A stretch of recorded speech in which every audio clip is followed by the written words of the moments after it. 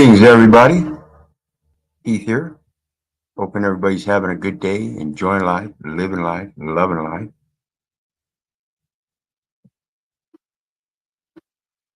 Hopefully have some panel members come up tonight and talk. I'm looking for and hoping for any kind of slave that wants to come up. But really, I'm hoping for somebody that has some Socratic abilities so that we can sit down and have a nice discussion, man to man, man to woman, however you want to look at it, so that we can hear each other without having to overspeak each other in our chaos to make sure we're heard when we really ain't got a message, anything other than a false accusation. If you really have nothing to bring to the table, then I suggest you don't come up. But if you want to be one of those willing slaves that doesn't know how to use the words correctly, come on up. Because you won't overspeak me on this panel. Like I said, this is where we're going to have Socratic debates. And you're going to have to learn how to be big boys and girls. Pure and simple. It's gorilla season, bitch-ass slaves. So while we're talking about bitch-ass slaves and gorilla season,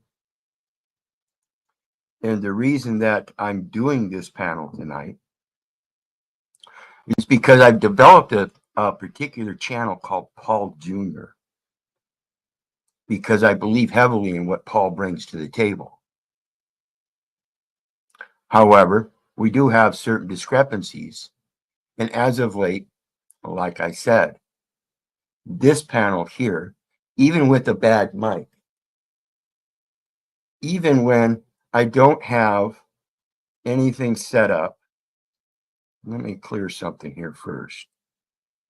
We got to get rid of screen share and virtual background.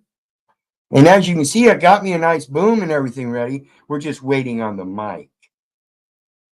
And that's only to appease certain people so I can go on their panels. Because like I said, I do respect Paul. If that's what he wants, then he's going to have to prove himself if he wants me on his panel to have a voice and I'm able to show that voice and not be particularized by his sensitivity to sound, then all we have to do is appease Paul and his sound thing. That's how much I respect Paul.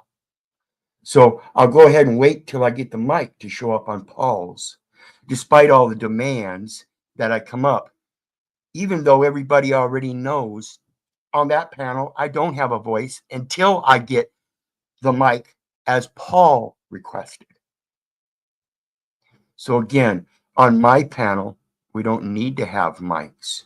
The mics that are provided are just fine, as long as we keep respect in view of each other. That's Socratic debate. That's the one thing that I see as a discrepancy when Paul says he wants a Socratic debate. But yet, if there's a little inconsistency with his sound sensitivity, fuck the Socratic debate. Now it's a bit on bit. We're not going to play any bit on bits here. That's why I did the Charlie Chaplin. So I could help institute the ideology of everybody else's sensitivities when they are the ones that refuse to let somebody speak. Greetings, Brother Daniel. How you doing tonight? Shalom, shalom. How are you doing today? I am well. I'm well. And, you know, it it was funny watching earlier on Paul's when Peniel was talking about in Christos about being on Peniel's and somebody banned Galleon. You know, that's what we're talking about here in the most sense is a type of sock account. That's what this metaverse is. And like I've said many times, this is just the tip of the iceberg. You don't really know me. So if you want to have these sensitivities while placating that evidently I have something you can learn from me, then maybe you should overcome your sensitivities so you can hear me. you know, and that's what this metaverse does, is it creates a sensitivity that we become insensitive to. And that's why we end up being the angry old men. We're allowed to express ourselves so passionately that people get to see a portion of us and think that that's the whole thing of us. It's the same thing with the mic. Just because you can only hear me on a low level doesn't mean you can't hear me. So if that's really the sensitivity, then maybe it's somebody else's problem, particularly when we're talking about Socratic debates. D knows. Could I have you cam up in the back room for me, please, real quick?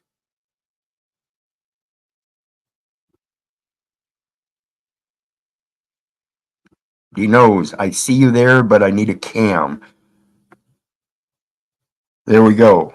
Greetings, brother. Welcome tonight. I gotta say, folks, D knows. This is our brother Dean. Please say hello to everybody. One of the lions of the house of Judah. Oh, you're still calling me that, huh? That's funny. Absolutely, brother. I know it. I stand and I love it. Go ahead. Hello, everyone. I guess. I mean, whoever's here. But yeah. So I don't know. I mean, haven't had the most successes lately, you know, because they stole the house, and I haven't haven't. Have they sold it yet? Well, the alleged landlord. I don't know what they've done with it. I haven't paid that much attention at this point. Just been trying to figure out this new life I'm having to live right now. So I hear you, brother. I hear you. And I certainly keep you in my prayers. You know that. Hey, there are still blessings all around. Yes, and one of those blessings, folks, this particular situation happens to be one of those that I would like to try to help Talcott with. Jack Talcott, many of us know, is going to end up in the same situation that Dean is. Got evicted, foreclosure or something. And what happens is when the bank resells that home, they can only take what they're actually owed as far as that loan supposed document says and the payment schedule. So if they're only owed like $20,000 on the house and you've already paid $180,000, you still have that surplus value that they sell it for. So if they sell it for $160,000, even though they sold it for $20,000 under market, you still have what's called surplus value, which is the other $160,000 or $140,000 now. So you're still able to recoup $140,000 because it's that surplus value that the bank can't have. It goes into a separate account and it sits there as abandoned funds. All you have to do is make a claim in equity as your equity value to the surplus value. You get that 140,000 back. Well, I'll tell you, you know, they sent information in the qualified written request that basically showed they had paid it off 3 separate times. The transaction accounting of 2 separate accountings both reflected down to 0, 3 separate occasions. And if you read the deed of trust, there's a clause in there that says upon payment of all sums. It doesn't say I have to pay them all. It just says upon payment of all sums, it will be reconveyed. So they're stealing a home under a deed of trust that they're not even following themselves. Absolutely. And one of those things, if they're accepting payments as a corporate entity, folks, and you're the one that's the payee or the payor, these people are supposed to be sending in a 1099K, and you're supposed to receive a copy of that 1099K. And they never send anybody a 1099K. And another thing, every time you give a signature in commerce, it's an amendment to an insurance policy. Well, of course they were insured. And of course they got paid. We know that. It's pretty obvious. As soon as default hit, they're getting paid. Well, what's the main thing about that insurance policy that we should realize, folks, is that it's a trust. There are 3 parties involved. But the insurance includes 2 parties in contract, and then a beneficiary upon certain events. Those certain events are called accidents. An accident is defined again through the commercial laws as continuous and repeated exposure to the same conditions that caused a public liability where the insured never expected nor intended.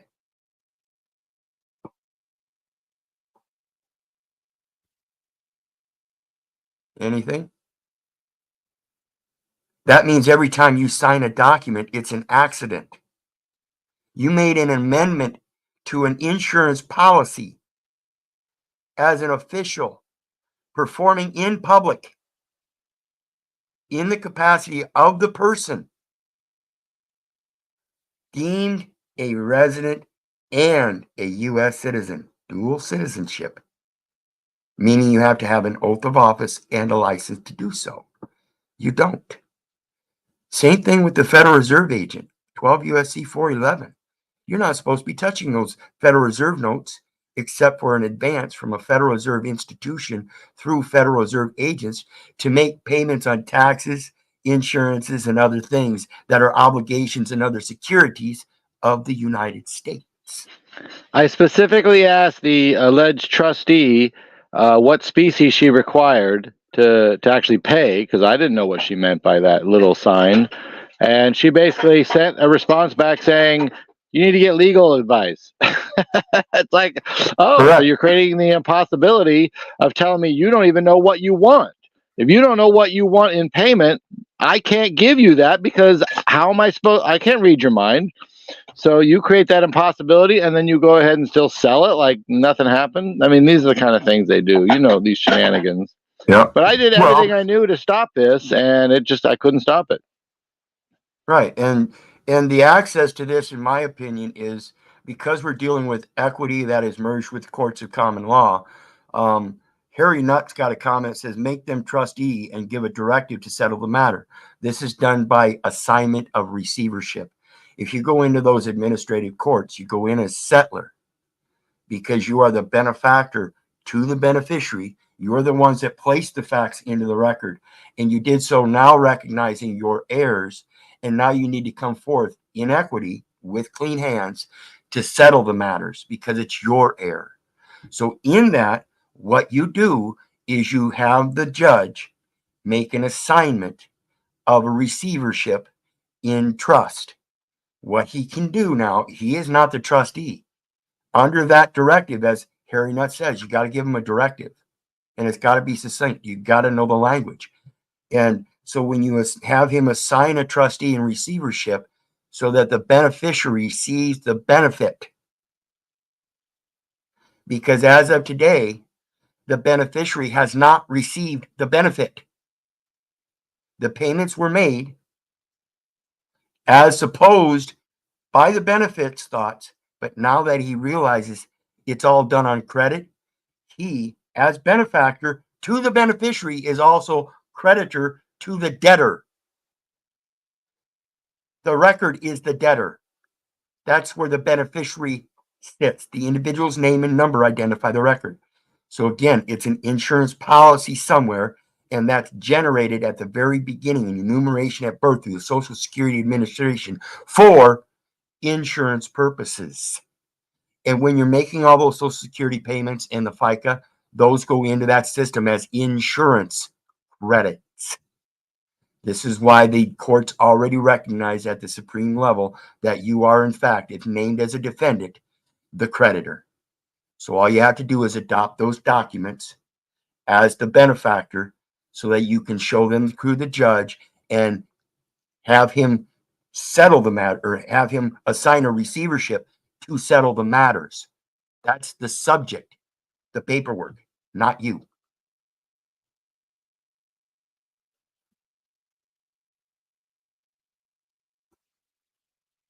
For the record, my icon is not me. Of course. Let's see here. Yes. Yes, another one. Read your mortgage. It's a trust action. Guess what?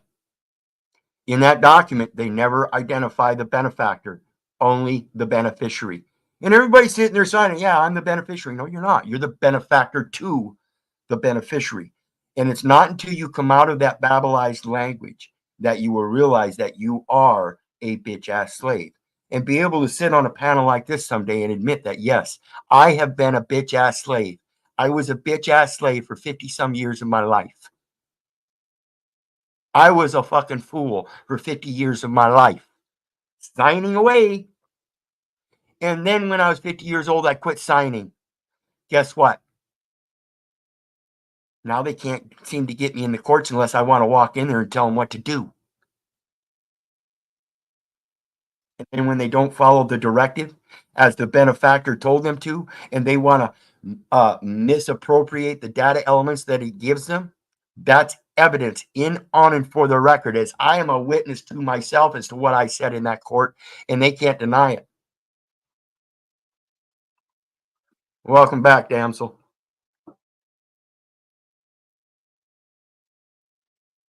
Yes. If you know what you're doing, another good indication that it's an insurance is that if you put a lien on the home, you have your own insurance policy. That's what a lien is. You're letting them know first in time, first in line, baby. Equity.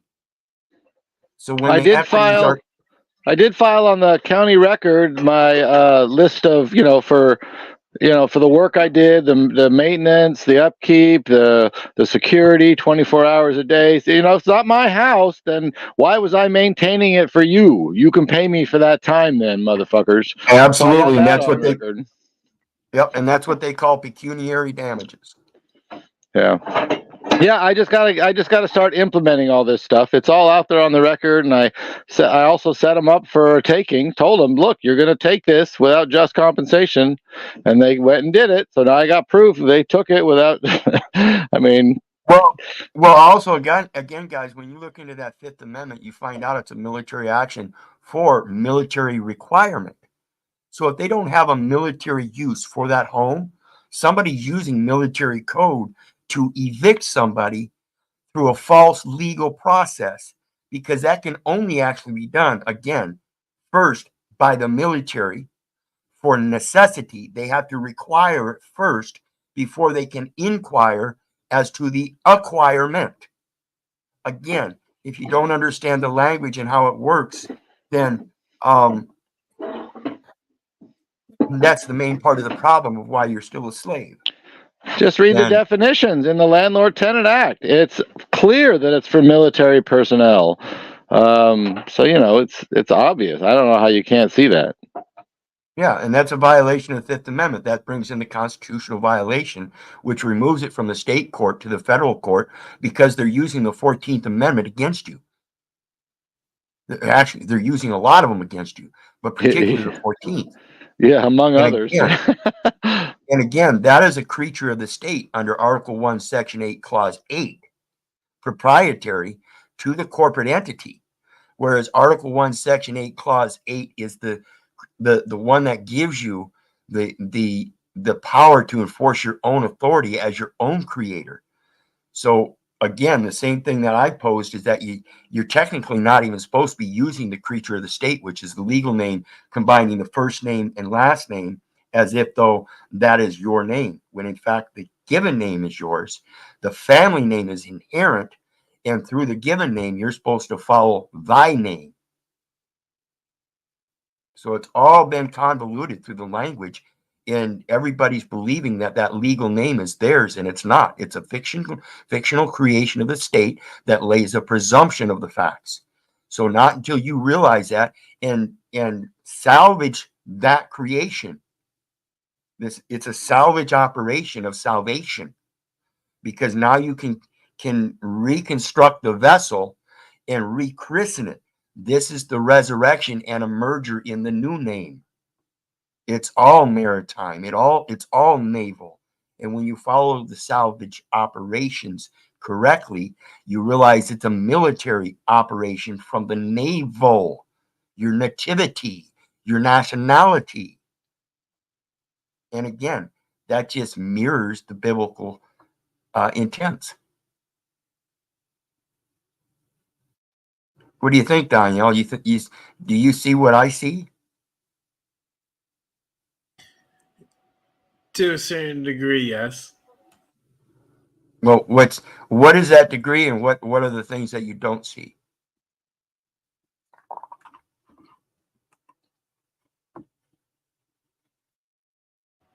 First off, am I coming in better than I before? I can hear you just fine, is what I say. Like you, I just bought a new mic. We're suckers, aren't we? We're fucking suckers.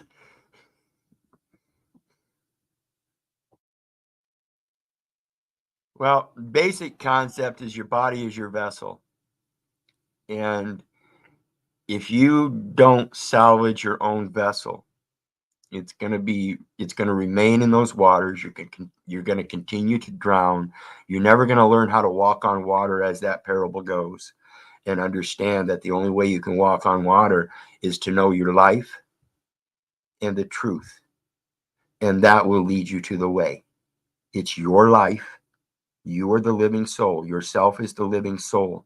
The name is nothing but an extension of that. That is actually the derivative. Even if you were born of a single woman that couldn't keep the child and abandoned the child, you are then born without a name. So where does the name come from? In that situation, do you have a given name? Do you have a family name? They don't know, so they just create one. But you are still a living soul, and I urge you to fucking act like it. Go ahead, Danielle.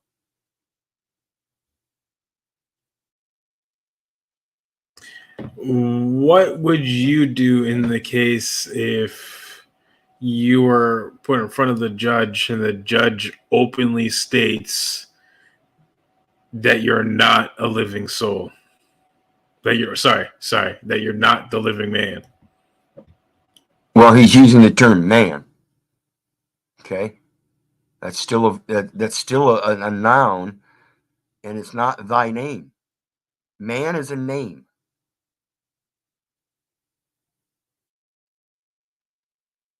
What is a living soul? It's a noun phrase. He uses a verb in there.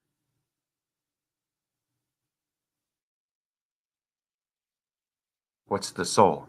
That's still a noun, but it's not a man. And nobody's discovered whether animals have souls or not. So it's merely known throughout every language construct, no matter how you look at it, as a fiction. So what is a living fiction?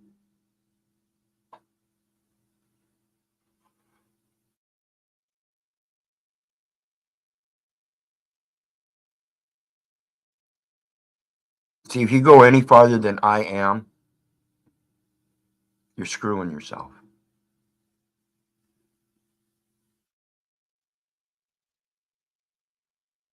I am right now. I'm not yesterday. I'm not tomorrow. I'm not there yet, and I'm far past yesterday. I am. Everything else is a descriptor. Descript.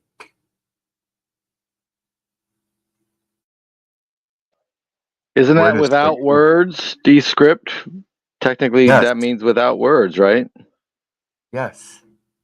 So why do I need the words? If I am description already, I was born without words, right? So am I not the descriptor?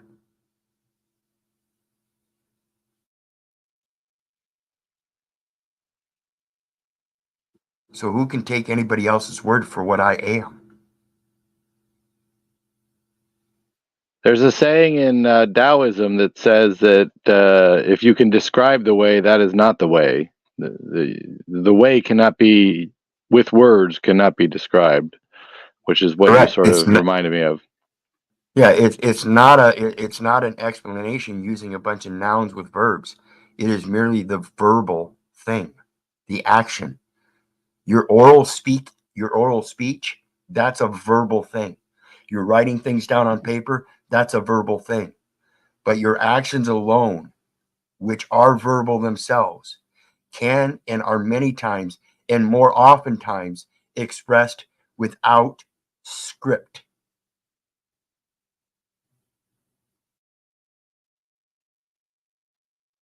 What is script? It's the twisted path to your crypt. Now, if you want to go to a crypt and have a nice big name up there so everybody throughout history can see that name in stone, then you were buried underground, which means you were descended farther than you already did. And now you remain, because it's called remains, his remains are buried. And now you remain in Shaitan's world. And it is evident, and you are proud of it, and you advertise it instead of ascending. If I came into this world without a name, why is it so important that everybody else know the name and attach it and then put it in the ground so they can remember it? Am I your God? Blasphemous. And yet you point your fingers at me and accuse me of doing things that you believe I should be better for, and proving that you think I should be your God. Yes, we truly are suckers.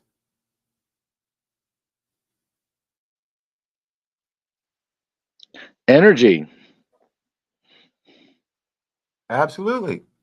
And that's why I say, when it comes to this stuff, why would I sit there and try to express myself on somebody else's panel that has a sound sensitivity when I can't provide the solution to his sound sensitivity myself?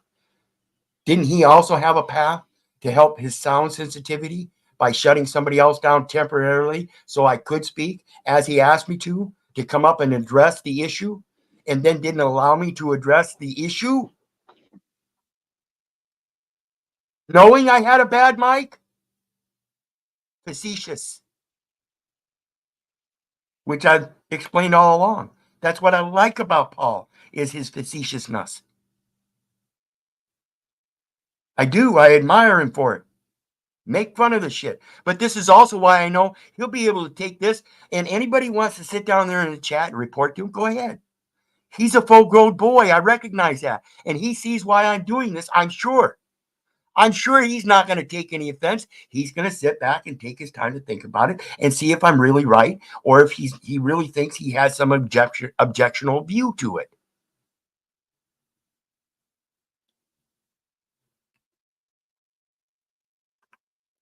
Yes, why are we engaging in the fiction? As you guys have heard many times, if you look up the etymology, which I'll go ahead and do just to show you, comment, etymology,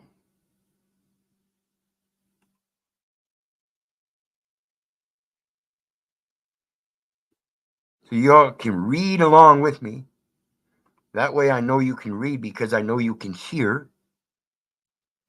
And it says, let me get rid of our ugly faces so we can make this right nice and big for everybody. Get rid of that. Get rid of the banner. Oh, no, the banner's fine. Pay attention to the banner, folks. Subliminal. Pay attention to the banner, folks. It's subliminal. Comment. Oh, wait a minute. If you pay attention to the banner as far as comments, it says late 14th century, explanation, spoken or written remark.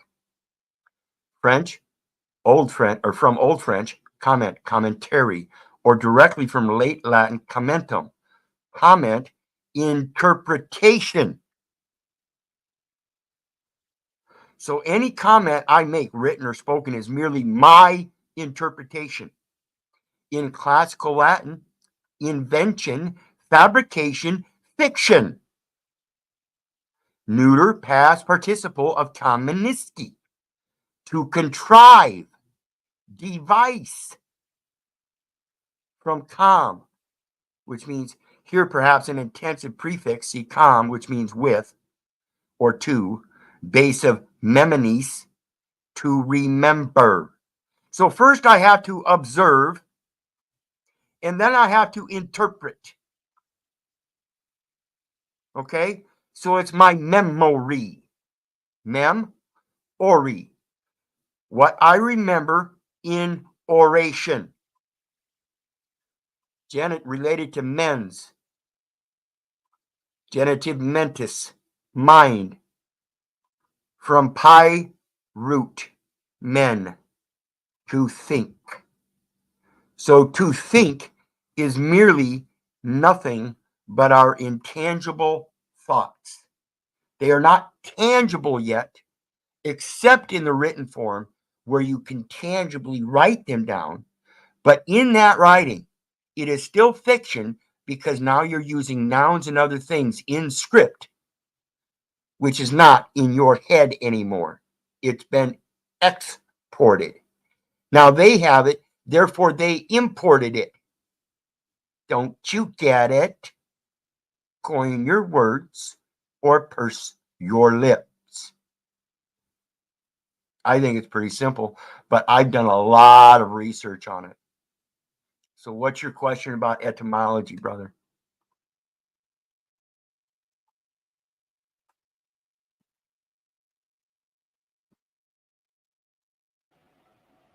Have you ever looked into the etymology of the Bible itself?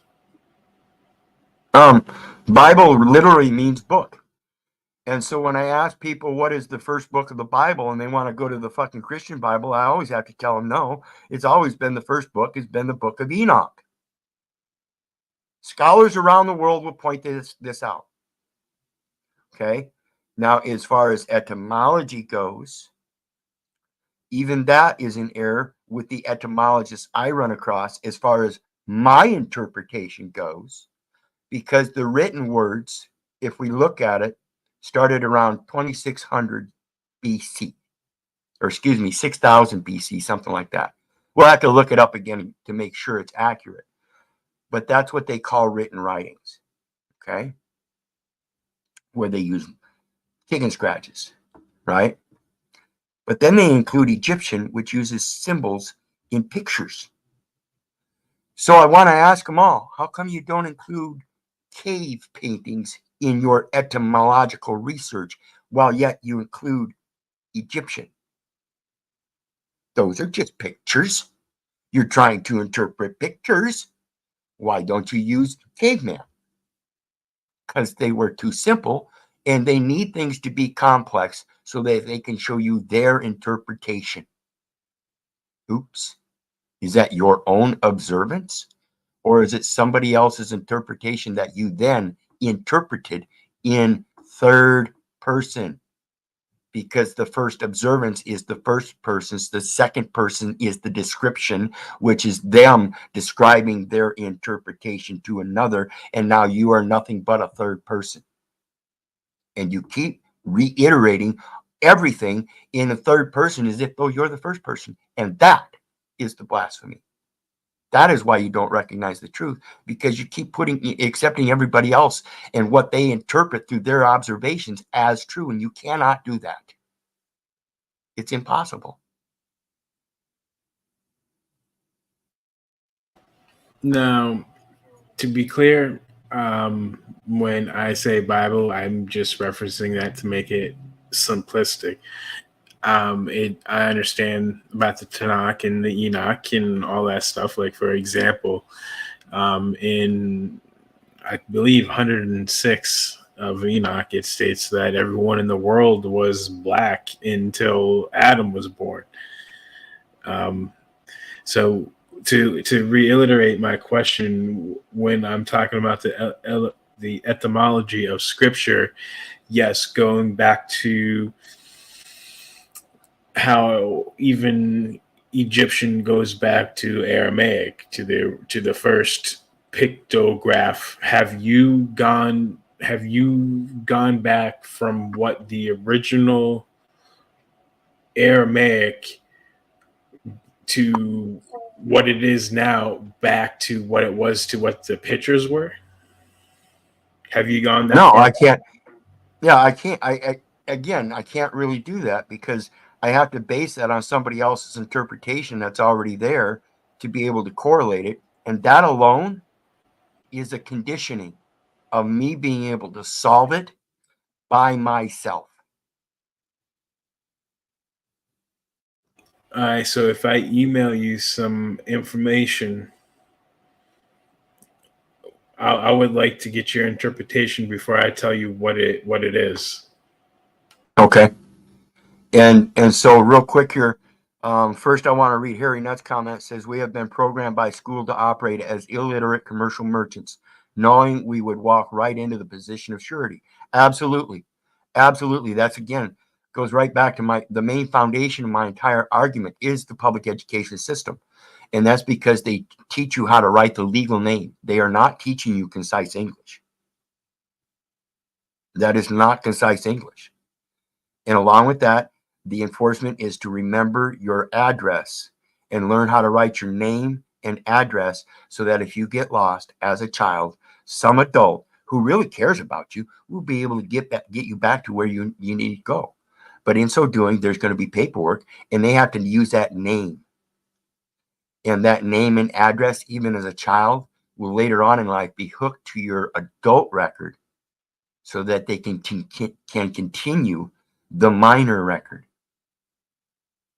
Yet nobody comes up and makes the proper claim of the estate. It remains in probate generation after generation.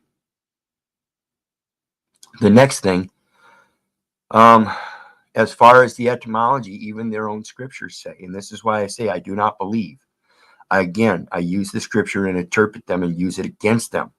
So when people, again, like etymologists want to tell me, well, you need to go to etymology. I do go to etymology, and still there's no base foundation. I can only base it upon everybody else's interpretation. And the conglomerate, the majority, says that you go back here, and this is what it says, and nobody can deny it. It's already in the information blockchain, and they can't remove it. It's a matter of fact, and it stands as truth. So it says, stand fast, therefore, in the liberty wherewith Christ hath made us free, and be not entangled again with the yoke of bondage. Language itself, in its written or spoken terms, is a bondage to your natural form. It is a conditioning. You do not, and we have it yet today. People go around in this life without knowing how to read or write. There are people that are deaf, blind, and mute, and they exist just fine. They need a little help from others. But there are others that don't know how to read and don't know how to speak except in sign language.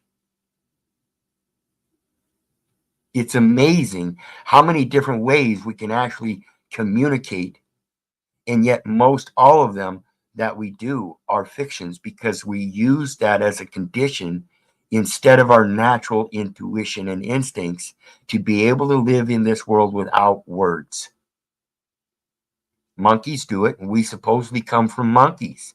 How come monkeys, if we come from monkeys and we sit here and we speak, and if they have that same vocal ability, then why haven't they learned to speak?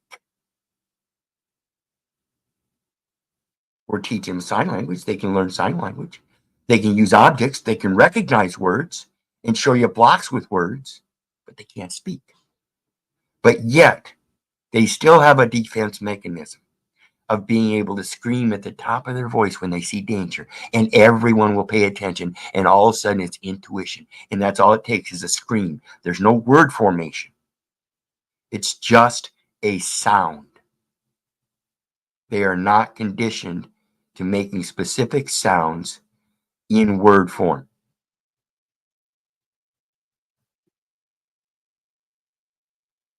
It doesn't take all this advanced shit.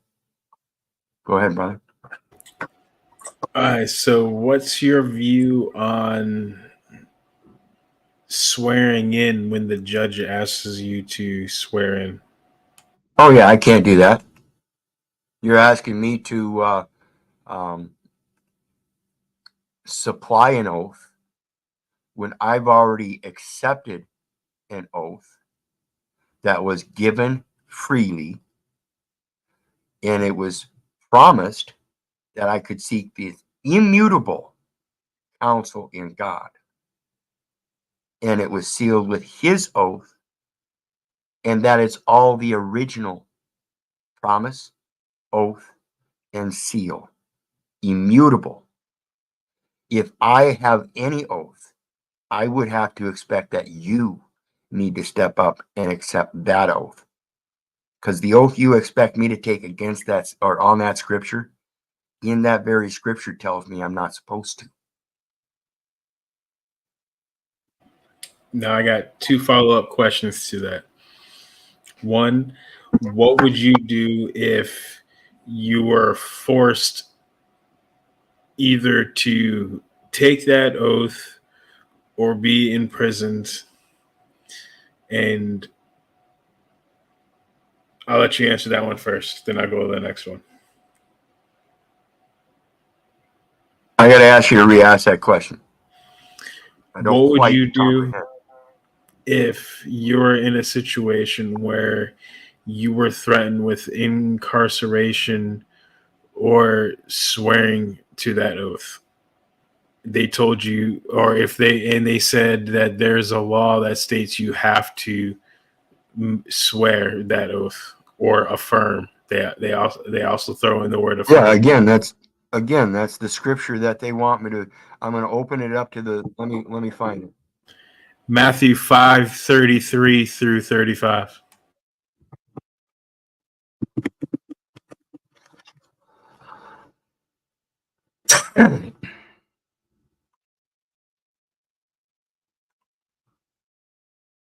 And thank you for that, brother. This is why I like my brother Daniel. He knows his scripture about as well as I do, I think, if not better. And it says in Matthew 5, verse 33 through 35, again, ye have heard that it hath been said by them of old time, thou shalt not forswear thyself, but shalt perform unto the Lord thine oaths. But I say unto you, swear not at all, neither by heaven, for it is God's throne, nor by earth, for it is his footstool, neither by Jerusalem, for it is the city of the great king. So then we go to Hebrew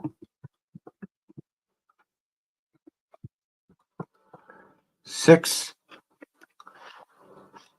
and we're going to read 14 through 20.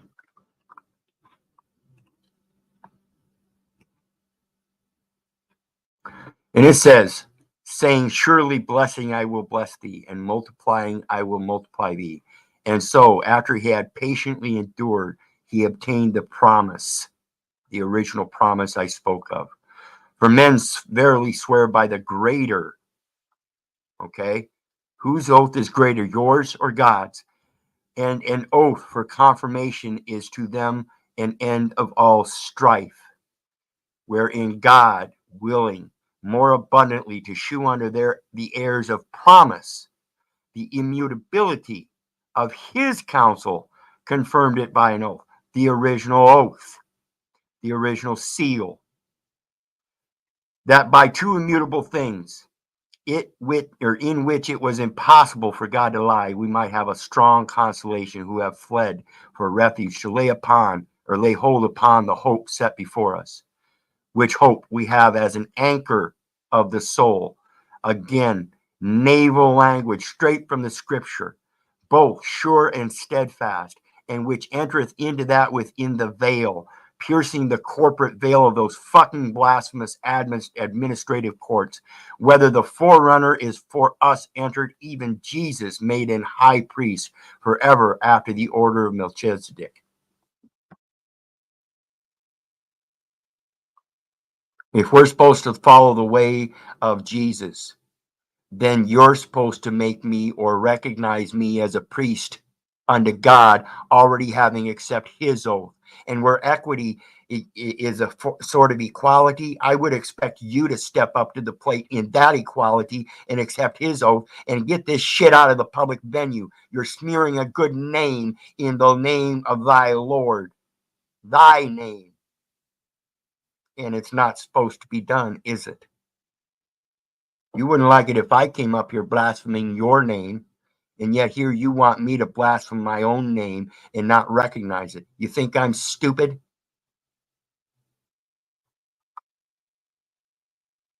Shove it right down their throat. And I'm not telling you that's what you should do. I'm telling you that's the way I do it.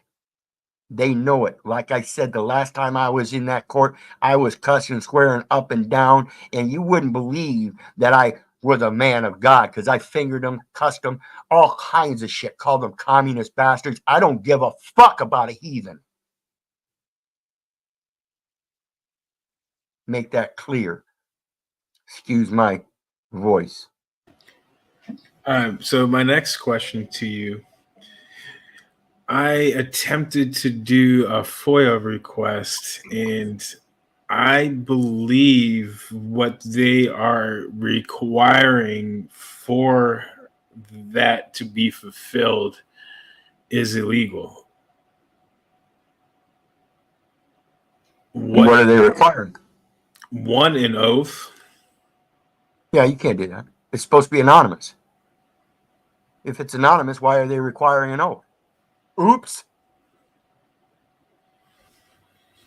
Let me get the thing that you. I'd tear ass one of these fuckers up just by the words. You tell me I have to have an oath after you say that I can submit the form anonymously. Now you're requiring identification. You're the one that's proving your inconsistency. And law doesn't allow inconsistencies. Hey, greetings, hard hat. And real quick here, while you're looking that up, I want to thank everybody for joining us. Harry Nutt, Jay Izzet, Kara. Who else do we have here? Bear Jew, Martin Hanson, Freedom Fighter, Damsel Medic, Joshua Jonio, Emilios Man. Everybody, greetings. Link is pinned if anybody wants to come join the panel. I would certainly appreciate your comments, concerns, complaints, and whatnot.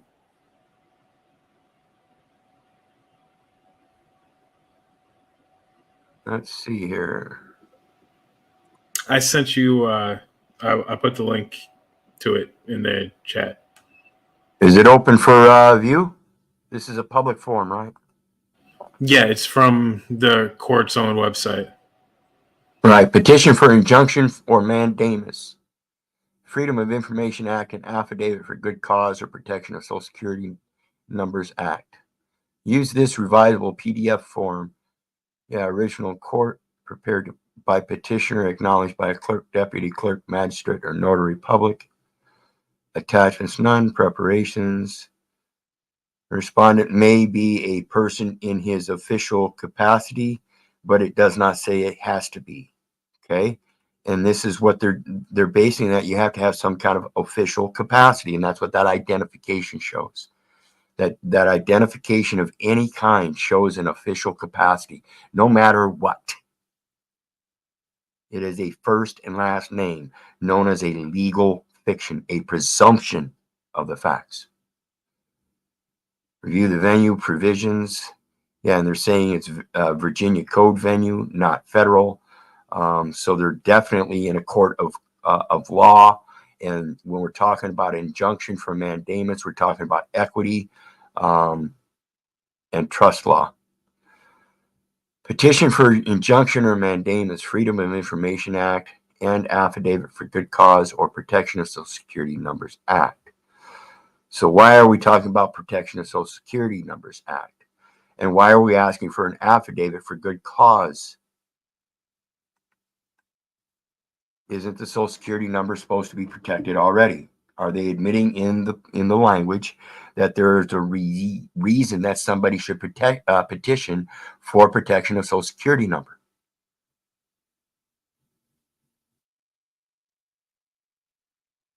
So let's see, where's the oath at?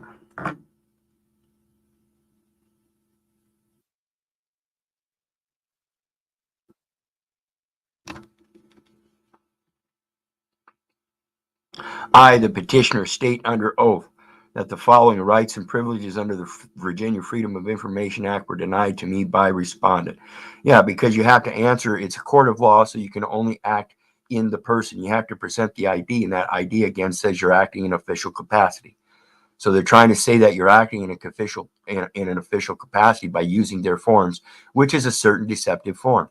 There is no OMB number up on the top right-hand corner, folks. Okay. This is not an official form of the United States. It is not under the Office of Management and Budget. What It is was a the name of separate that form? What form do you think? Form for what? The name that you said that was supposed to be on the top of the corner that's not there. The OMB. There's no Office of Management and Budget number up here. They're pushing a financial document. We know it's a financial document because they want to cite a signature.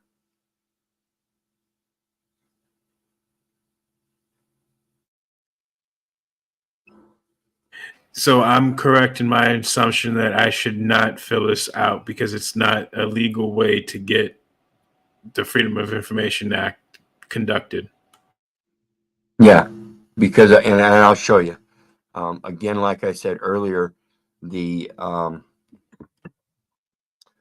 amendment So to an to insurance address policy Bart is has done by the state. question real quick about don't even go to court. I did do that. I didn't go.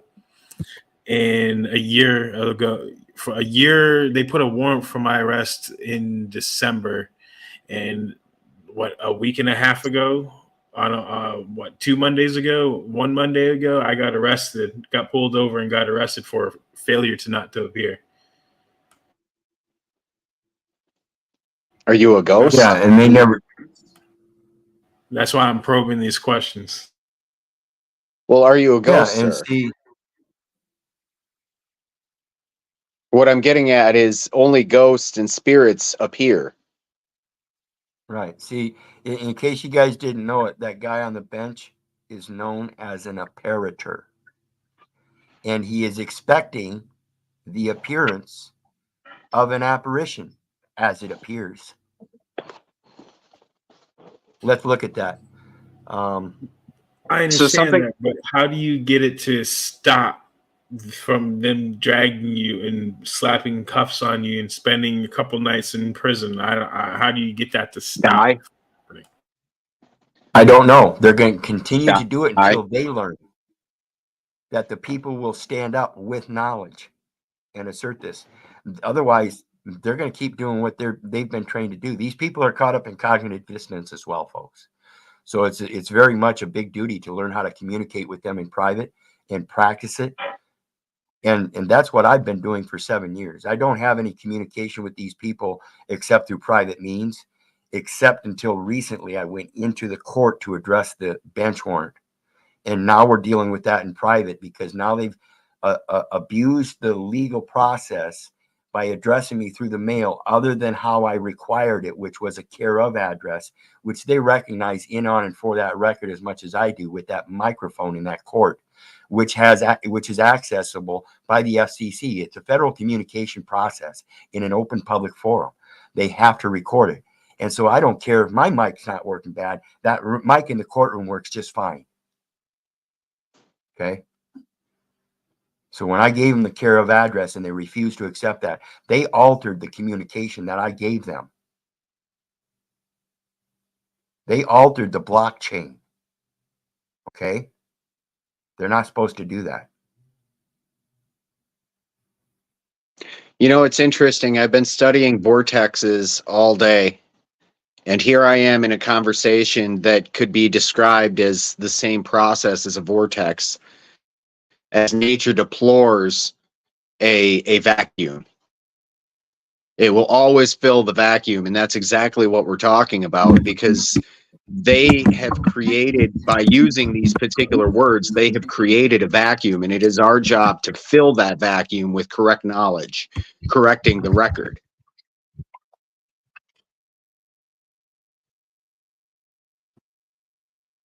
And just like a vortex, it's a very tumultuous situation.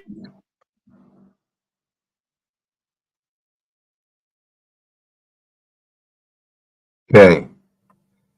Let me show you guys the thing about the signature. I did a video on this the other night. And this is from Title 49 Transportation. Now, despite what you guys think, commerce means traffic, transportation, and trade.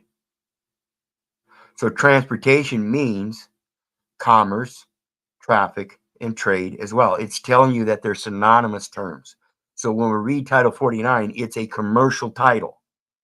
Okay. In the commercial title, we read this note, says accident, as I said earlier, includes continuous and repeated exposure to the same conditions. You've been conditioned to sign documents. So that condition results in public liability. Every document you sign is creating a public liability, which the insured neither expected nor intended. And the first document you sign as an adult is the SS5. Okay? That you were conditioned through the public education system to do so. Under that condition, endorsement means an amendment to an insurance policy.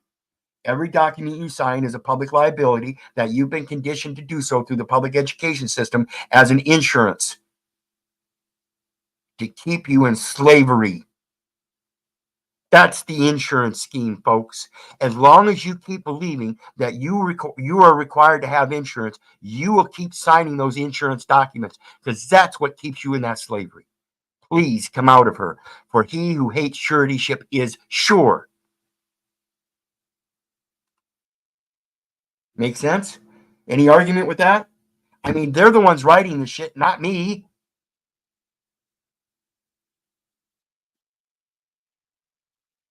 Yes. Harry Nuts on it again. Travel and traveling means operating in commerce, as I have been trying to teach the so-called gurus, but they don't listen. It's right in the U.S. code. Absolutely. I've read that too.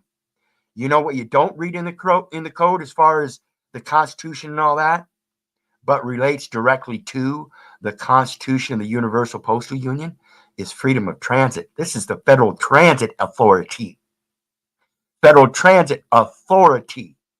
You got the Federal Transportation Administration. You got the Department of Transportation. But the authority is the Federal Transit Authority. Fucking wake up! You're transients. You're not residents. You're sojourners traveling wherever or going wherever you freely will, transitioning from place to place. The Lord shall preserve that going in and that coming out from this time forth and even forevermore.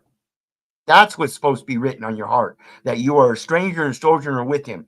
And when you stop and relax and become part of a society and start using their interpretations to guide your life, you've already given up. They And hate again, that word transient. oh yeah. And again, I'm not They saying that you hate that became part word. of society because of your free will. That's another discussion. We were born into this, and I'm trying to show you how to get out of it. If you're not going to conform to the societal living, then you need to leave. And I suggest leaving at least 5 miles outside of town and learning how to live on your own. Greetings, brother John LaCrone. How are Hey, you how tonight? are you, Keith? I am well. Our brother LaCrone has been banned from YouTube. Fuck YouTube. He's still going to show up on YouTube because I invited him. Thank you, How's Keith. that work for you, John? I Fuck appreciate it. you motherfuckers. See, this is what an Thank you for author's guild is. Let's get into that real quick. But first, I want John LaCrone, tell everybody about yourself, please. I don't do this often, but you're another one of those lions of the house of Judah, folks. Roar, Well, brother, roar. long story short, I'm here to explain to the world how the system works, not in any method, shape, or form that they're used to hearing about. I've done the research, I've followed the conspiracy for my whole life, and as it progressed through the ages, I learned certain things that they did not want you to know. Once you discover these things, you cannot unlearn them. I teach law, economics, and history, all the things they do not want you to hear about and do not want you to think. They have conditioned people to think in a fashion where they are conditioned to a response that does not include things like critical thinking, logic, reason, and all those other incredibly wonderful things that they fail miserably to teach people.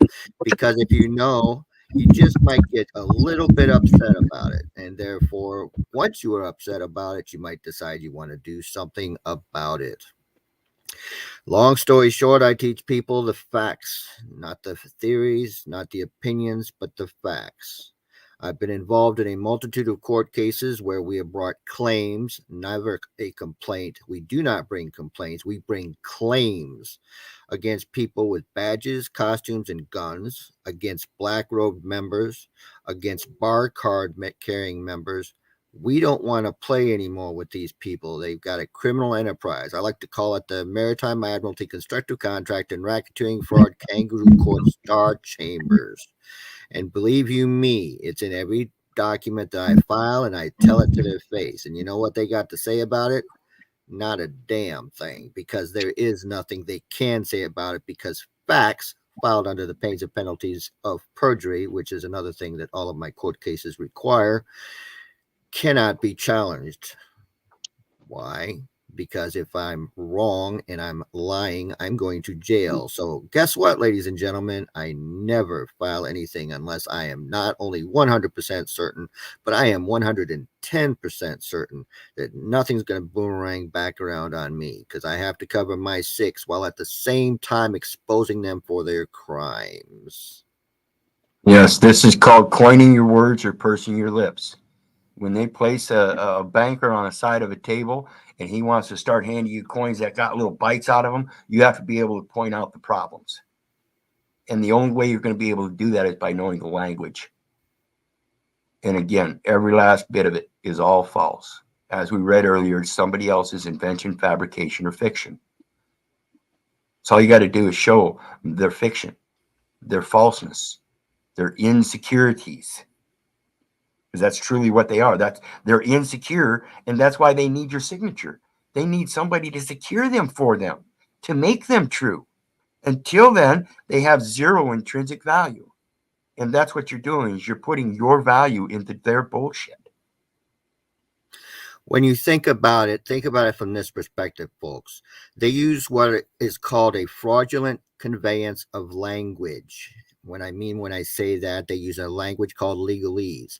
Now, it sure sounds an awful lot like English, but by golly, it is anything but English. Okay. The way I like to explain it is this way. When you got a costume badge and a gun, or a black robe, or some bar carrying member asking you this question, do you understand? Well, I'm here to tell you, you never understand. First of all, the biggest reason is because it does not mean, do you comprehend? It means, do you stand under me? And when you do a contract offer with these people, and that's a verbal contract, and offer and acceptance, well, guess what? They now own your ass. And believe you me, they will enjoy it, while you will have nothing but misery out of the complications caused by your consent to their fraudulent conveyance of language. Is there any way you can turn yourself up? Because it is really hard to hear you.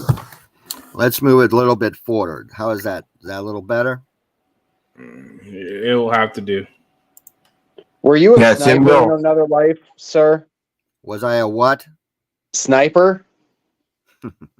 Let's say this. I have certain abilities that I am well trained in. I could be. And of course, all of us who are former military, there's a reason they call us, quote unquote, future domestic terrorists, because we are the ones capable of making things very difficult for the criminal class, because we're the ones trained in the fine art of killing people.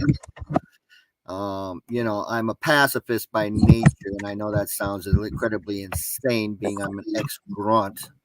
But having said all that, the whole thing is, law is simple. And I teach this all the time because people don't think about it. Law is pathetically simple. It does not require years of study, law degree, all these other things. You learned it in kindergarten or probably before that. 8 little letters, 3 little words. Do no harm.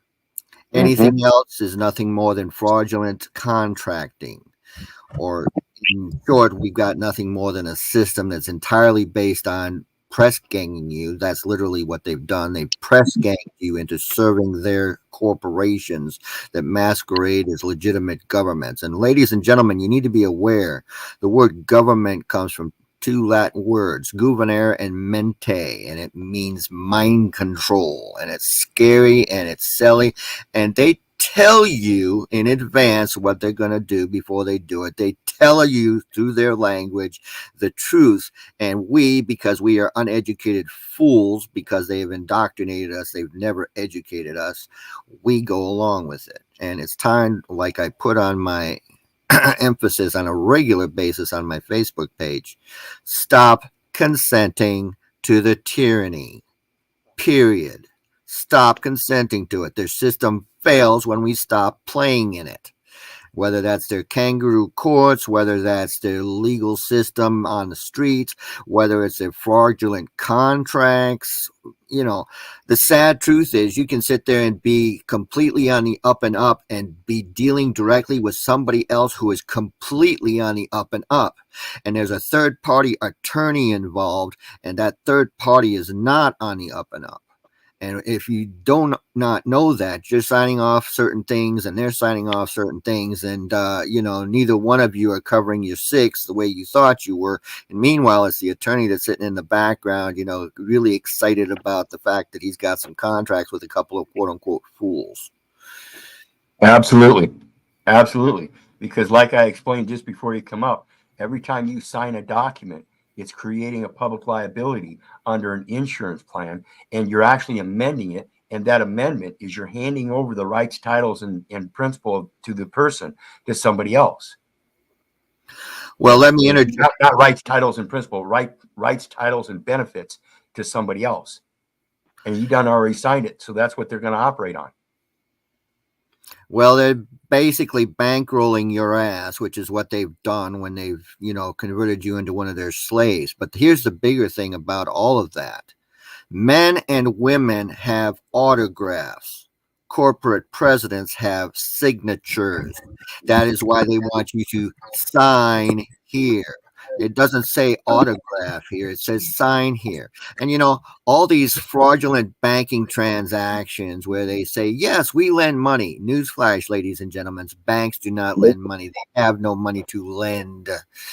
All that you're doing is they say, here, sign next to my X. Well, that signature of theirs, that little X, which you then countersign with your quote unquote signature, you just took on all the liability. Now, they turned around and they sold that paper into the market, so they got paid back. But you contracted with them and said to them, yes, I'm not only going to let you spend my money for me and take money from me from my quote unquote benefits for being a 14th Amendment corporate debt slave, but I'm also agreeing to servitude under you. And if for whatever reason I fail to repay, and keep in mind that you may not repay anything because you never borrowed anything. Oh, and on another little detail, the prefix re means again. So when you repay, you do what? Pay again. Okay, ladies and gentlemen, I keep telling you, they tell you all of this stuff, yet they fail miserably to inform you of the small little idiosyncrasies. They just want you to figure it out for yourself. And let me tell you, folks, it took them pillaging my estate to the excess of $1 million for me to get so ticked off I wanted answers to the questions. And that sent me down a rabbit hole that took 3 years of my life learning their legal system. And once again, when you figured it all out, I can have this conversation with a few hours with Keith over here, and we can get it all wrapped up for everybody. And long story short, the whole system is in trembling and fear because they figured it out. Yeah, and people have no clue they are an equitable right to a rescission of the contract. Very good, Harry. That's right. Rescind those contracts. Stop taking their quote-unquote benefits and start exercising your rights. One of the times that I was thrown in a cage for committing quote unquote a victimless crime, I threatened the prosecutor with prosecutorial misconduct and malicious prosecution, and they decided they didn't like me there in the cage anymore, and they let me go after the attorney acting as prosecutor, prosecutor. They tell you everything in words, folks. I'm telling you, it's in the language. Anyway, he went in and said, Your Honor, this is a nullity. Yeah, no kidding, it's a nullity. And it was very convenient that the black robe or the costume badge and the gun failed to mention quite a bit of the relevant facts, because the original reason for the stop was quote unquote because, one of my lights was out, but the fact that I hit a deer 30 seconds before he pulled me over, and I had already pulled over to the side of the area to check the damage from the deer getting impacted by my truck. Well, none of that was in his report, of course. But again, we don't care about any of that. But this is the problem that we have in a society. Yeah, they took 3.6 million from your dress. I believe it, Harry. It doesn't take much. People need to understand. Let me rephrase that. People need to comprehend that when you do any action in their legal system, you are transferring your assets into their system. So when you do a trust, you are taking your assets and putting it into their system. When you register something, Regis, King, you are in turn turning over your real assets and turning it over to the quote unquote corporations masquerading as governments, acting like your king, and they in turn are now the proud owners. Now they still might give you permission to use that property, but here's the dirty little secret. Now they've imposed certain rules on you, things like, oh, you have to register your vehicle every day. Yes, Keith, go ahead. Yeah, this is the usufruct system I just talked about the other day. I just did a video on prepaid expenses and how it's all a usufruct system, and you're signing documents, insurance documents, amending them, like I said, handing over your rights, titles, and benefits. And folks, you have to realize where the fraud came from. I don't know how deep Keith is going into this. I know he knows it. The fraud was, you had several examples of it. First of all, you had the crime of 73, that would be 1873, when they converted gold and silver from being the way to pay back debts to only gold. Now, this was in the interest of the foreign bankers in Europe, but it was definitely not in the interest of the average American that used to be able to pay his debts. All banking fraud is fraud for a reason, okay, and it has its foundations. But when they made gold the exclusive way to pay back debt, well, that changed the world. And of course, the bankers pillaged everybody with that little detail, claiming, well, it's what we need to do, and of course, all the people that borrowed money with the intention to pay it back were unable to pay it back because they were paying it back with silver and not gold. And then all of a sudden, that was no good. Then, of course, you had the criminal banker, Franklin Delano Roosevelt, another sleazebag out of New York. And that particular individual, long story short, what was the very first thing he did? He shut down the banks and stole everybody's gold. Well, hey, here's a shocker. Now you don't have a way to pay back. They took your gold certificates, all of that stuff, and they says, you turn it into us or we will come down on you like a ton of bricks. So you had the slave class out there that says, yes, master, and they turned in their gold. And you had some people that were smart enough to know never to trust government, and they told the government to kiss off and just buried it somewhere. And this, of course, was another good thing. But then what do we do now? Because you can no longer pay back a debt with a debt, because that's what a negotiable debt instrument is. 12 United States Code 411, United States Federal Reserve notes are negotiable debt instruments and a liability to the United States corporation. They are not money. Go ahead, Daniel. I want to add that it was either 10 years in prison or a $10,000 fine or both. And it was like 3 or 4 days after the final date of it turning in.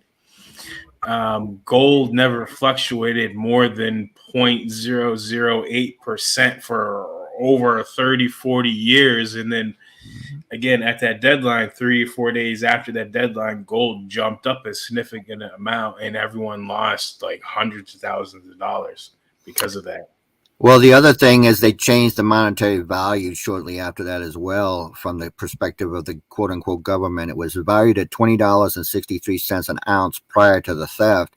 And after the theft, it was $35. Now, this was a giant windfall for the banks. It was a giant windfall for the politicians in Washington. It was a nightmare for those who had their wealth stolen. Now, the other thing that everybody needs to realize that, yes, gold was staying stable during that time frame for those hundreds of years. But what was going down? You didn't have inflation, you had deflation. Now, some people would say, well, deflation is a bad thing. Well, is it? if today my $20 buys me, a carton of eggs and a gallon of milk, which it almost does now, and you think about it from a different perspective, 20 years ago that bought me 10 gallons of milk, or 5 gallons of milk and 6 dozen eggs or something along those lines. All of a sudden, what's changed? Well, I had the ability to buy more back then, right?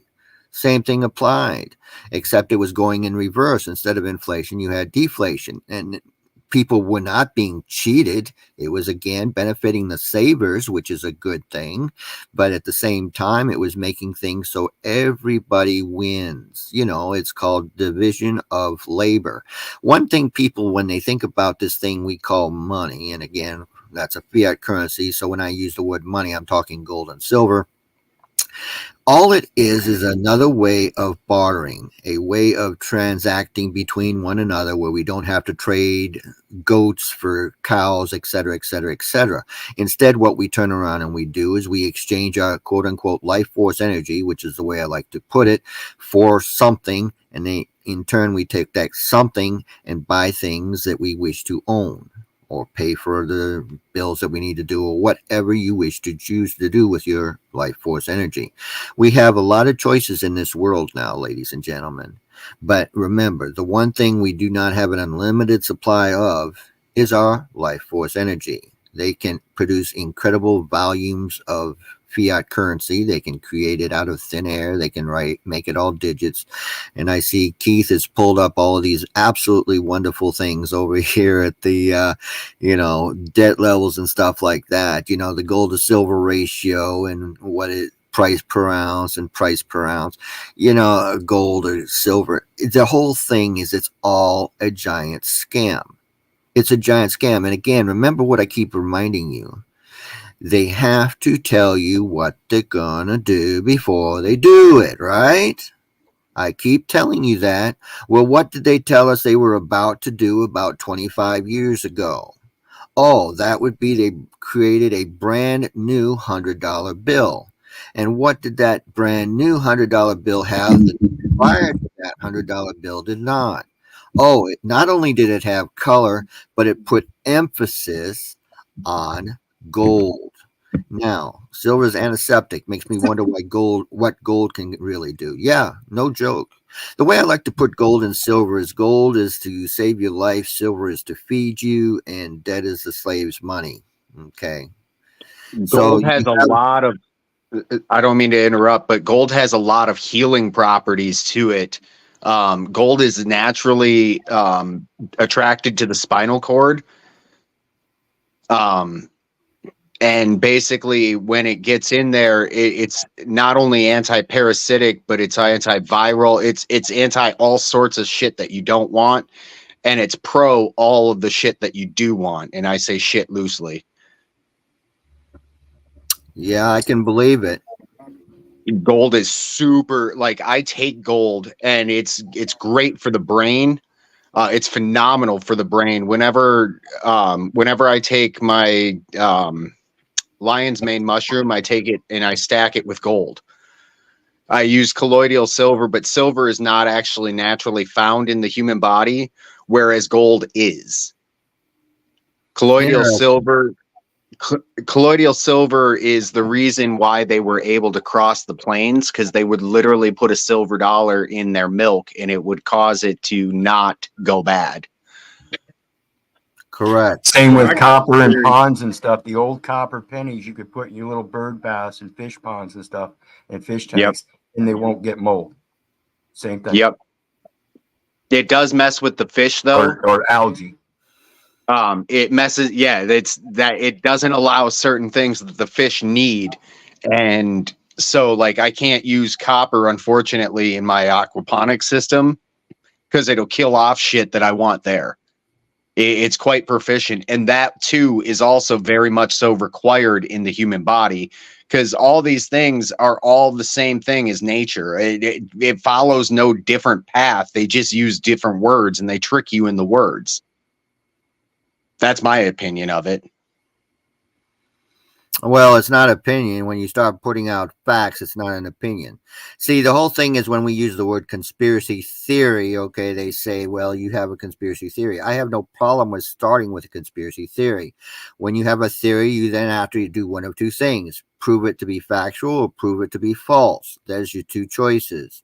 So it stops ceasing to be a theory when you have proven it to be factual. It is now a conspiracy fact. So when people call me a conspiracy theorist, I don't have a problem with that, but I like to remind them I could prefer to call myself a conspiracy analyst because I'm busy following the conspiracy, analyzing it, and informing everybody that it's time to wake up, please. You know, your society has gone off the deep end. And the whole problem is, while they continue to mind control us, and they've gotten better and better at it for the last 100 years, now they have the ability to use propaganda 24/7. You can't get away from it. And you cannot even sit down and try to have critical thinking, logic, and reason with people. Okay. It really upsets them, you know. And every time I see it, it drives me up a stinking wall. You know, I warned people in March of 2020 that the little thing is a hoax, okay? And I called it that. In May of 2020, I'm on the record of saying that over Blog Talk Radio. And the other thing I said is whatever they're going to offer you is designed to kill you. I'm on the record of saying that in May of 2020, along with telling people prepare for the Hunger Games and a few other nasty things that were going on. Okay. It wasn't a surprise when, you know, things got hectic and much worse in 2021 and 2022. And I had friends of mine died for making the wrong decisions. And that was kind of a very difficult thing for me to have to put up with. Okay. Because again, I had to come to the conclusion that, you know, John, you love these people, you care about these people, but you can't make choices for these people. They made their own choices over your protest, saying, listen to me, my friend, listen to me very carefully. Please don't do what you're going to do. You know, please don't do it. Well, they made their choices and they paid for the consequences. And I can't change that. And it was a tough pill to swallow. You know, you want to sit there and scream at the top of your head, maybe tie them up and put them in the basement for a while, maybe get them to think differently. But the problem is that doesn't happen. So what do? Every so often they roll out a new problem. Okay. Well, what happens? I'm going to step on some toes. And I'm okay with that. You're okay with that, right, Keith? You don't mind me stepping on any Step toes. away, man. Step away. All right. Sometimes those toes got to be stepped on because they're trampling on other toes. So, you know, you got to do what you got to do sometimes. And that's the problem. Some people don't want to do that. They think stepping on somebody else's toes is going to hurt them when they're heathens. Those are the people you're supposed to step on. The criminals are the ones you're supposed to preach to bring them out of the fucking sin. This is the thing we're talking about. You got to bring the truth to step on their toes. Let's stop.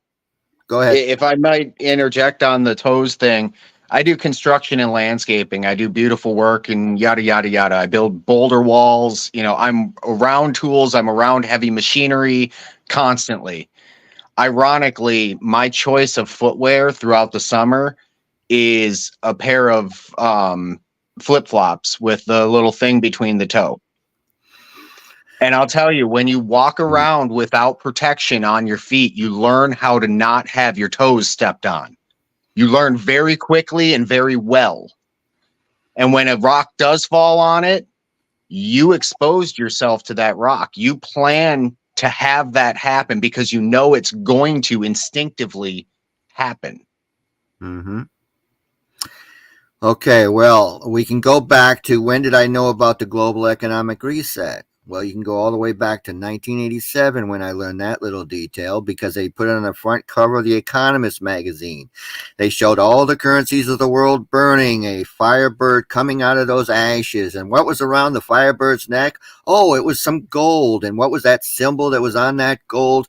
It was a Greek symbol, okay? And it stood for the year 2020. And again, we don't think about any of those little details, but I was sure paying attention. I kept wondering, okay, they're telling me something, and I knew it for 20 years, and I was waiting for it to come around. And when it came out, I said, yep, no surprise there.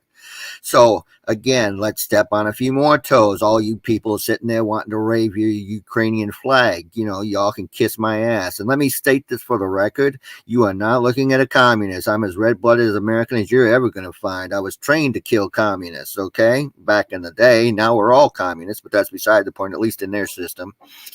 But again, well, it was an act of aggression. Yeah, it was, but it wasn't the Russians that started it. It was the Ukrainians that started it, and they were finishing it too, except the Russians decided they were going to go protect their people that were living in the Ukrainian part of the country that were basically Russians in origin. And again, we have all these wars which impact, fake boundaries, basically. But long story short, the attack in Ukrainian civilians, what happened? Well, the Russians came in and said enough and enough. And if anybody's paying attention, you look at all the things, the corruption that's going on in the Ukraine, you have zero, and I do mean zero, excuse for putting up with the money laundering, all the other garbage that's going on behind the scenes. It's a corrupt enterprise. And be quite aware that Russian leader is an ex-KGB agent. So again, I have zero happiness for him either. But they're all playing a script. They're playing a role, and that's what they're doing.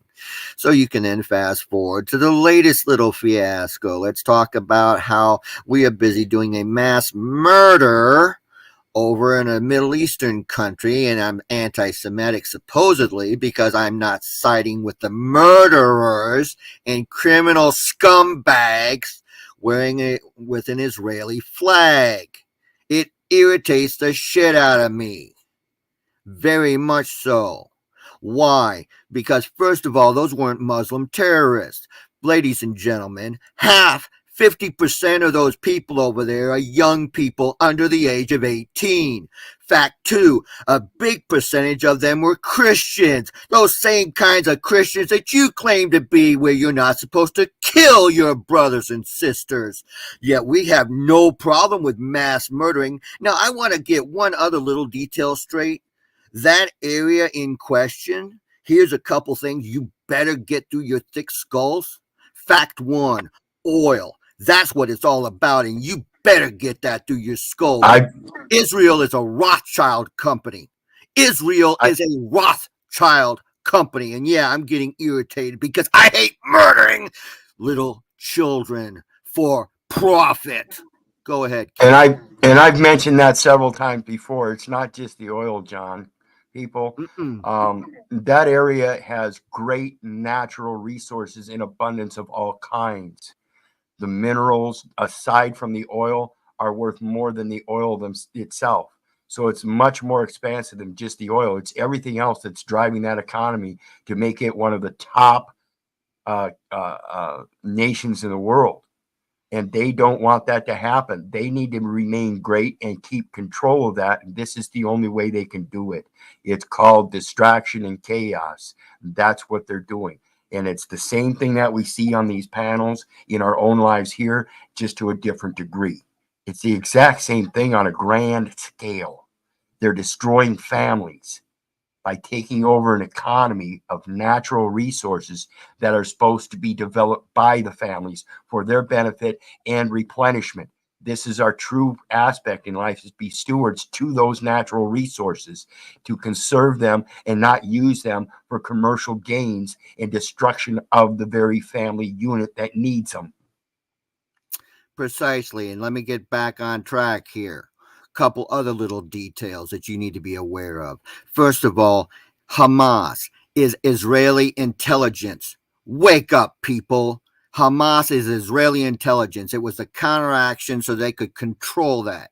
These people have been living in a prison system since 1948. You need to be aware of that little detail too. They've been basically, long story short, they've been living in a prison planet that makes this one look like it's free.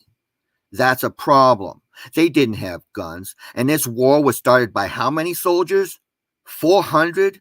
Meanwhile, the Israeli military was pulled back from the wall for a full 18 hours while these 400 whoever, which very well might have been U.S. troops for all I know, quote unquote Hamas fighters, doing all this rambunctious bullshit. And you got Israeli soldiers over there talking about the fact that, hey, we could get in there in 5 minutes and solve this problem now. And they were pissed off because they weren't allowed to solve the problem. Because guess what? The problem isn't about 400 people. The problem was about murdering millions of people, displacing the rest of them, destroying their homes, and making their already miserable existence far, far worse by executing them. Murder, ladies and gentlemen, is the utmost when it comes to doing harm. I'm sick of it, and I'm so sick and tired of the flag-waving idiots, regardless of where they're from, including the ones in the United States Incorporated. Wake up, Americans, and stop being slaves to these foreign banking enterprises. Wake up! Absolutely. That's what it is. It's all about banking. And like I said, every document you sign through those bankers, they're supposed to be the agent. See, the banks are required to carry insurance, not you. But because you get to sign that document and put your name out there in this popularity contest, oh, yeah, it's going to cost you. You're committing fraud. And you can tell the banker that that's what's happening. And they'll look at you with a smile on their face and say, well, what you going to do about it? Mm-hmm.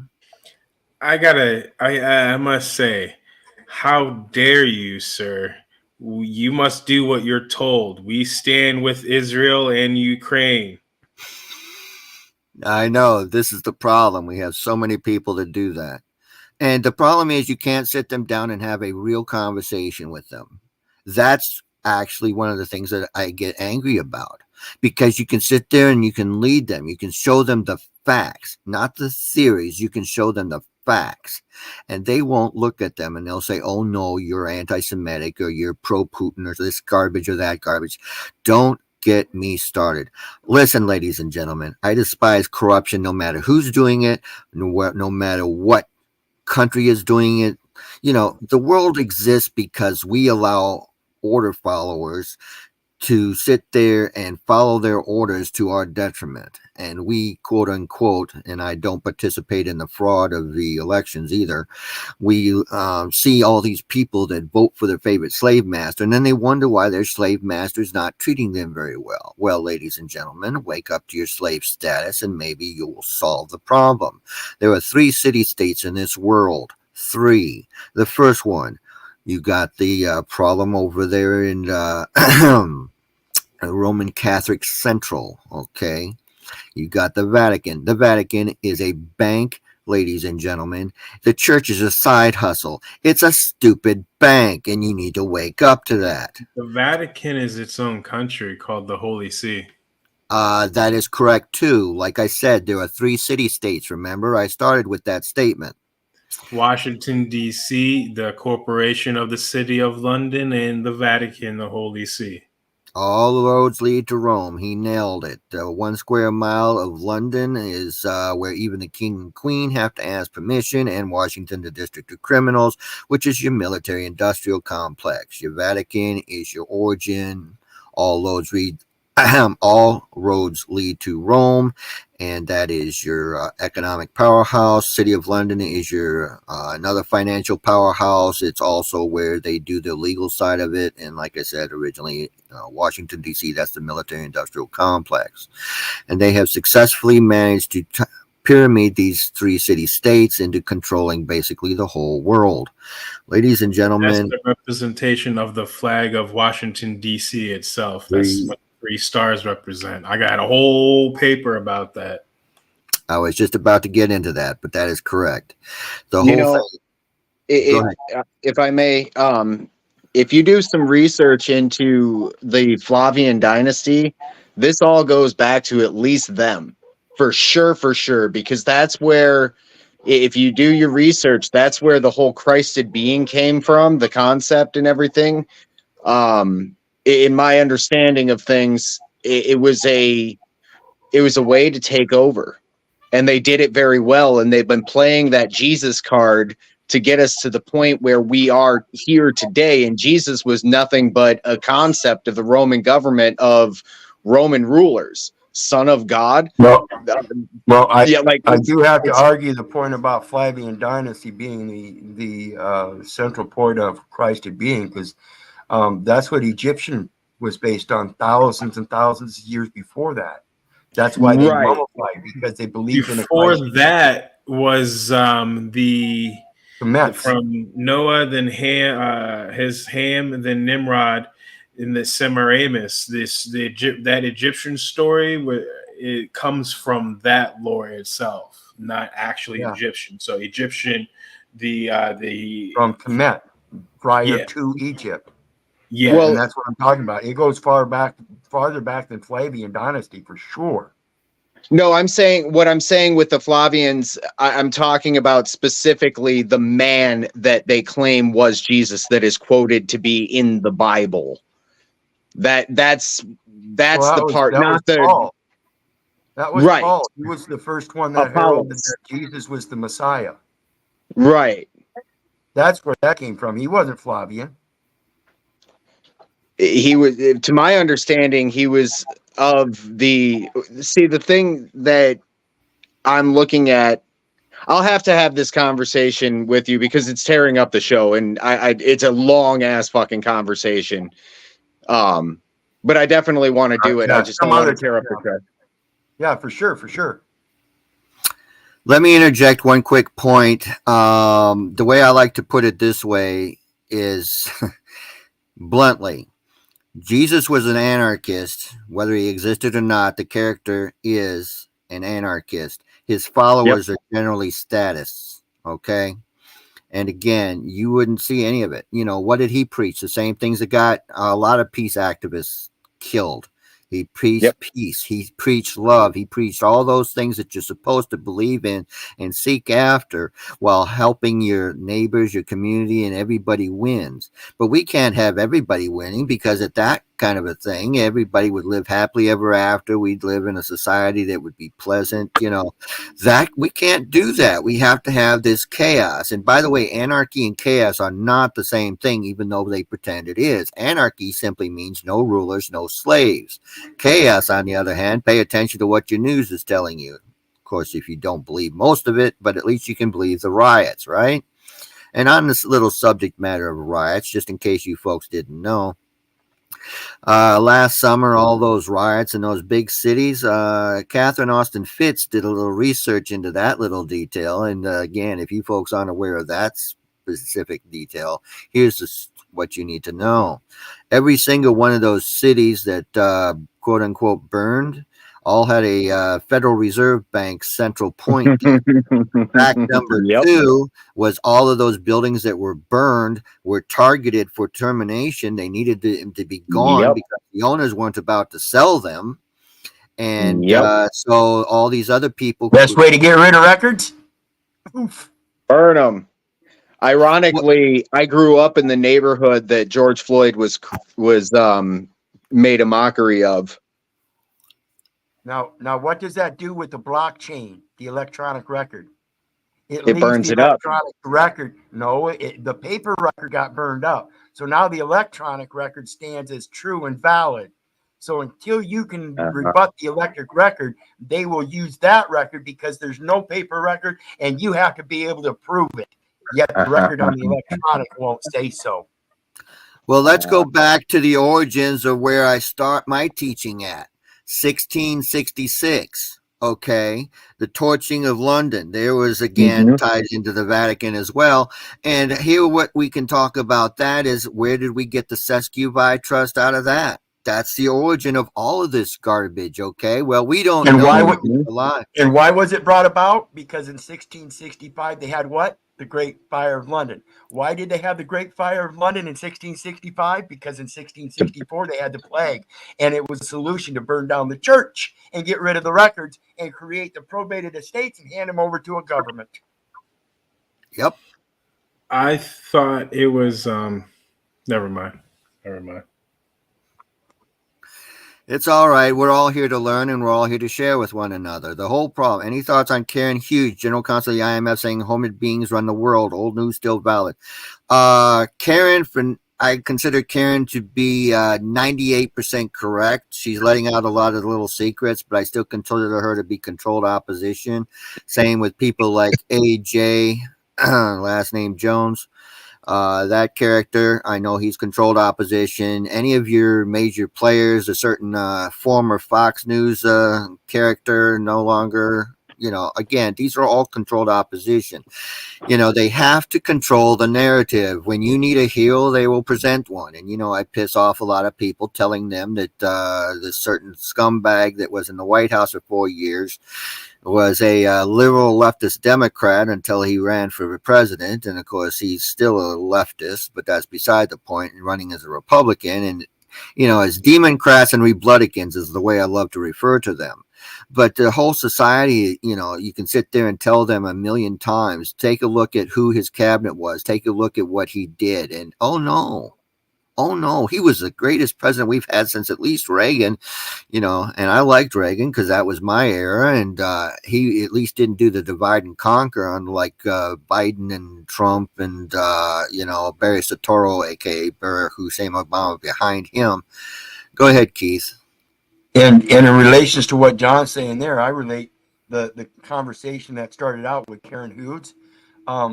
Yeah, she's 98% right. You sat there and watched me nod my head, but I agree as well that she's the opposition. She's programmed.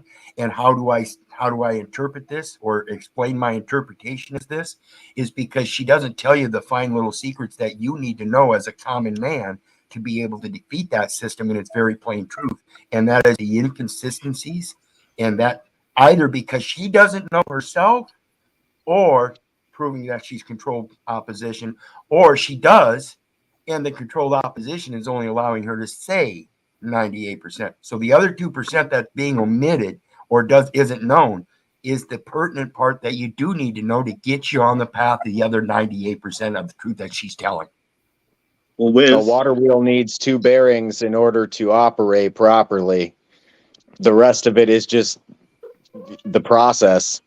I still want to know when you're going to step on some toes, because everything that you're saying, I'm pretty much right there with you. And I say pretty much because I don't know all of it. So we're getting ready. That the original trust was created by the Pope Boniface VIII with the Septicate Trust, if I said that correctly. Well, let's look at trust from a different perspective. What is a corporation? A corporation is a form of a trust, and that has been around, again, hundreds and hundreds of years. All that you sit here and you look at, your quote-unquote will, that is another version of a trust. The same story applies. It's everlasting life, basically, and that's what they've done. Yeah, elephant in the room, Harry says over here. Yeah, no kidding. And again, when we're talking with people with critical thinking skills, knowledge, reason, and compassion, yeah, we're not stepping on each other's toes, and I'm glad to hear that. But I'm here to tell you, I've got a lot of great friends, and they're generally good people, but they can't see past the propaganda, the lies, and the manipulation. So I'm just assuming that I'm not just talking to a few individuals. I'm assuming that we're reaching out to an awful lot of people out there on YouTube world or anywhere else that might be watching this little detail. The whole thing is knowledge is power. Knowledge is power. It is a form of wealth that cannot be taken away from you, folks. They can steal your assets. They can steal your money. And yes, they can even steal your health and your life. But the secret is, once the information has been transferred from point A to point B, now all of a sudden other people know it and it grows exponentially. See, they would not censor us if they had this system all wrapped up. They're censoring the heck out of here. Keith opened up with me being banned from YouTube. That's correct. I was. Why? Because I was approaching 200 videos. They were starting to really make an impact on people. And of course, I could not keep, I tried very hard to make sure I didn't use all the wrong words, if you know what I mean. But you have to realize that even doing all those things and walking on eggshells, they nailed me with a couple different ones that weren't even a subject matter. One of them was, listen to this, folks. 2 days before J6, I was sitting there telling everybody, ladies and gentlemen, you want to be nowhere near that city. It's a trap. It's a trap. And I warned people days before that happened. And what happened? It went up there and it was exactly what I knew it would be. It was a trap. What did they do? They broke the backbone of the resistance. And I'm not saying all the resistance were the greatest guys in the world, but I'm sorry, by taking a casual tour through the area while being led by cops through all of the quote unquote key areas, don't tell me that wasn't controlled. Trust me, if it was a real quote unquote revolution and it was a real overthrow, there'd been politicians hanging in the street. I can assure you, and there would be none of this garbage going on years later claiming that, oh, we got to lock people up because they were quote unquote domestic terrorists. Go ahead. Yeah, I really love what you're saying. You're bang on and obviously very knowledgeable. I think when you're saying in some ways the January 6th deal really did break the back of that kind of movement, but I look at it always my glass half full. For me, not being part of the system my whole life, but then because of the tyranny of the last 3 years, I was like, what the fuck is going on, right? And then I started educating myself in that January 6th day for me was the icing on the cake of the intuition I was getting in the weeks and months up to that it was all a sham. My point being is I never got into politics, but actually with the shit going down and what Trump was saying, I was like, oh wow. And I kind of got on that and I was like, maybe this guy's a good, I hadn't gone down the rabbit holes yet and actually learned and educated, but I was like, so I got caught into it. And then that January 6th and the shit happened, nothing went down. Like there was no our hero coming out. And the system moved along like it always does and just fucking memory holes everything and punishes the people speaking out. So for me, that was the icing on the cake. I stopped. I was like, holy fuck, this whole world's a clown world. All these things I'm learning are true. Right. So for me, yeah, it did break the back of the resistance, but it was the popping of the bubble to never get in a bubble again and always try to keep learning. But anyway, it's interesting. I went off the chain there in 2001, the day of, not the day after, not the week after, not the month after, the day it was happening. I was explaining how September 11th was a false flag operation. The number 11, if you don't know anything about some of the things that I might know, numbers have real power behind them and they always tell you something in the background. And I was going into great detail how all of that was in play. And when Trump became president, again, who was the first individual to tell you Trump was going to be president? Who was the very first one to do it in power? Oh, that would be Barack Hussein Obama, okay, aka Barry Soetoro, a CIA asset. Okay, all these presidents are CIA assets now, just in case you didn't know that, ladies and gentlemen, and they're all owned by the bankers. So who told me that the latest moron in charge of United States Incorporated was going to be president, and when did he tell me this? Ladies and gentlemen, I want you to look it up for yourself. Don't believe the guy sitting here talking to you. I want you to look it up for yourself. Do you know when I knew who the next president of the U.S. Inc. is going to be? When I saw this video. The inauguration of Donald Trump. You had Barry Soetoro and the current moron in chief walking next to a camera. They kept quiet up until the point of the camera. Once they were within camera and earshot, you had Soetoro tell him, "This will be you soon." To which he replied, "Yep. You can go watch the inauguration of Trump." I was the only guy in the quote-unquote conservative circles that says, ladies and gentlemen, your new president is going to be this man. Okay, and I don't even want to acknowledge him because I don't acknowledge his presidency on the basis of I don't acknowledge United States Incorporated. Do you care who the CEO? Do you care who the CEO of Walmart is? I don't. Do you care who CEO of Forbes is? I don't. The whole problem. And that's what all this news and politics is. Every last bit of it is to condition your mind.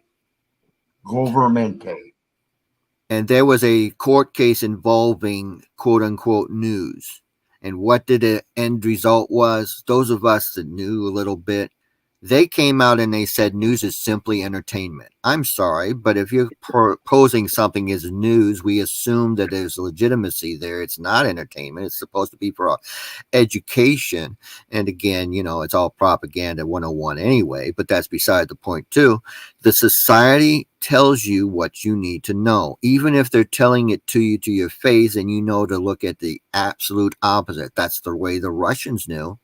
But you go look back at me when I was a little boy. Okay, I got educated into the system very, very early. By age 6, I knew about this guy named Kennedy, and he wasn't any angel, ladies and gentlemen. He was part of the control also. But my mom told me about him and the CIA, the FBI cover-up, and of course some ties into some other enterprises.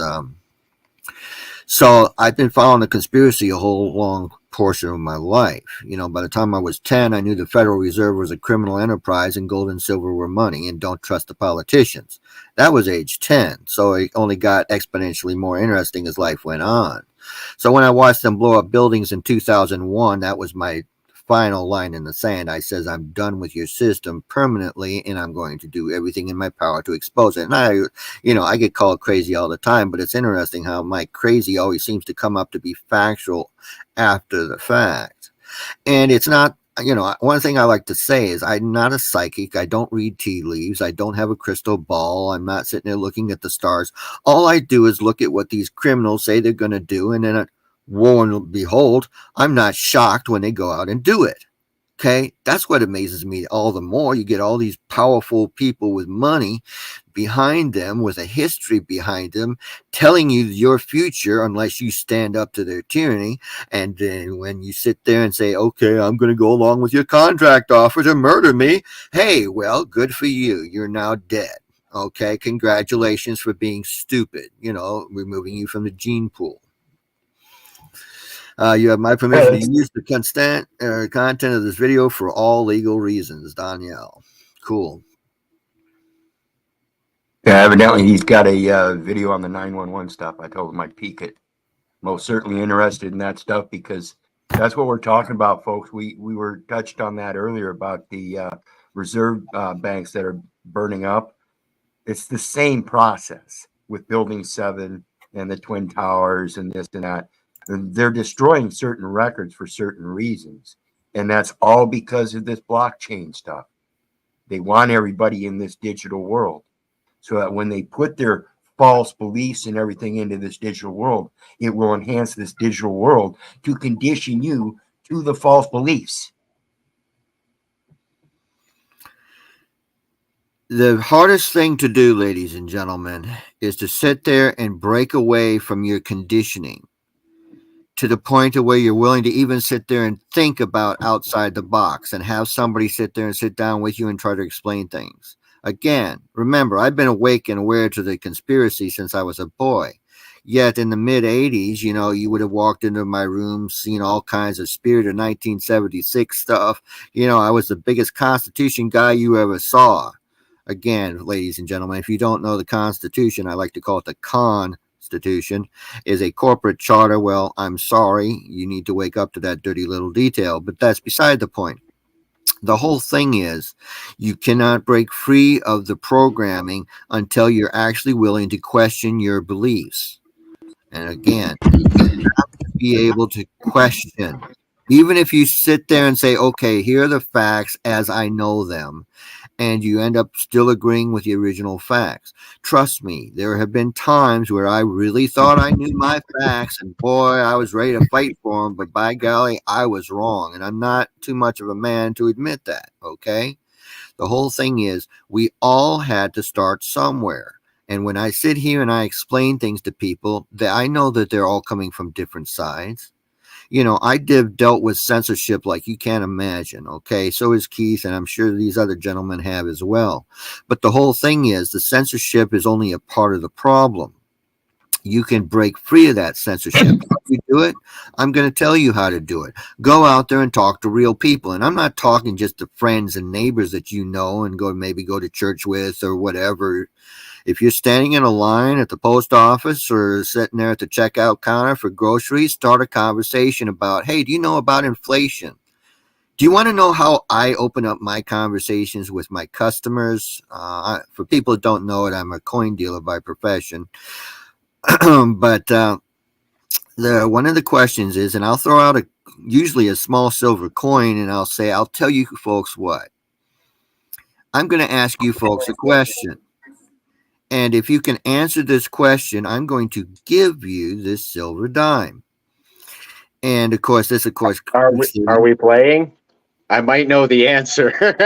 no, we're not playing, okay? But long story short, I says, and I go even farther than that. I says, now listen, I says, in addition to that, I'm going to give you all of the things I'm going to give you all the answers it is not, okay? And of course, this makes it all the easier. And then I start with the conversation goes like this. When you are voting for the President of the United States, you are voting for the President of a what? And then I say, and I do not want to hear these following answers because they are wrong. He is not the President of a country. He is not the President of a, what was the other ones? Come on, John, think. Anyway, republic. He's not the president of a democracy. When voting for the president of the United States, you're voting for the president of a what? And y'all know the answer. I know you do. It's a corporation. And only about 1 in 25 have been able to give me that answer. Now, I can't keep doing that indefinitely because sooner or later the word's really going to get out. But when you wake people up, yeah, exactly. Hey, John, if I told you my answer was I don't vote, would you just give me the silver dollar for that, or? I'd give you a high five and I'd give you a silver dime for that. You can talk later. eBay user ID 925 dealer. eBay user ID 925 dealer. Notice 925 silver dealer. Hint, hint, hint. Yeah, no coincidences there, folks. Anyway, but again, you start getting opportunities. Now, there's always opening conversations before I go to that question, okay? And I feel people out based on where I think they're at. If they're open to a conversation, I will go down the rabbit hole with them. If they're not open to the conversation, I will not, okay? And again, it's entirely dependent upon how I have the sense with people. But I can tell you this, there's an awful lot of folks out there that are very much wide awake to what's going on. And if I can say anything over the Event 201 hoax, I can say this. It helped wake up a whole lot of people. See, they finally took off the blinders, okay? They finally showed their real intentions to the masses. Ladies and gentlemen, we are here to ruin your life. We are here to shut down your businesses, put you out of a job, make you dependent on the system. We are here to make your life hell. Okay? There you go. Heat scent. 1937. Wheat scent. Yes. Have no shortage of those, by the way. Hey, little side note for all of you treasure hunters out there. No joke. Be on the lookout for the West Point quarters. They're $10 to $25, and they're still in circulation right now. But one thing that you need to be aware of, the 2023 pennies, that's this year's Philadelphia pennies, there's an error on them where you look underneath Lincoln's bust, you'll see the initials VDB, stands for Victor D. Brenner. Well, if you see one with an extra V notch right next to the VDB, you got yourself a $20 to $150 coin. So start treasure hunt, ladies and gentlemen. There's a lot of them out there. You know, one thing I'd like to remind everybody, no matter how bad the economy gets, there are still ways you can generate revenue. And the word revenue, venue again. Words have meanings, folks. Please wake up. Okay, they're taking you out of their venue and putting you in theirs. Go ahead. I got a couple things. First of all, I want to ask you, John, and then I want to do a little experiment with the board here. If you take a dollar bill, a Federal Reserve note, to the bank, and you change that $1 bill in for 4 quarters, which one has more value? You know, I know. The cost of creating a dollar bill, last I heard, was about 7 cents, and it didn't matter if it was a $1 bill or a $100 note. Now it's probably going up to about 12 or 13 cents now with inflation, but the Federal Reserve orders those Federal Reserve note negotiable debt instruments, and it costs them about 12 or 13 cents. Last I heard, I think it cost the mint about 8 or 10 cents to produce a quarter. So you're looking at that basis alone of having some. That's a great way of looking at it. I did not think it was a coincidence when at the height of the pandemic, notice I called it a pandemic, at the height of that, the currency was being pulled out, but so were coins. So were coins. Because all of a sudden, if you didn't have work or you couldn't go to work for 2 weeks because of a hoax, well, you raided your piggy bank, right? Because you had to still, your bills didn't go away just because you were temporarily unemployed or told to go home because you had a cough, quote unquote. The whole thing is, here's your system. Control. Now, if you're going to be dependent upon the system, I'm sorry, when they roll out their central bank digital currency, you're going to be their bitch, because that finalizes, that perfects their slave system. Go ahead, Keith. And one perfect thing to point out, that was a perfect example about the coins. And then I want to do our experiment here. There's one, standing Liberty Quarter. Can I make one other statement before you do, Keith? Okay. All right. I want to talk about what a value of $1 is. Okay, and I'm not talking about the perspective of the legitimate dollar represented so many grams of silver. That's what it originally did, but that's not the point I'm going to make either. Okay, there was a book that came out about money by a certain congressman back in 1912. He was the first individual to be, shall we call it, censored, because they literally destroyed all of his books. He was fighting the Federal Reserve creation. Yeah, there you go, Morgan silver dollars. And the whole thing is this. You need to be aware of what $1 compounded over 100 years represents. Ladies and gentlemen, $1 compounded over 100 years at 24% exceeded 2 billion, that's with a B, dollars. Okay. And I never thought about it in that sense. Now, I had a math teacher when I was a kid that told us he would give us all the answers to all of his tests. All it took was you had to pay him 30 days, starting with a penny and doubling every day. And I mean, that was enough right there to wake you up to the math that the bankers use. Okay. And again, you need to be aware that this is all about controlling your life force energy. Now, they have turned their currency garbage into controlling everything that we know and experience. They control the price of food, goods and services, labor costs, materials. Everything is controlled by that. They manipulate the stock market, the commodities market, and they manipulate you.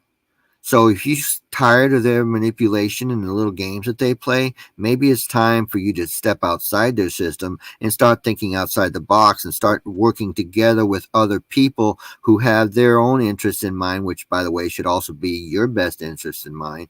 And by working together, you can build a parallel system that, so when their system, which is designed to fail, fails, you're not sitting there wondering what to do. On the contrary, you're already up and running and you can just keep on going. And not only that, you can be there helping your friends and neighbors who, unlike you, weren't prepared, or at least back then weren't prepared to hear your message and to prepare for the system that they're trying to implement. Go ahead, Keith. Okay, so when it comes to them coins that they were claiming to be shortage of, this is how they conditioned you, is that you depend upon those coins and you save them for years because you know someday you're going to have to use them. So they create a situation where now the people that have all them coins are going to have to use them. And like he said, if it's 7 cents to make $1 and 9 cents to make a quarter, gosh, all them quarters and all them coins that are rolling in, they're able to hold back the coins they already have and then collect all the ones that people are giving up. Now they have the coins and you're sitting there with the paper that still costs less. You're still holding the lesser of the two and you're being duped. And so their coins, their marks, be careful to even use what you think is lawful Make your own coin. You are a maker. You are allowed to make things. And that's the problem. You don't believe you can. Yet the equity says that equity is a sort of equalities. So if you get to make a stamp, I get to make a stamp. You get it? I want to comment on Harry's little comment here. Their coins, their marks. Be careful even using what you think is lawful. Make your own coin. Yes, he's right. Now, I encourage people to own what is called junk silver. That's 90% silver. It comes in all kinds of forms, all the dollars, the halves, the quarters, the dimes. And yes, even some of the war nickels from 1942 to 45 have some silver content. Okay, you're not looking at anything that they stamped as a value on it. You're simply looking at the metal because that's what it is. And you can treat that as a metal. You don't sit there and have to say for yourself, well, on the COMEX, which I like to refer to as the CRIMEX, silver's at $25 this week and next week's at $22. Again, they use their fiat currency to manipulate all markets. And the silver market is the absolute worst of the market manipulations, okay? Now, having said that, when you have something that is a standard size, which is what we're supposed to have, you get that in the form of the coins, in the dime, quarters, halves, dollars.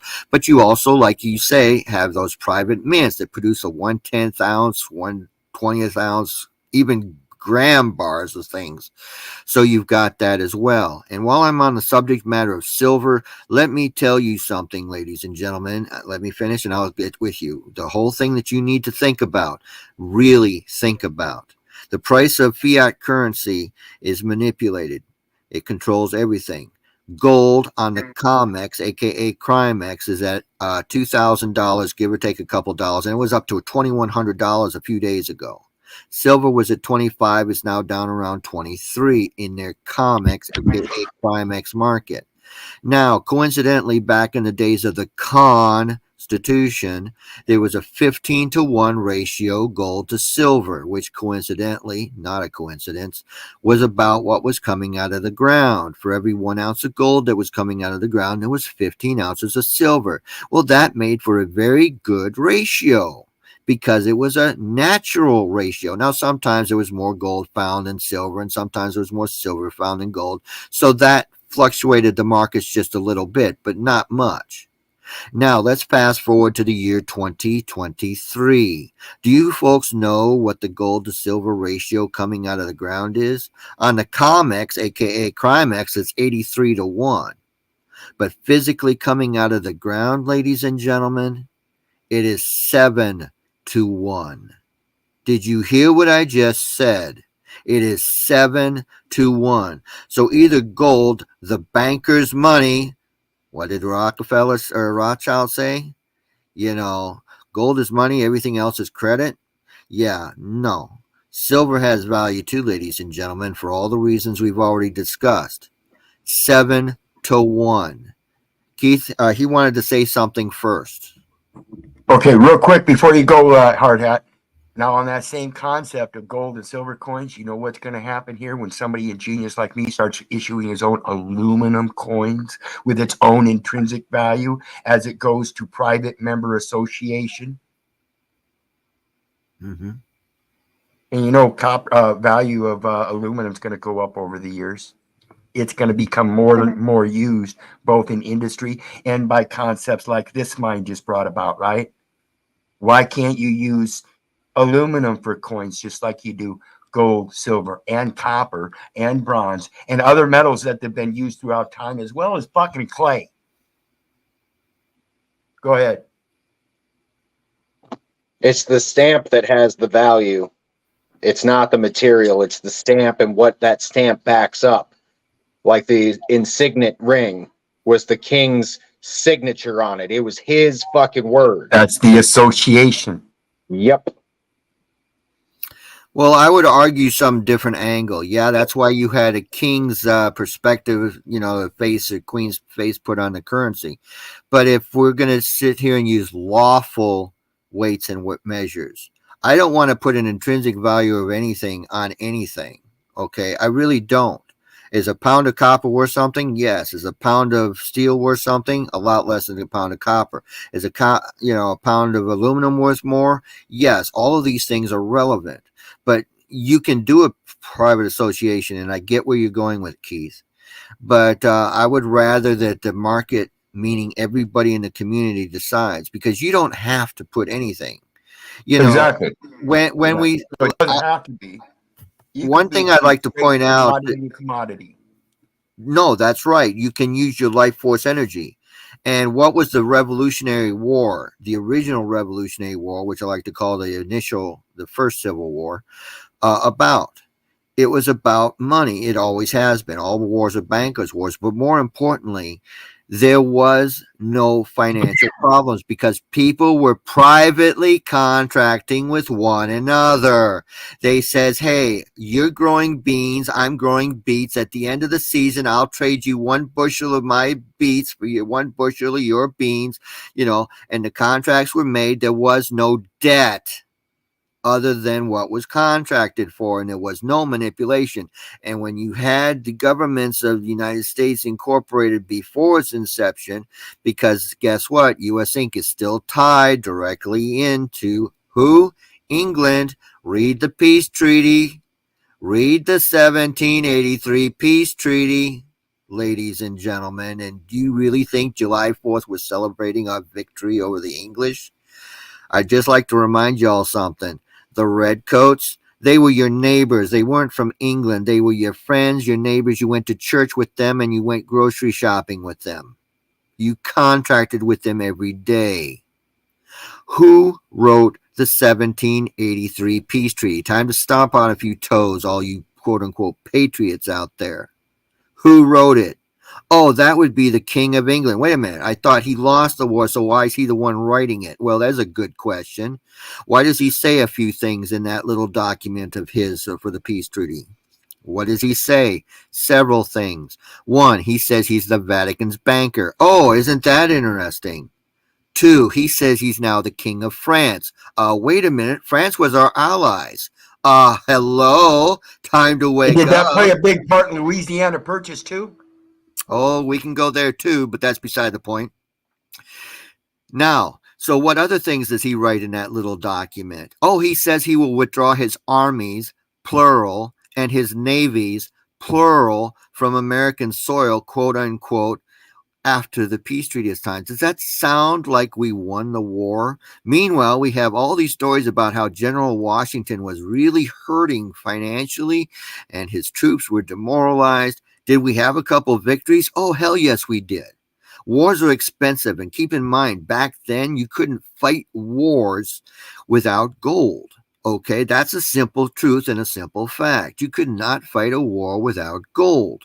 But what happened? You had like he said, the Louisiana Purchase. Why? Because France was in the middle of a what? War with England. Home run, Keith. You nailed it. You're right on there, brother. That's the whole thing is, ladies and gentlemen, if you sit here and you want to believe the narrative that they're telling you, fine. But the problem is when you believe their narrative, you're believing the lie. Now, what did the King of England get out of this deal by making a peace treaty? Oh, he got his bank into American soil. Now, yes, he authorized us. We could now finally have our own U.S. Mint, which came out when? 1790 what? 1796, I think. 95, 96, something in there. You think about that. Think very hard about that. Prior to that, we all used these foreign coins. We used English money. We used the Spanish 8 real, 4 real, 2 real. All of these coins, these French coins, all of these people in America were using all of those. The financiers of war never lose. The tribe. You nailed it, tribe. You nailed it. All wars are bankers' war. General Smedley Butler told you that. General Smedley Butler told you that. Okay? You have a problem, ladies and gentlemen. You have people that have put handcuffs on you. You are a free-range slave sometimes, unless, of course, you're in a cage. Then it's obvious that you're a slave. But again, your society is what you build. I got to stress that. They can't build this system. They cannot maintain this system without our consent. Stop consenting to the tyranny. Now let's let this man over here again comment, because he never got his opportunity. We interrupted him, Keith. You good? Yeah, go ahead, hard hat. Yeah, no, it was just a comment on the silver conversation there. When I kind of went down the rabbit holes and all that and made kind of changes in my life there 3 years ago, or 2.5, 3 years ago. Anyway, I started collecting silver, like saw the value in it, went into that, and got in the habit. I'd, every time I got a paycheck or got billed out for someone, I'd grab a 10-ounce.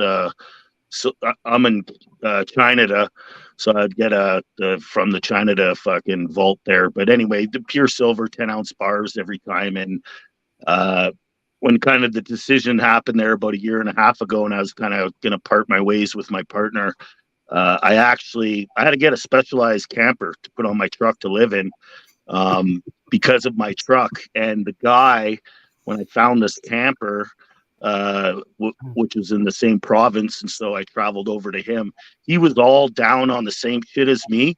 And I basically paid my camper in silver bars to the guy, and at that time, if I cashed the silver out, I would have lost on fucking the fees they give you or whatever. So yeah, he was down on it. He had silver, he was saving up, so we just exchanged silver and a handshake, and he wrote me out a bill of sale. But I mean, it's an old Bigfoot camper, specialized fiberglass thing, right? But anyway, so it's cool. But one of the things when I was in the silver rabbit hole, I do believe it is the most heavily fucked with metal. It should be way more than it is, but yeah, it's definitely a 1,000% for sure bet to have in a shit hit the fan situation. But I think what it is silver's used so much now in industry, and that's why they've suppressed it, because all the cabal, all the elites own all the big industries, and if silver was high, it would cost so much more to run and build. Like, I guess silver, like you're saying, that 1 in 5 getting mined, like it's like 1 in 7. Yeah, it's silver is so heavily used. That's why they're fucking with it, because then it would be costing them way more, But yeah, definitely silver and gold or heavy equipment is another thing that seems to some guys I'm with, and that this shit keeps going up in value through this time. You have heavy equipment, so there are some good things that you'll be able to barter with, right? Like you're saying, when shit hits you, people are still be able to survive. And the rest that are stuck on the government's fucking tit, well, you're fucked. But yeah, thank you. One thing my father told me a lot of years ago, he's told me about the Depression. He says, John, I want you to remember something. The day after the stock market crashed, absolutely nothing had changed other than people's perceptions. Okay? Now, you have to realize 2 things in 2023. They are, once again, and they do this every few years, I call it vulture economics, which is the bankers stealing your money and your properties, but they're pulling currency from circulation. This, in turn, is going to make things a lot more difficult for the average borrower. Now, of course, governments, they borrow money all the time, quote unquote, from these foreign banking enterprises. And again, we don't want to go down that rabbit hole. We could be here all night talking that detail. But the whole problem is, when they look at it from that perspective, they are destroying the economy. And they can only control a market to a certain degree. They cannot control the market indefinitely. That is why you're seeing all the gold going to the east. You're seeing all the silver. You're seeing all of these other commodities that are incredibly important, all going over to Asia, to China. See, the Chinese aren't stupid. They don't play. Their short game is 100 years. That's their short game. We play a short game in less than a year. They play the short game at 100 years, and they've been around thousands. Guess what? They ain't going away anytime soon. Okay. And gold and silver, ladies and gentlemen, they are not a get rich quick scheme. And I've never proffered them to be a get rich quick scheme. Now, you might be lucky enough to do that, but I've known people that have been alive and are now dead and been collecting for 40 years thinking it was going to make them one day super rich, and it wasn't. But you know, our friend over here is sitting here talking about the fact that he took a little bit of his paycheck every month and put it into silver. Bingo. Now, another story to go right along with that. One of my customers came in and told me a story about where he had ended up getting a lot of his inventory, gold and silver. He was in construction, and a guy wanted a major, major project done on his home. And when it was all over said and done with, all he did is he opened up the safe and says, "Will this get the project done?" And my this gentleman looked at that big pile of good stuff and says, "Oh yeah." Now, don't get me wrong. He still had labor expenses, and he still had to buy $60,000 in product, and that was before the price of lumber went through the roof because of the COVID hoax. But anyway, not supposed to use that word. But the whole thing is the society that you're living in. It is a way of storing wealth that does not get destroyed. Okay? And you're sitting there transferring it from one generation to another, or at least trying to. Want future wealth equals heirloom seeds. You're right on that, Harry. You're definitely right. Listen, I tell people this, okay? And you really do need to think in these terms, folks, because Harry brought this up front and center, and we need to talk about it. Your very first things that you need is a food supply. Very first things. Now, seeds are a part of that, but you better have the ability to feed yourself for 6 months if everything goes to hell. 2, you need a water purification system. And I'm not talking these generic garbage systems. I'm talking a real one. Okay. You need to have a major one that'll handle several people on top of it, because you're not going to just try to give water to you and your family. You need to be able to help others as well. Plus, of course, the replacement filters and stuff like that. If I may, on that one, look up Victor Scheldenberg. With a little bit of ingenuity, Victor Scheldenberg could teach you how to, even though he's dead, he could still teach you how to clean any kind of water to the point where it is revitalized to benefit the natural realm, where you're adding more than you're taking away. And again, everything in this universe is energy, and water is just one of many forms of that energy. Yeah, there you go. The tribe has a little comment. Fun fact, ounce of silver bought a sack of grain back in Roman times, and it still does. I'm glad you brought that up, because there's one other thing I want you to know, ladies and gentlemen. Back in Roman times, you could hire a Roman soldier, which is the very, very finest mercenary that the race has ever produced. A Roman soldier could actually go 100 miles in one day. Now, you think about that, okay?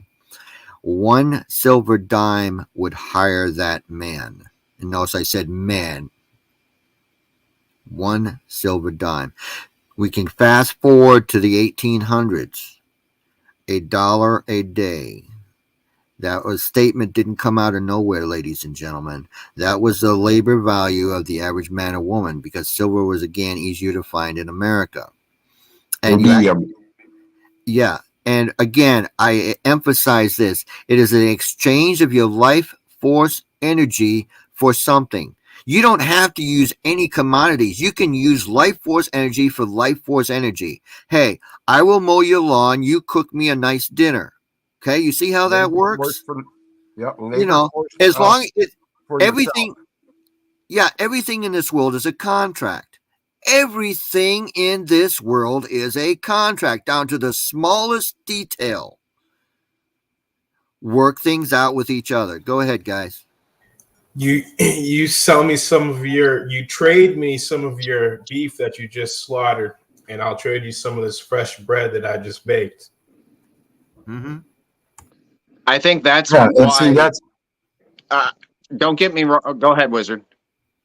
well, and that's what we're talking about today. Is that's the paperwork is converting your actual labor of source, which you're supposed to benefit from, to a commodity, and that's where you're relieving yourself of the rights, titles, and interests and benefits of your labor. It's being converted to a commodity, and the evidence is the document you sign. That is a commodity. You are the surety for the United States corporation's debt. You are. You're the surety. It's your life force energy that props up their fiat currency. Go ahead. Just a question to you. You say a lot of things and talk in the same language of a guy that I follow because I'm up in China, so I kind of want to focus on my laws here, right? But anyway, his name's Dean, but he's kind of touched on a lot of these things you're talking about. Everything is commerce, right? Everything is a fucking contract negotiation. You know, nothing's for free. But anyway, do you know him, Dean? He was kind of big in this, not the common law. He thinks the common law shit's not the way to go. But he talks a lot, basically, that you become the basically authorized representative of your fucking fixed straw man name, right? And so if that's the way you have to deal with this system is. And he's saying everything's a contract. I don't know. I went down there for a bit, but my problem with that is I'm not seeing the results of what they're talking about. But then I also understand a lot of stuff. You're not going to see these results in public because, let's say, me personally, I had a $2 million land and ranch, and I wasn't going to pay taxes and yada whatever, and I found the way that I could deal with this corrupt fucking government and to leave me alone and not have to, or whatever this thing, the scam they're pulling on us. If I knew that and I got remedy from that and this is where I like Wyzard, because he's saying a lot of this stuff is you don't go to court. It's done in private. You write the court. You deal with the court before you ever got to fucking go to court with these angles that you do, and you get your remedy there, not by going so. But it's such a rabbit hole because you don't see that. Like, I want to see, okay, where's the proof? But then again, if I did this, I don't want my shit in the public. I want to be left alone. I don't want the government, because it's so corrupt that they, even if there is remedy in law, which I'm not sure there is, we've seen in the fucking elections and everything, they'll just come and fucking kill you, right? Like if you become so, I just want to be left alone. I I'll know. be right back, guys. Hold it down. I'll be right back. Okay, let me talk for a minute because I got to go down this rabbit hole to answer your questions in a lot of different ways. First of all, when I state for the record, everything is contract, that's exactly what I mean. Now, let me emphasize something. Everything is contract. When you go up to a woman and you say to her, hey, I'd like to take you to dinner. Maybe we can become friends. That's a contract offer. She is free to accept it or reject it. I can go to a yard sale and sit there and see something for sale, and he's got $5 on it, and I can make a question. Will you take 3? That's a counter offer to his contract offer at $5. And he can accept the offer of $3, or he can counter offer with 4, or say, no, I'm stuck on the 5. Or if he's really feeling irritated that day, he might say no, but the price just became 6. So again, everything is contract. Now let's talk a little bit about common law real quick, and then I'll get back on the contract thing. Common law, everything that's common to all. What did I say law was at the beginning of my conversation? Simple. 8 little letters, just 3 little words. Do no harm. That's common law. Court of record is what they do. Now, when they say their common law is not court of record. The common law is court of fraud coming directly out of the Vatican and the City of London, but that's another story for a different day. Now, let me explain to you contracting from 2 sides. This is the evidence of a contract. First of all, let's talk about a legitimate contract. A legitimate contract has 4 elements. They are as follows. Full disclosure. Everybody knows everything about everything. There's nothing hidden. A meeting of the minds. Everybody is in full agreement. Nobody is disagreeing over any small detail. It is all on the up and up, and everybody is in agreement. Mutual consideration. Everybody gets something out of the deal. You're not getting shafted. And finally, the autographs, men and women have autographs, or signatures, all contracting parties. Now, let me explain to you, and it took an attorney who let the bag out on this, and oh my goodness, I slapped myself in the head when I heard the attorney say this. I says, oh my goodness, I can't believe that it went right over my head all this time, and it was so simple. This is their contracting. Their contract offer. Do you want to be my bitch? Acceptance. Yes, I understand. Uh-huh. That's the contract offer and acceptance, and their fraud. Okay? There you go. Legal Information Institute. Spent a lot of time there, by the way. Endorsement means an amendment to an insurance policy. Uh-oh. Ladies and gentlemen, listen up. Environmental What else do you restoration. need to know? What Yeah, else do exactly. you need to know? If you are allowed to make a amendment to an insurance policy, you can only be one of two parties: the trustee or the benefactor. Not the beneficiary, folks. The beneficiary is the record itself. Learn the language. The benefactor, and you can look it up, benefactor versus beneficiary, and it will tell you that the benefactor is the one that gives to the beneficiary. And if you're the one giving, then that means you're the grantor. So don't tell me you can't be the grantor and the benefactor at the same time. Look out, ladies and gentlemen. Look out. Knowledge is power. You don't want to sit there and not have this knowledge, because this is how they get over on us. When I say walk away from this system, that's literally what I mean. That means give it all up. Now, is it easy to do? No. Do you have to have some complications involved? Of course. There are always complications about building something new from scratch. But ladies and gentlemen, 20 years ago, it would not have been as easy to do as it is now. There are a lot more people wide awake to what's going on than there were 20 years ago. Even I, who was wide awake to much of the conspiracy, it wasn't until 10 years ago, and they stole all my stuff, that I figured out a few things, okay? You know, you lose $1 million, you decide to spend a couple years learning how they got away with it, right?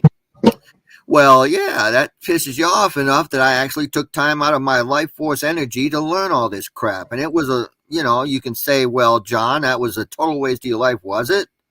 Did I get any benefit from it? Well, I've changed my thinking and it's helping me now. But more importantly than that, I've been able to turn around emergency care.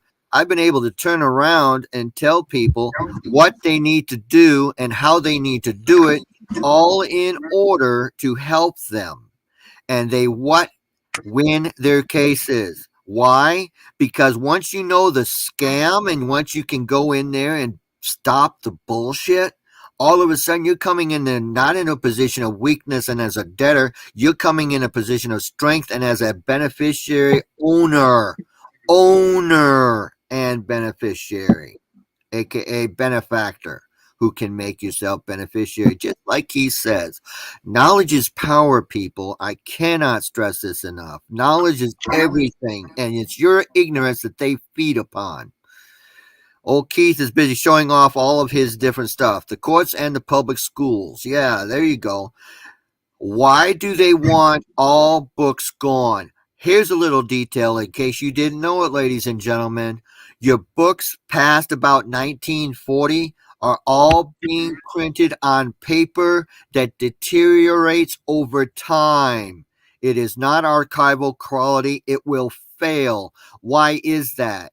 It's a different form of book burning. It is designed to fail. So 200 years ago, all of our documents of today won't be around. Not a fact. The other thing is, if they get everybody to put this information on the internet, guess what? They can just go in behind the closed doors of the internet and change whatever they like. You can't go through 1 million books and change the wording or remove or add paragraphs into books. Doesn't work that way. You can do updated editions, but you cannot do changing what's already in print on your shelf. Right. And that's what we were talking about with the blockchain. Once it gets entered into the electronic system, it can't be changed. interesting little note here in that book on the courts and the public school. No principle of equity jurisprudence seems to be more clearly settled than that courts of equity will not attempt, through the issuance of injunctions, to determine disputes with respect to title to public office. However, moreover, the public have not subject to collateral tax, have an interest to the performance of the duties of public office. And should courts of equity interfere by granting injunctions where title is questioned, the public interest might suffer incalculable injury. So first of all, before we go any further, this is the importance of not attacking the people and their office and title, but the record. It's the record that's in error. You entered the data elements, and it doesn't matter why you did. It doesn't matter that you didn't know you were indoctrinated, propagandized in the public education system. But now that you know, now you have a duty of a reasonable and logical man as a big boy and girl to act like it. Finally, from the very earliest times, the law has provided a civil remedy to determine the right to public or to title to public office. The remedy is an action of quo warranto. Keith, what year is that book? You know, when we think about equity, the way that they played equity, 1933. Oh, shocking. Pre-1938. Amazing, huh? Yeah, remember, you folks. Heard it here first. Remember, late 1933, guys. That was the New Deal. You got a New Deal and you passed it on to your kids. Great job. Okay, and let me point out two things. They changed the legal system because they stole the gold in 1933 to this equity system, and it was a part of the system as well. Socratic logic. Yeah, don't talk to me about that because, again, critical thinking, logic, and reason aren't really something people have, Keith, but let's get past that little detail.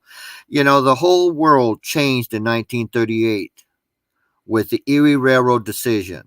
At that point, they had to change the system because we no longer could pay debts with gold. And remember, folks, here's the key: power versus force, right? They had to change the system. They did change the system, and they made it one exclusively equity. And they changed it to a point where now we don't realize our power. Ignorance is bliss? No, it's not. Ignorance is slavery, folks. 1938, Erie Railroad decision changed our world. And one other little detail, since he brought up the quote-unquote New Deal, I'd like to remind everybody something. Now, I had heard that, our quote-unquote President Franklin Delano Roosevelt, day of infamy character, his opening statement, you folks need to go to YouTube and watch it, okay? Today is a day of national consecration. In his inaugural address in 1933, I trusted my source that those words were there, but I could not find them in any printed version anywhere on the internet, with emphasis especially on government websites. Why could I not find those words? Did he really say those words? I couldn't find it in the print. But I finally figured out to go look at the video, and it was the very first words spoken out when he inaugurated in 1933 into U.S. Incorporated. Today, meaning that moment in time, is a day of national. What is a nation? Nation isn't the country. Nation is the corporation masquerading as government. Consecration. What does it mean to consecrate? See, that's why they removed these words. They didn't want people asking critical thinking questions. What the hell does this mean? What does the word mean? Do It you means have a video of that by chance? go to YouTube. Go to YouTube. Keith, go ahead and pull it up. Today is a day of national consecration. The word consecration means you're working for the church. Vatican banking, anybody? And why did Rothschild become the Vatican's banker? How did that happen? If you don't know your history, well, long story short, a certain French general got his ass kicked. What am I looking up here real quick? Go ahead. Napoleon, right?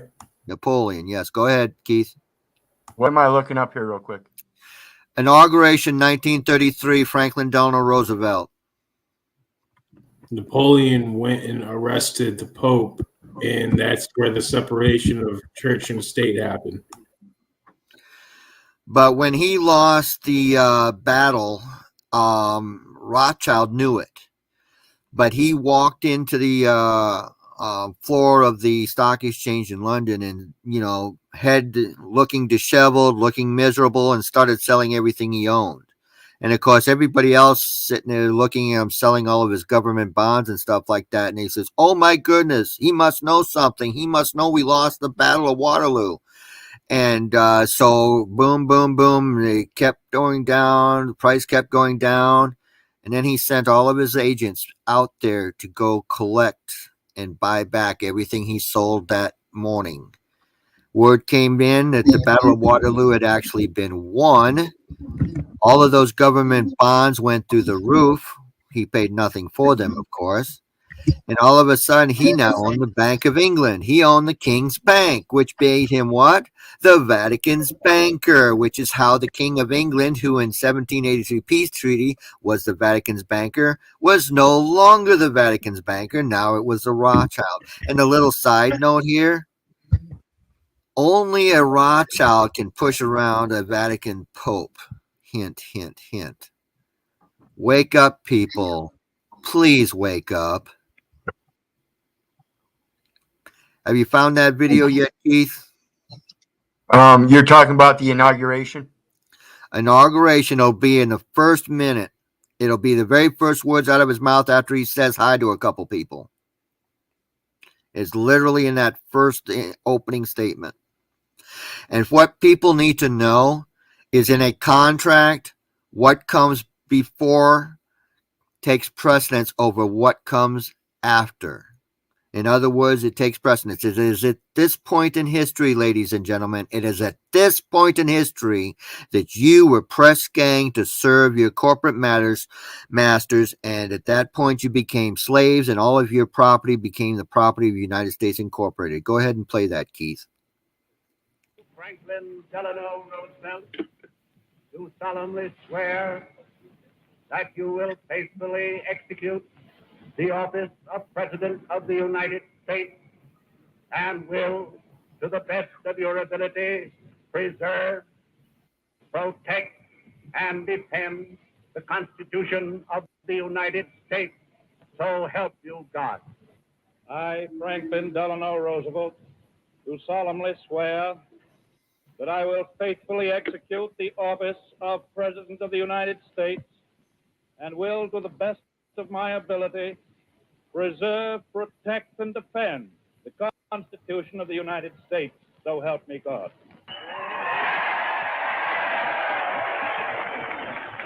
President Hoover, Mr. Chief Justice, my friends, this is a day of national consecration. And I am certain that on this day, my fellow Americans expect that on my induction into the presidency, I will address them with a candor and a decision which the present situation of our people impels. This is preeminently the time to speak the truth, the whole truth, frankly and boldly. Go. All right, ladies and gentlemen, I want you to think about a couple details really quickly, okay? That was a contract offer. A New Deal was offered. Now, here's something that you may not know. A lot of the New Deal was actually holdover from Hoover.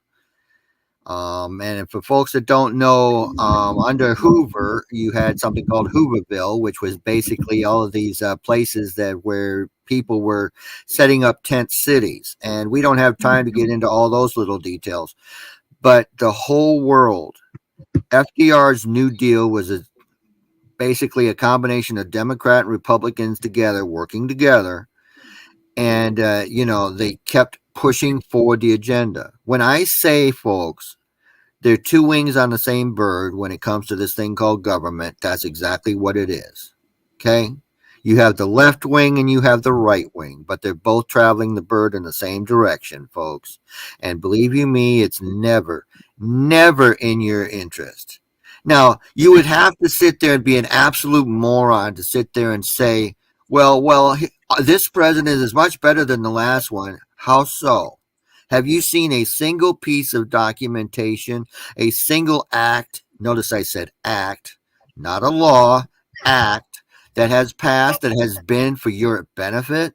Of course not. It has all been for your detriment. They steal from you. Social insecurity is a giant pyramid scheme. All of these scams are a giant scheme. Militaries are built up off of stealing revenue and resources from people so that they can take armies to war for the military industrial complex and banking profits. Please wake up.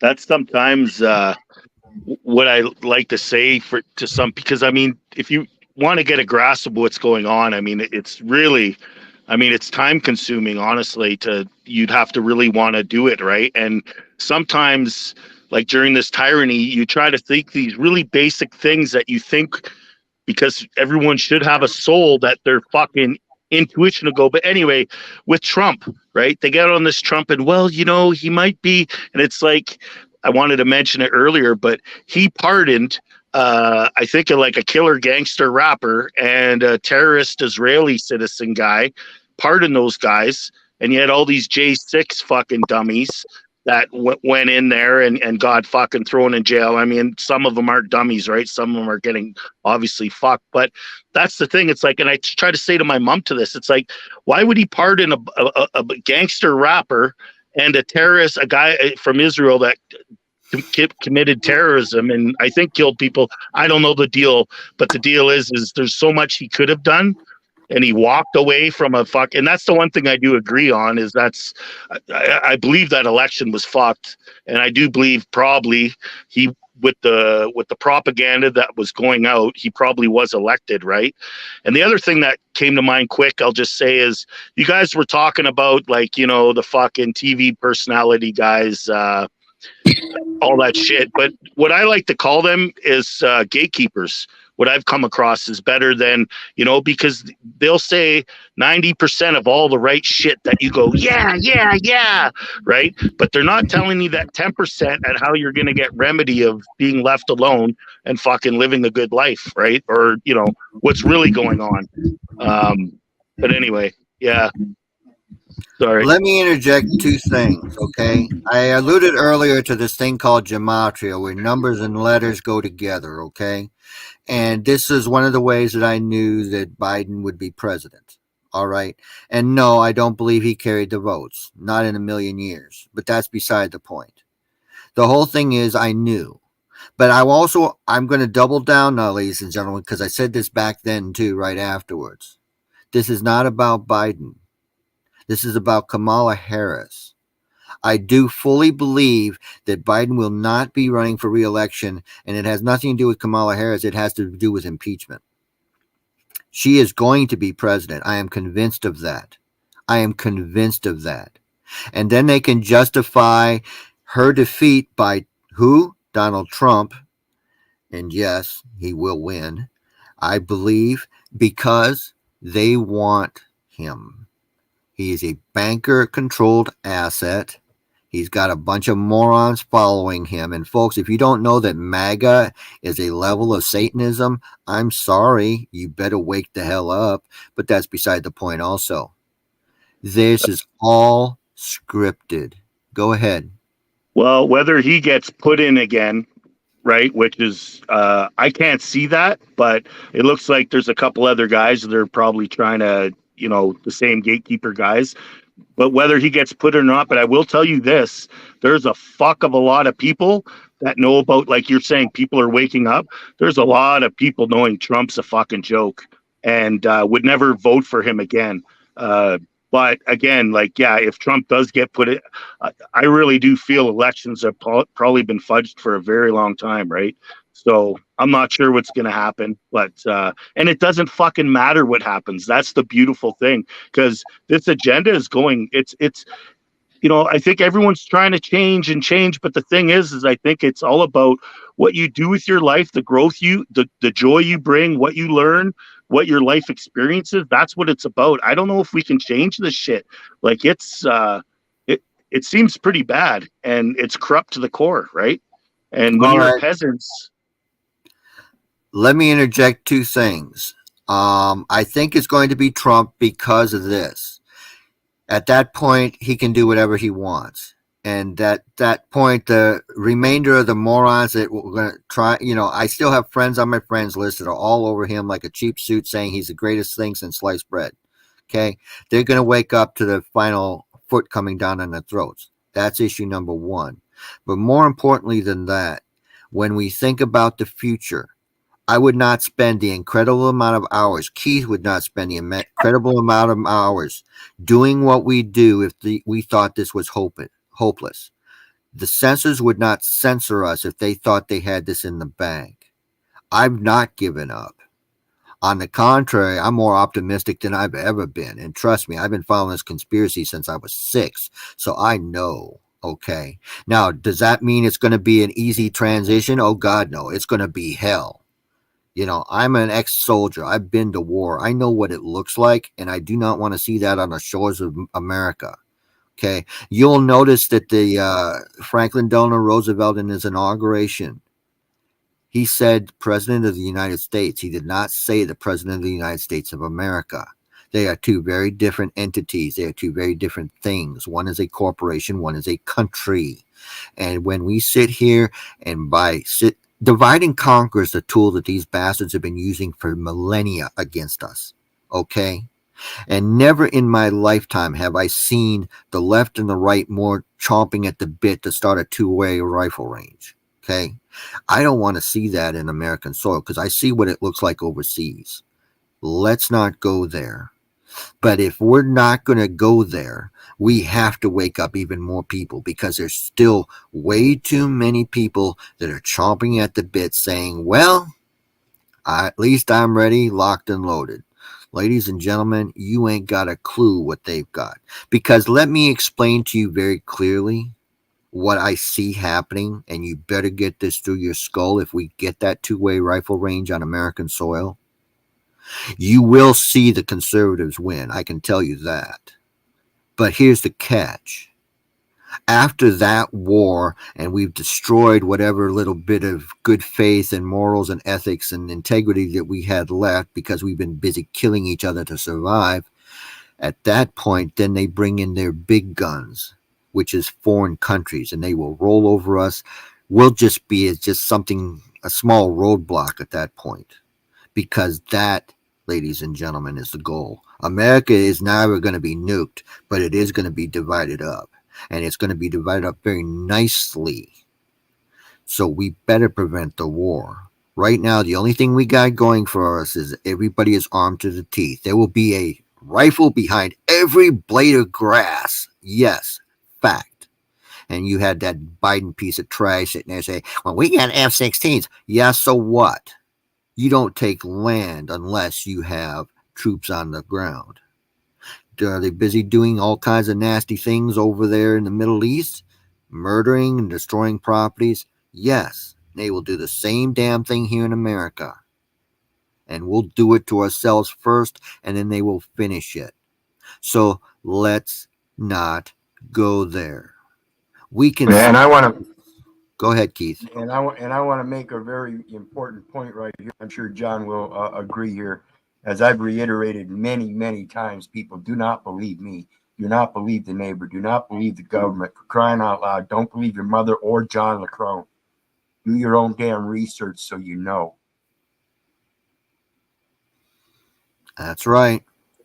I also want to add in that I'm in agreement that it's about Kamala Harris and her becoming president here soon. Furthermore, I knew all this long time ago. Do you remember a magazine called Heavy Metal?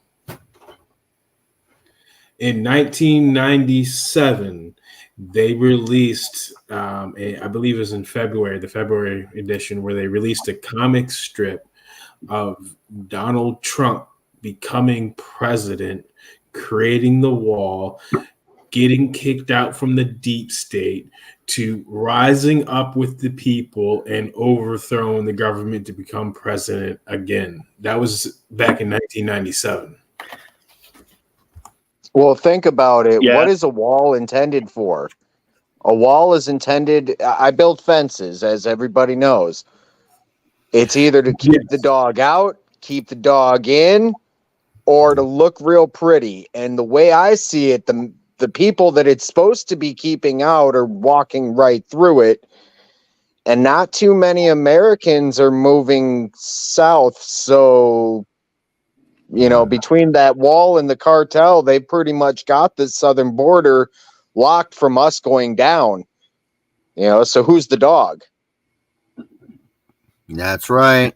Another thing that I believe is happening is that the wall is designed to keep us in, not to keep them out. Agreed. But I did send a link to the video that goes over the comic strip if you wanted to see it in the chat. Definitely. But remember what I said earlier. They have to tell you what they're going to do before they do it.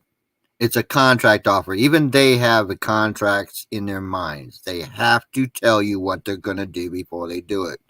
So again, they only get this system that they want if we build it for them. They do it through the propaganda. They do it through the endless storytelling, if you will. And when we sit here and convince that their narrative and, even let's take, for example, the World Economic Forum, okay? You can't get much more devious than a German guy with an accent acting like a dictator, okay? You can't get any more obvious than that, all right? But here's the thing, ladies and gentlemen, everything they're sitting there telling you that they're going to do, and so far they're trying to implement, what happens is all of the conservatives start running around in little circles saying, see, look, we told you about it. But even the conservatives are thinking about it, okay? Even they are. So we're helping to build them even through our actions of fighting against it. Stop giving them even the slightest emphasis, okay? Expose the criminality in the system. Expose it. And I do that. And I've had people tell me, listen, John, you're just too negative. I don't try to be. I try to tell people what's going on. And then I turn around and I also tell them, and this is what we need to do a lot more of, how to change the system. And more importantly, how to build a different one that doesn't have all the corruption.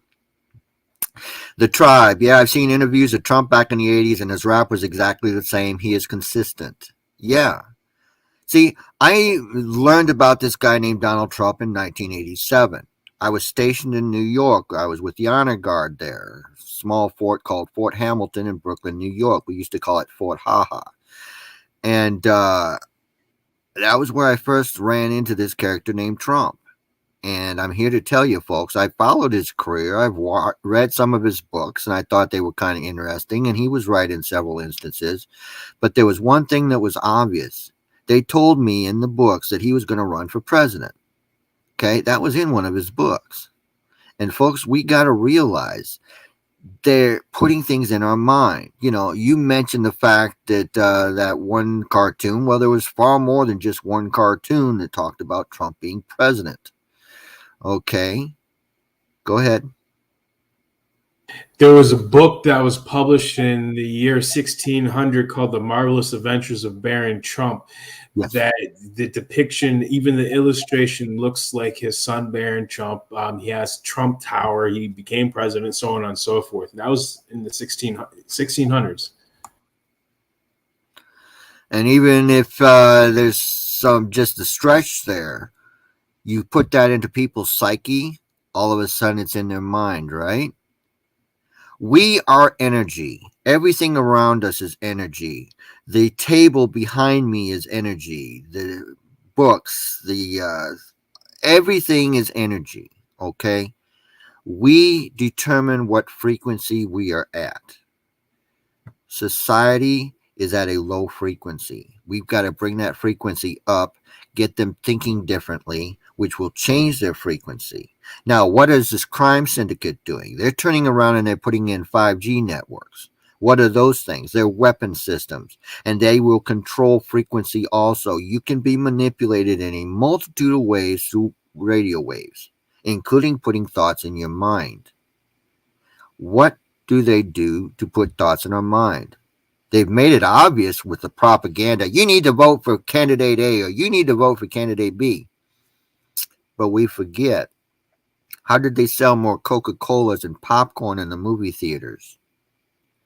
They put in just a split second of 1 or 2 frames of a Coke and a doggone thing of, I love eating my popcorn, and I'm here to tell you, it's enjoyable.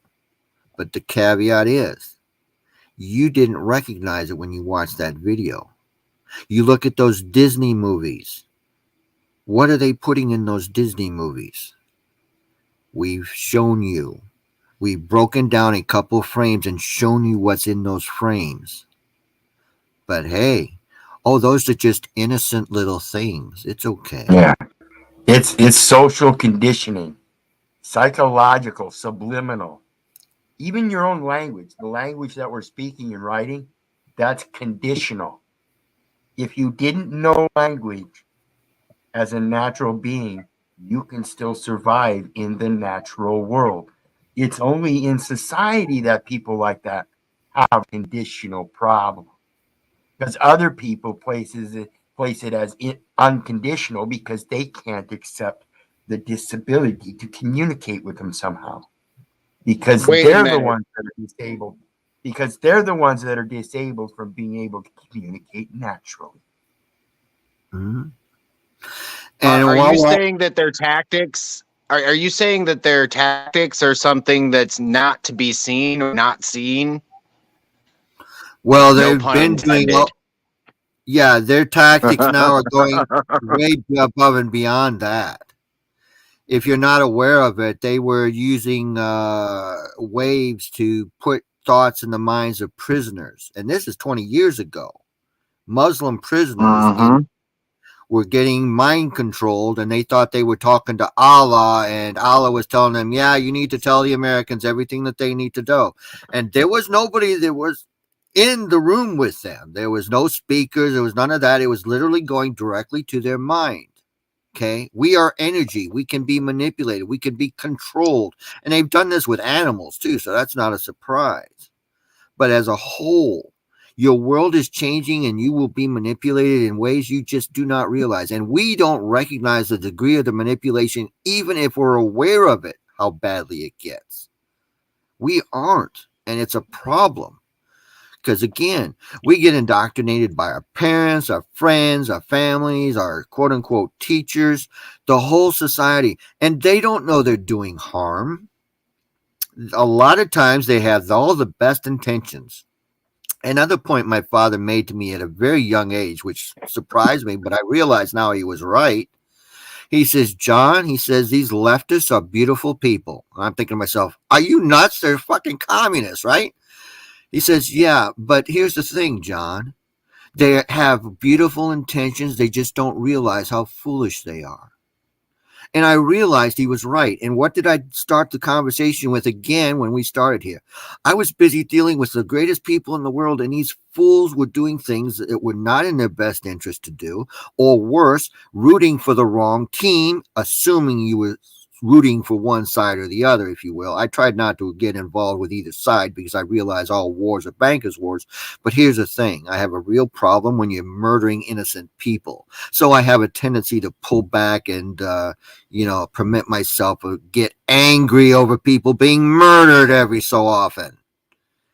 This is not about eliminating a few 400 terrorists, okay? That was the justification, aka a false flag to murder 1 million people and remove 1.5 million from there. That's the result, ladies and gentlemen. That's where they're gone. Not where they're going, that's where they've gone. You have to realize the big picture. And meanwhile, what is happening here in the States? Oh, it's about destroying the terrorists. What terrorists? The 400 guys that were definitely government agents, probably Israeli or United States soldiers. Why would you? I heard a long time ago a interview by a Israeli official when he was asked, well, what would they call like the secret police of Israel? And he said, well, I suppose that would be internal secret Israeli security, meaning with a short acronym, that would be ISIS. Mm-hmm. So, yeah, which is funded by the CIA, to my knowledge. And then in turn funded directly by the taxpayer or the merit energy. So therefore you yourself, by paying those taxes, it's blood money.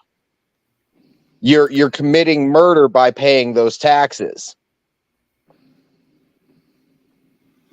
Go ahead, Arad. I want to throw something out and get your guys' opinion on this. I kind of came across, some stuff that basically was saying, we always say FBI, but anyway, in this case, they're saying CIA. We always go, it's the CIA, but the reality is it's the DOD, the Department of Defense, and they're saying it's the Department of the Defense that's doing all this shit, whether it's the chemical weapons, the wars. It's the Department of Defense that's really running the show. Now, who is that? Whatever, I don't know. Someone could comment, but it's not the CIA's like a scapegoat for us people that are programmed from the gatekeepers to go, it's this, when it's really, because if people knows the Department of Defense that's spying on you, that's imprisoning you, that's fucking running drugs and kids and fucking it's such a clown world. And it's the actual Defense Department. Mary, I haven't mentioned her name in a while, but that Kay Griggs that came out with that fucking 9-hour interview on YouTube explaining all the shit, like fucking, the U.S. allows Israeli fucking commandos to come here and kill people. And it's just all the shit. And she's just a loving Christian. She just wants the good for people. She worked at the UN. She has all married to anyway. So yeah, it's kind of fucked up. Well, yeah, and that's you're looking for the source there for America. That's the Pentagon, the Joint Chiefs of Staffs, and the Joint Staff, and those are the people that, if you remember, you go to the Pentagon, and that's where your national headquarters are for things like CIA, FBI, Interpol, and all that. So, it's all military. And like I said, that's the same with your public education system, the same with your hospitals. Every last bit of it is military, and that's your Pentagon. Well, I like to call the FBI the Federal Bureau of Intimidation. I like to call the CIA the Cocaine Importing Agency.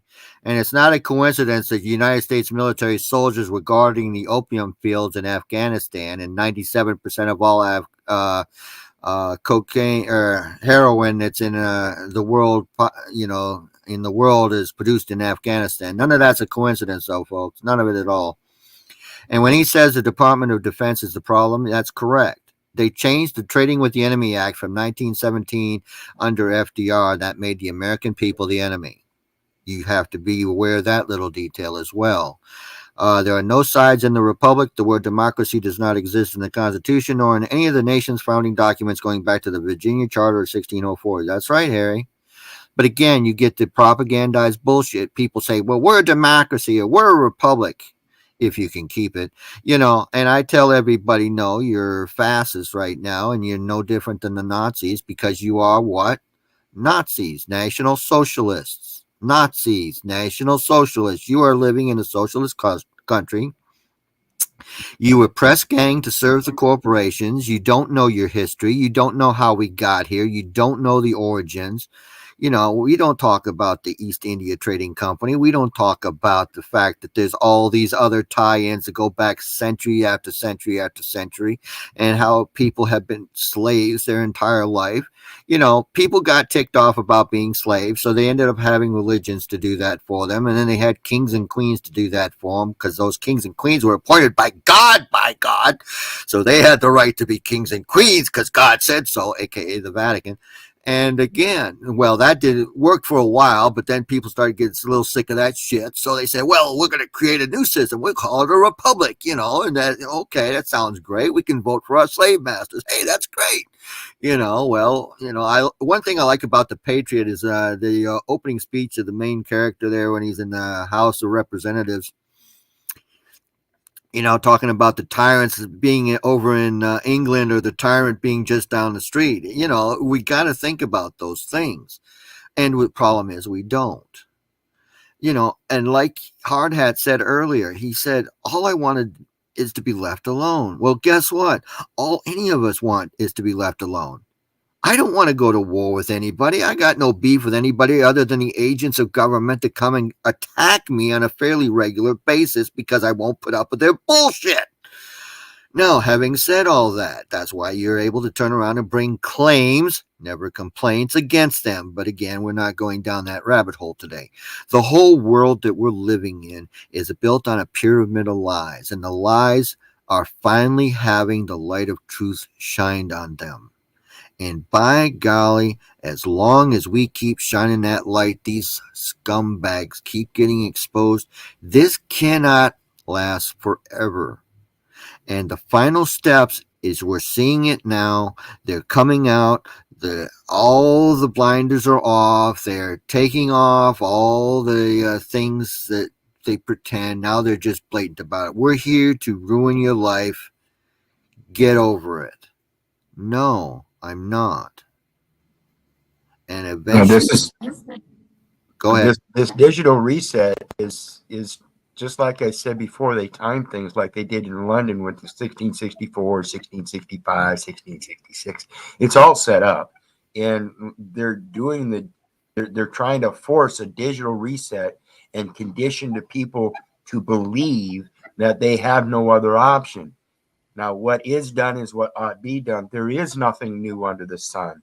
If I want to communicate with my brother in my own language, my own way, I don't need you as a third person, officious intermeddler. Yep. I'm here to tell you, folks, when I say they're perfecting the slave system through that, that's exactly what it does. You know, slavery was on its way out before the War of Northern Aggression, okay? People need to be aware of that little detail. It really was. There was a lot of pushback in the South. A lot of pushback in the South, because again, you knew these people, and you know they like to perpetrate that these slave owners were all beating their slaves, and they was just absolutely miserable. Well, guess what, folks? The only people that truly abused the slaves were the Yankee troops that went through, because most everybody was working together because everybody depended upon each other. Now, I'm not saying it's a perfect system; it's far from it. But on that same note, if you're at least taken care of, that's one of the criteria. If you're a slave owner, you had to take care of the slaves. Well, what's happened now? They're not taking care of the slave class. They will work you for 20, 30, or 40 years. Now they want to work you for 3 or 4 before you move on to another job. But again, the system no longer takes care of its own. It doesn't. You will get bankrupted quick if you go into their system regarding the quote-unquote health care, which is a big joke. You know why there were 2 million less deaths in 2020, the year of the pandemic? Why were there 2 million less deaths when it was the quote-unquote height of all of our horrid fears? Simple. Nobody was going to the doctor's office. Why? Because they were in fear or they couldn't get into the hospitals or whatever. What happened? They weren't getting the medications that were killing that do kill, prior to the injections, millions of people a year. Now you're getting double and triple those numbers. You've got insurance companies out there saying, why do we have an increase of 500% in deaths in this age group, which is not supposed to have these kinds of deaths? That's the equivalent of a war, ladies and gentlemen. Yeah, you had the war declared on you. So when I sit here and I tell you, folks, I know you don't want a war. I don't want a war. But you're in one, whether you want it or not. And I'm sorry, but you need to wake up to the fact that they are trying to kill you. It really does need to get through that thick skull of yours. Pay attention to what they're doing. Got the garbage in the air, the garbage in the water, the criminals on the street with costumes, badges, and guns acting as terrorists. And remember, the word terrorism, its origins actually come from government. Government is the origin of terrorism. Government is. So they turn around and make us quote-unquote domestic terrorists. Well, how do you get a quote-unquote domestic terrorist? You piss him off, right? You kill his friends, you kill his families. One of my friends pissed off his dad a lot of years ago when they were at the dinner table because he says, Dad, the Americans of the Revolutionary War were the domestic terrorists. And of course, this has really upset him a lot. The dad did. Or his dad got upset over it. And, you know, we don't think about that. But what were they doing? They were going out in the middle of the day or the middle of the night and shooting the guys in the army uniforms or in the police uniforms, which was basically the same thing. And, you know, growing some plant material that we're not allowed to utilize anymore under their system. And again, why is that? Because it was in every doctor's bag back in the 1800s. But again, we don't want to talk about any of that. You know, and I don't use the plant, never have. But I'm here to tell you, it's got a lot of utility, including health reasons. So have you ever done any research on the Tecumseh Wars? The who wars? Tecumseh?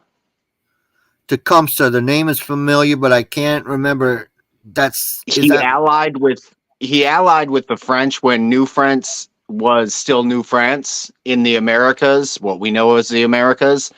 And basically the French, it's the setup to the Revolutionary War is what Tecumseh is. Like, Tecumseh is an Indian, right? Native American? Yes. Okay, yeah, yep. Okay. That and I know a little bit, but you please enlighten me more. Well, I don't know a lot about it because there's not a lot in history, but effectively if Tecumseh would have won, the country would have been split in two with a indigenous population, which then in turn became the slave class. Because why would you bring in new slaves when you already had existing slaves right here? And if you look at Manifest Destiny, I know the good brother next to me is very aware of this history. If you look at Columbus's original document, to conquer Mount Zion, and the people Prester John. John can be translated to King David. So it all back into history, like way back. Okay, let me interject a couple different points since we're talking about Native Americans. First of all, yes, you had the Native Americans. A lot of them tried to stay out of the European wars that were being fought on American soil, but eventually they had to choose sides. So you had the French and Indian War, and you had other ones as well, as long as local skirmishes where the Europeans showed up and started mistreating the Native American population. But here's what most people don't realize. Okay, these Indian tribes contracted, quote unquote, usually under threat and duress, I would like to add, and gave away their property. Now, it was put into trust, and they were supposed to be paid as well. But these Indian tribes got shafted by the white man. This is why I don't contract with United States Inc., because they've never, not a single time, ever honored a contract. Second, what is a mulatto? It is a mixed race individual, including a lot of Indians were mulattoes. Now, having said all that, there was no such thing as a United States citizen prior to the War of Northern Aggression. There was no such thing. It was a brand new class. The original 13th Amendment title of Nobilities Act was done away with. Things like, governor, that would be a title of nobility. President would be a title of nobility. Doctor, attorneys, all those things are titles. Okay. When they call you Mr., what is Mr.? That's title for a slave, which is again why I do not permit them to call me Mr. Lacrone in any kangaroo court. They are to refer to me solely as John or the claimant. Okay, there's reasons for that. Now, having said all that, the whole thing is these Indian tribes got shafted. The gold that was put into trust for them was stolen by either bankers or government agents. It didn't matter who, because both groups pillaged the Indian tribes' money. All right, that's what happened. So when we also don't know where these things we call states came from. And people better learn their history, because if you don't know your history, you don't even know what did they start out as. They started out as this thing called colonies, right? What is a colony? It's a corporate enterprise chartered by who? Oh, that would be the King of England. Wake up, people. Now, you had the quote-unquote revolution, and again, you've already heard my opinion that war was lost by the quote-unquote patriots, but that's beside the point. So what happened after the revolution?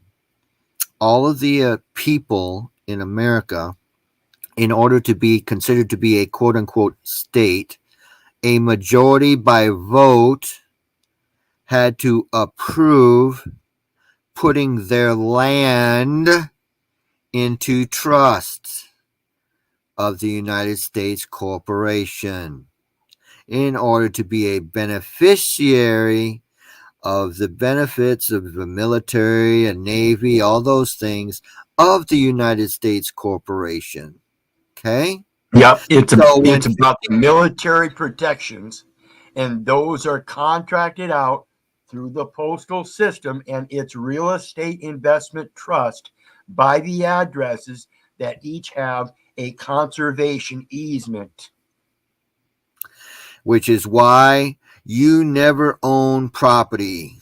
Okay? They're selling you corporate citizenship in the city of, county of, rental agreement, which is why you pay property taxes every year. Okay? That's the nature of the beast. They have press ganged you to serve all of their corporations, the city, the county, the state, the feds. You have been press ganged to serve them as a slave. They are stealing your life force energy. And your forefathers made the choice to put all this land into trust for the benefit, because they thought their family in the future would benefit from it. Now, it did work for a while.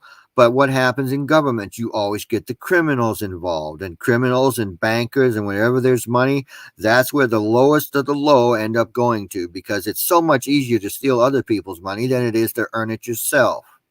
Okay? It really is. Take it from a guy who spent his entire life earning without taking. And it ain't pleasant when you're sitting there trying to raise a very large family only to turn around and have your inheritance stolen from you with criminals with black robes and bar cards. Okay? It pisses you off. Native Americans were huge slave owners. Hint, hint. He's not wrong. The first slave owner in the USA was a black man. Again, he's not wrong. That was a real court case. Learn about it. He was issued a court order allowing him slaves. That the legal society for slavery is never lawful. No. Now, I'm going to let me argue with you for a minute, Harry. Slavery is lawful. I have zero problems with people being a slave. I have no problems with it. As long as A, they know they are a slave, B, they consent to the slavery, and C, they don't try to shove their slavery down my throat. I don't care if other people are slaves if they want to be. You can be a good little slave and be very well taken care of. A lot of Southern slaves during the quote-unquote years prior to the War of Northern Aggression were very well taken care of. They were actually friends and family members. They raised the young people in that family. You realize the responsibility there? You think that was just given to anybody? Oh, come on now. They weren't called house slaves for nothing. We have to think outside the box. The Go ahead. movie Roots is very indicative of that very the very concept. And then when the main character is introduced to the field hands, he's talking about how he's African, and she's like, no, I'm not African, I'm Native American, my people are from here. It's very interesting when you start looking at that history and who the Swarty people were, not just the European Swarty people, but the American Swarty people, such as the Seminole Indians. Very interesting, because they did not look like what we know as Indians today at all. And that's a whole nother conversation to get down one of these days. Yeah, But it's all been set up. I think through my research, I've seen a very great variance of distinct different looks of tribes across the nation. Cherokee certainly being different than Blackfoot, Iroquois certainly being different from the Tecumsehs, all kinds of stuff. They're a vastly different looking natives. I think they came culturally from a lot of different places, or they were somehow ecologically sheltered from others. I don't see that being tribal and migratory. So, I don't know. Well, just remember, the more accurate maps that we have are the older maps. Right. And that's one of the things I'm getting at. I think America's by standard is probably one of the oldest gathering places on the planet. America is the oldest. The Americas, North and South, are the oldest continent in the world that we are aware of. And that is due to the fact of the geological age of the rock, say in Western Pennsylvania, to the fossils that are found in South America of the proto-horse, the American lion, the elephant, the camel. All of these things are from the Americas first and foremost, and then migrated from here outward. Hey, Nubs, how It much? wasn't me. Huh? I don't answer questions, and it wasn't me. Yeah, I was just wondering, what do you think about a lot of this? From what I've learned, I mean, a lot of the our history and facts and dates and stuff are, some of it's made up and whatever. That The Scalagarian dialect. A lot of these things that we're going, okay, well, because of these fossils that they found and this, like, how much do you know? Like how much is it just fucking bullshit? So now you're kind of basing, the truth that we're trying to find, but it's muddled in bullshit from these facts. The older books give you more of the facts. Well, just think, guys, though. Think about this. As it comes to that timeline, can you really go back, and has it ever really been proven to be able to go back in time far enough to find out when the beginnings were? And we already know we can't go far enough in the future to figure out when it's going to end. So where at on this supposed timeline that has a beginning but will never end, or is presumed that will end in some other minds, where along this timeline are we? How long is that timeline? It's just so ambiguous. For me, I see it as time is the fraud. I would agree with you inherently. Time is what we are experiencing right now. Is, in my understanding of it, is the vortex center, where the vortex goes from being the smallest point to breaking out of the biggest point. That is the essence of time, because energy flows in and then it is recycled back up through, and everything in this world ultimately runs in a vortex. The Fibonacci sequence is a very great example of that. And so time itself, and even an hourglass, is shaped in two parabolic cones, and it keeps time contained.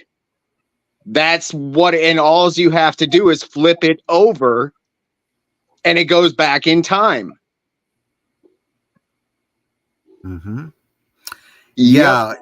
When I sit there and I talk about life force energy, that's what I mean. See, when we think of time from the perspective of most people, we put it on a timeline. Well, I was born in this year and it's now I'm this year old and all that. I don't like doing it. I like looking at it life force energy.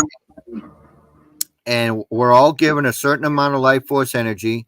We all come from source and we all return to source.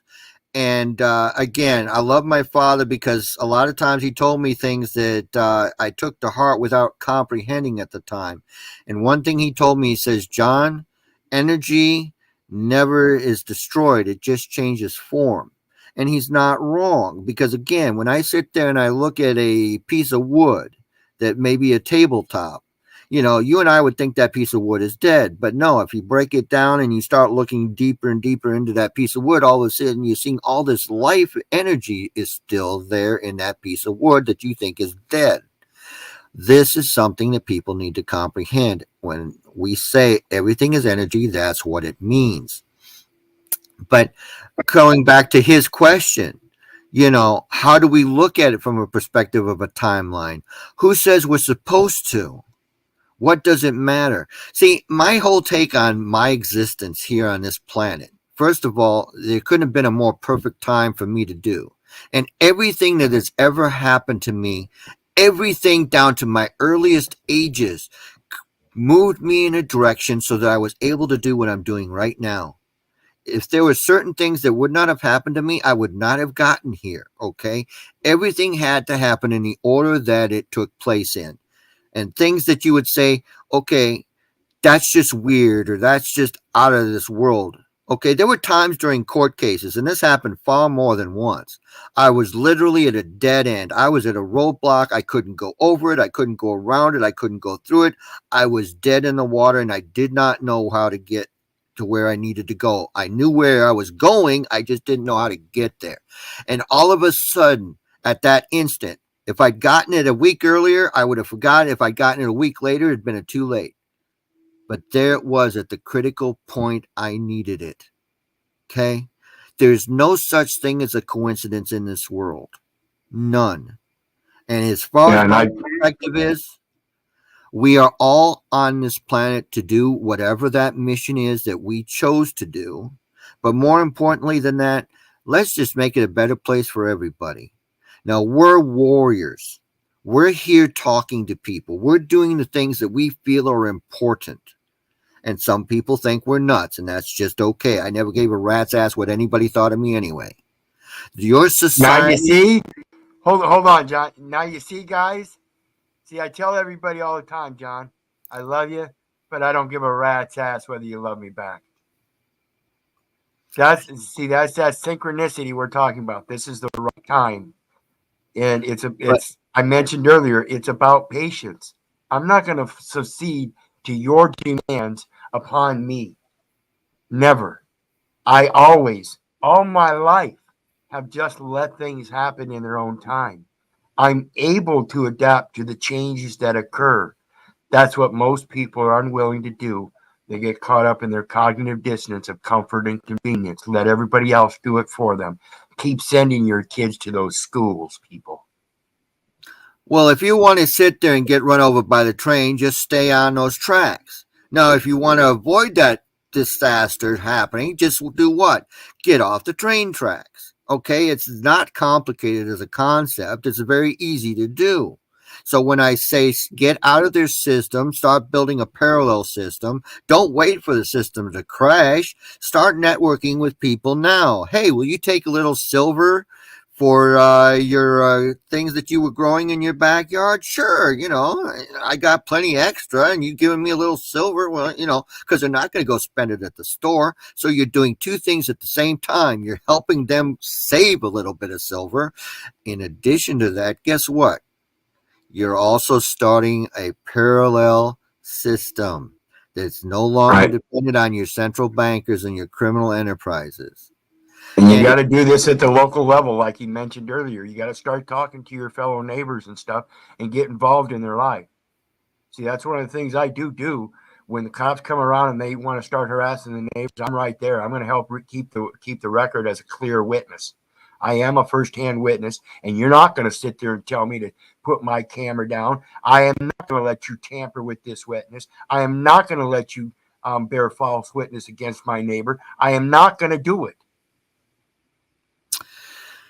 You know, the one point, if I'm going to get anything out tonight that takes precedence over everything else that we've discussed, it's that the love energy, the universe is built on love energy. Okay. All good things come from love energy. Whether we're talking life, whether we're talking the creation of new life, love energy is everything. And the system hates the love energy. This is why the families were targeted first. Before they went after anything else, they targeted men and families, because we are the core of the family unit. We are the core of the system, and we are the ones that are capable of real love. Women are not capable of real love, near as I can tell, because they can change attitude anytime. And it's never been more obvious than now. Okay. And the species has perpetuated itself this way for centuries, and that's okay. You don't get over it and get excited about it anymore. I heard it said once that you can either comprehend women's nature or you can love them, but you can't do both. Well, I hate to put it this way, but there's a lot of truth in those words, okay? But you can still love them, okay? But you have to realize they do not love you the way you love them if you're a man, all right? So again, that's a kind of a tangent, but going back to the love energy thing, we are to be that love energy. We are to be the light for all these people. We are the ones that are trying to help people to learn, to study, to move forward. But as long as they keep us in this negative energy, as long as they keep pushing this criminal system and all the propaganda and the feminazi movement, the whole world as we see it is under our control, being manipulated by them, which means they control us. And when they control us, they control the world. And that's exactly how they played the game. If we get out of their negative energy, get back into the love energy, get back into the do no harm thinking mentality, we can change everything. But the problem is, as long as we're not willing to open up not just our minds, but our hearts as well, we're going to continue in this shit show. Because let's get real. I guarantee you. Go ahead. Real quick here. And I guarantee you, the more you open your mind to the learning, I guarantee you're going to fill it with the knowledge that's going to help get rid of the fear. That's going to allow you to open that heart to fill it with the right, just and viable things that make sure that you're going to be profitable, prosperous, abundant, all that kind of stuff. Mm-hmm. The only way to do it. And on the subject matter of prosperous, let's talk about that. And you're looking at a guy that's had a lot of good things in his life. I've been spoiled, and I'm not even going to deny it. Okay? Stuff will never make you happy, folks. I'm telling you. If you're loved, you're living it. And again, I'm well loved. I got plenty of rugrats, so I'm not unhappy in any shape, form. And I got people, friends, family, neighbors. All these people care about me, and I, of course, reciprocate, and there's love involved. Okay? And love comes in a lot of different varieties, all right? We're not just talking sexual love or love between a man and a woman. We're not talking about bonding with regards to parent-child relationship. And again, remember, parent and child are legal terms as well, and the word child is legalese for ward of the state, hint, hint. So I call them my biological property, but that's beside the point. Yeah. You know, the whole thing is, all I can tell you is this. Your world is what you make of it. Even if everybody around you is in a zombie apocalypse, which they really are, that you don't have to participate. Just because they're unhappy and miserable doesn't mean that you have to. Now, you can let their negative energy rub off on you, or you can simply say to yourself, listen, I've tried to bring up their energy levels. I tried to get them to think differently. It's not my fault because they refuse to leave the place that they're at. They like their misery. And I'm sad. The sad truth is, ladies and gentlemen, people do sometimes love and live in the misery. Hey, I enjoy being unhappy all 24/7. You know, you look at your average woman in her 50s with all of her cats who's absolutely miserable. Okay, you can't make this stuff up, you know, especially if she's childless, because at that point, there's literally nobody that gives a damn about her. Literally. And it's a sad state of affairs. And what happened?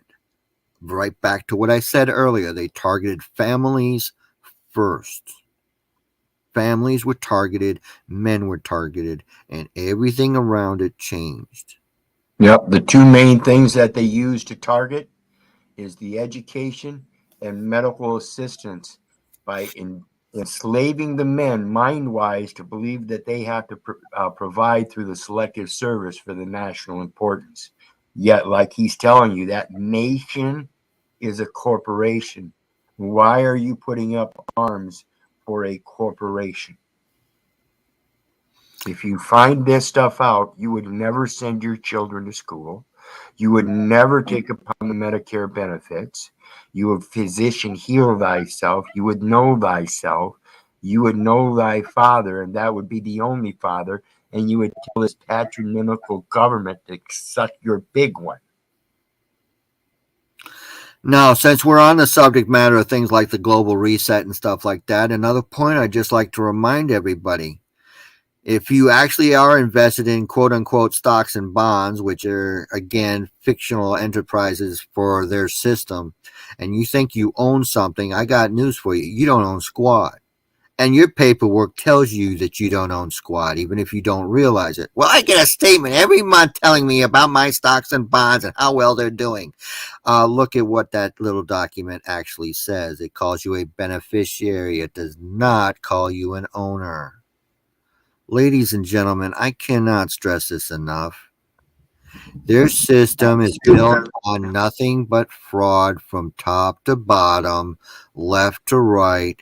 The only way to avoid getting run over by the freight train of this global reset is to get off the tracks, recognize that when they shut the system down, they will own you if you are not prepared for it. Now, one other little detail that I'd like to just subtly remind everybody, since we brought up the Department of Defense today, this is a very important. Who created the internet? Oh, that would be the Department of Defense. Who can shut down the internet? That would be the Department of Defense. Where is your crypto at, ladies and gentlemen? And the word crypto means death. Where's your debt currency at, ladies and gentlemen? Oh, it's on that internet thing. Oh, shocking. I don't have any crypto anymore. Death. You can't make this shit up, ladies and gentlemen. Now, I hope y'all got in at $1 for Bitcoin. And yes, I was given that opportunity. I actually researched Bitcoin when it was $1, and I knew it was going somewhere when somebody used a lot of Bitcoin to buy a house. I knew it was going somewhere. Do you know what I chose to do? Well, I wasn't going to enslave my computer to their system in order to mine Bitcoin. I can tell you that, because that'd be a waste of money. Well, it was $60,000 in fiat currency last year. Okay, don't care. I was buying silver. I was buying things with tangible value, so that when they pull the plug, not if, when they pull the plug, I still have something. What are your wake up? Go ahead. What are your thoughts on, like, obviously to have something makes sense. Silver makes sense. Like, no shit. Like, I get that. What are your thoughts on tangible assets like knowledge? Knowledge is everything. Knowledge takes precedence over everything. I can walk here. I'm going to give you a perfect example to answer your question. A perfect example. Can I throw in quick? Knowledge is a trade, though, too. Like having a trade, right? Having a skill, having something to offer. That's exactly what I'm talking about. Specifically a trade, because that is my main source. I can build walls. I can build structures. I can fix structures. And you can feed me for a week. Like. No, knowledge, skills, and abilities are everything. Okay. And you can be down to nothing other than the clothes on your back. And the point I was about to make is this. Okay. You've heard me say I'm a coin dealer. I'm actually an all around antique dealer, but my emphasis is coins. Okay. Right now. Prior to that, it was flatware, sterling silver specifically. But like again, my eBay user ID is 925 dealer, not a coincidence.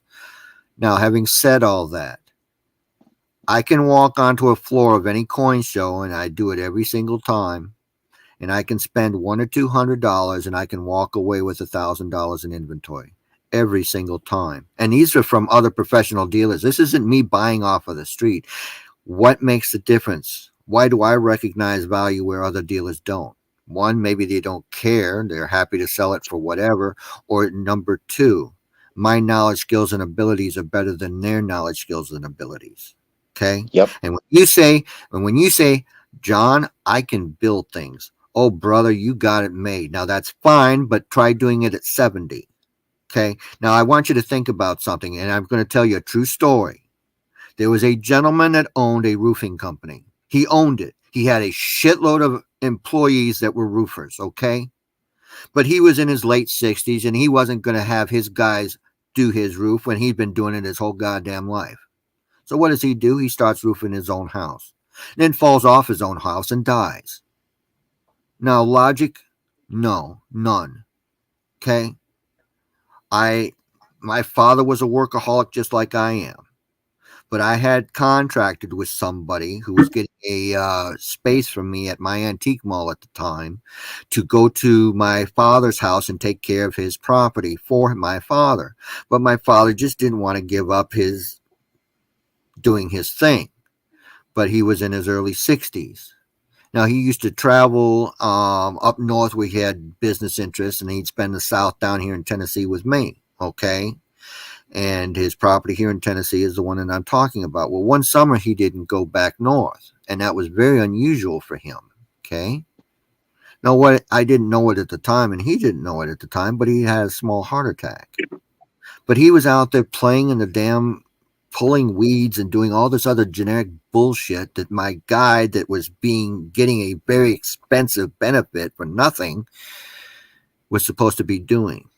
And he ended up having a major heart attack later and the next year. And when the doctor looked at him, he says, "Oh, I see you've had a heart attack already before. When was it?" And my dad looked at him and says, "I don't know." I do. When I watched my dad change from the motivated man that he had been to the man who is now not as quick thinking.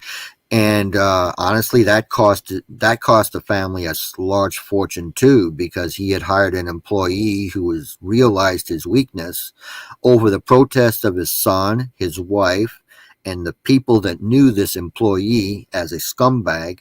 And that son of a bitch stole $1 million in assets from my father. Okay. And I warned my dad. The red flags were all over this guy at the beginning. At the beginning, I warned my dad, and he was warned even before, but the guy would have not have survived. But my dad released this vulture onto the little town that he loved, and he was a vulture. And my dad had hired him over the summer because he didn't have anything and needed some work. And when my dad asked him what he used to do, he says, "Well, I used to be a tow truck driver." And he says, "Oh, okay, well, I'm going to start a towing company and put you in charge." Oops. That guy figured out a way to embezzle $1 million from my father, which he, of course, did. And it ended up costing the family another $1 million. All right. But again, I can't change my dad's choices. But the whole problem is, as a society, we get more and more people thinking that they're entitled to other people's assets and other people's work ethic and wealth. Okay. Now, we all have knowledge, skills, and abilities. I've done some carpentry work. I have helped other people do carpentry work, but do not sit there and put plans in my hand and say, "Go build a house." Trust me, you don't want me to. But on the flip side, I have built rock walls. Okay. And I have done some landscaping, and it was a very educational thing. And the reason I did it was because it's a friend of mine's business. And the funny thing was, I was doing it to get one, grounding. Yes, ladies and gentlemen, it's a real thing. It's good for your energy. And two, to kind of learn about plants and that kind of thing. Because, you know, I love putting things into the ground. Always have enjoyed that. Why? Because you sit there and get to see something, the seed turn into a plant, turn into groceries or otherwise. But the other part of it is this. You know, after the 2020 pandemic hit, what was the very first thing I did in March and April? I sat down and I was a voracious watcher on YouTube. How to raise cattle, how to raise chickens, all those areas that I was weak in and I knew I was weak in, those were things I was targeting. Some cool plants there, Nubs. What are they? The whole world, though, experiences either life or death. And you sit there and you look at plants. There was some testing that's been done, and you can repeat the test if you want to. It doesn't serve a purpose. But plants were exposed to two different things at different times. The environment was the same, the water, everything was exactly the same. The only thing different was one was exposed to hateful language, you know, bad plant, evil plant, you know, constant barrage of that bullshit. And plants that, oh, what a beautiful plant. What a lovely plant. You are such a beautiful, lovely growing plant. I so love seeing. And the one plant that was being promoted as being the greatest thing on the planet was just getting so big and so strong. And guess what happened to the other plant? You already know, it died. Okay? We're no different than plants. We're not. And they have managed to condition a society to stay in a perpetual state of misery. And you want to know how to get out of misery? First of all, stop hanging around miserable people. Recognize that sometimes you simply cannot save them no matter how hard you try. You can't love somebody enough to get them out of their miserable cycle. Trust me, I've tried multiple times with multiple people. They want to be in their misery. Okay, I can't save you anymore. You've got to realize, folks, people will either get out of misery themselves or they won't. They will either save themselves or they won't. We can't save people that simply won't try to be saved. And again, going back to what I've been talked about a couple different times here, I had to recognize that I couldn't change some people and there was nothing I could do. And I had to learn to accept that. And it's a bitter pill to swallow. It's a bitter pill to swallow. But it's not my fault. I tried. I did my part. I told them what they needed to know. And life goes on. And sometimes without them. And I'm sorry they're gone. I really am. But the truth is, they did it because they were indoctrinated and they believe they're corporate owners. Yeah, and that's why you can say that it's not really your fault. But again, I have to admit it's my fault because it came until I was about 50 years old. I should have known long before that. I knew long before something was wrong. I just didn't have the motivation to look into it. I got to go make some money and be a good boy. I, too, was a big-ass slave. I, too, was a fucking fool for many years. But again, there comes a time where you have to realize you're the bitch-ass slave. You're the fucking fool. Something's wrong, and it's you. Trauma-based mind control, I watched in real time. Okay, I watched it happen in real time. Because the guy I was working with, I still work with him on a regular basis. I was doing a lot of his internet selling for him at his house. And long story short, his significant other was infatuated in February and March. And I watched how she changed in that time frame to such a degree. At one point, she finally decided that, oh, nobody was coming in the house, including me. And boy, she was very unhappy when I wouldn't get the injection. And she, of course, mandated that her significant other didn't get one, didn't get two, didn't even get three. He got 4, ladies and gentlemen. I'm amazed, honestly, he's still alive. He's a big guy, and I'm thankful for it. But, you know, and it's actually a little risky because there is definitely evidence that there's shedding that takes place. But again, good friend of mine. I can't just up and abandon his ass, But the whole thing is trauma-based mind control is so real, but to sit there and actually watch it in real time of what had happened and see somebody transition into that perpetual state of constant fear was a very fascinating thing, because I've studied people my whole life. Okay. One of the reasons I know so much is because I read a lot.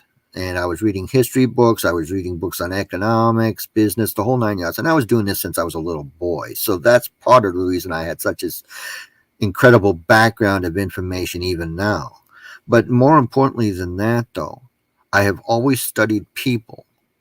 And when you sit there and you think about all these experiences that each one of us goes through, we all have our traumas, we all have our unique experience, good and bad, which help shape who we are. And it really does. And you can either let it perpetually change you, you can let it go over you like water on a duck's back, and it's all how you react to it. And one of the points I always make, folks, it's okay to have the emotional response, but don't make a decision based on an emotional response. Let the emotional part be over with, even if you're still angry or sad or whatever. Take the emotion out of it. Turn around, critical thinking, logic, reason. Only using those things do you make decisions that you actually act upon. And you see everybody who made the wrong decision over and over again. It's always emotion based. Why does the criminal cabal use emotion? Oh, they murdered all these civilians, so now we have to destroy an entire district of millions of people and all of their properties. And, no, that's an emotional response. They already had it planned. It was already designed to trigger you so that you would sit there and follow their narrative. They just needed the excuse. And hiring 400 mercenaries to go in there and kill a few civilians and kidnap a few more, and it's okay. Now we have a justification to mass genocide an entire population. And part of the precondition is that the scriptures say something like this is going to happen. So even if you don't know the end, it's been projected, and now people are going to correlate this as the end. Get over it. Listen, folks, I'm here to tell you, I don't care if you believe the book or not, okay? What I will tell you is this: how convenient it is. Oh, it's the end time, so it's all on God. No, ladies and gentlemen, no. Okay. I heard it said once before, pray like it all depends on God and work like it all depends on you, and you'll see amazing thing happens. And both of those actually are true, because I do believe that there's an energy in this universe, and I believe that we're all tied into it because we're part of that energy. We are part of it. But the whole thing is, when we sit there and we shut out that life force energy from its source and transition into this darker energy, near as I can tell from all the negative ions floating around us, again, because of the indoctrination, the misery, the self-induced bullshit, the trauma-based mind control, the weather warfare, you pick your poison. You got 1,000 to choose from. This is a multi-pronged war. And the way I like to put it is, this is a spiritual war being fought on a physical plane. But if you're absolutely convinced that your savior is just around the corner and all you're going to do is sit back and twiddle your thumbs, guess what? You just made it so much easier for them to come in and kill you. Okay? And I'm sorry, I'm just not the type that's going to sit back in there and let them do that. Those fuckers, I'm going to take a few of them with me. Your world is what you make of it. Okay?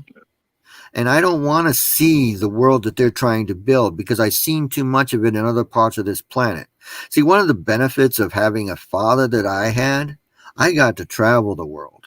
And then where my father and his business enterprises didn't take him, I took a lot of other locations, was employee of the United States Corporation Army. Okay, and Army, Navy, Marines, those are all corporations that trade on Wall Street, just in case you didn't know those details, ladies and gentlemen. I just thought I'd remind you.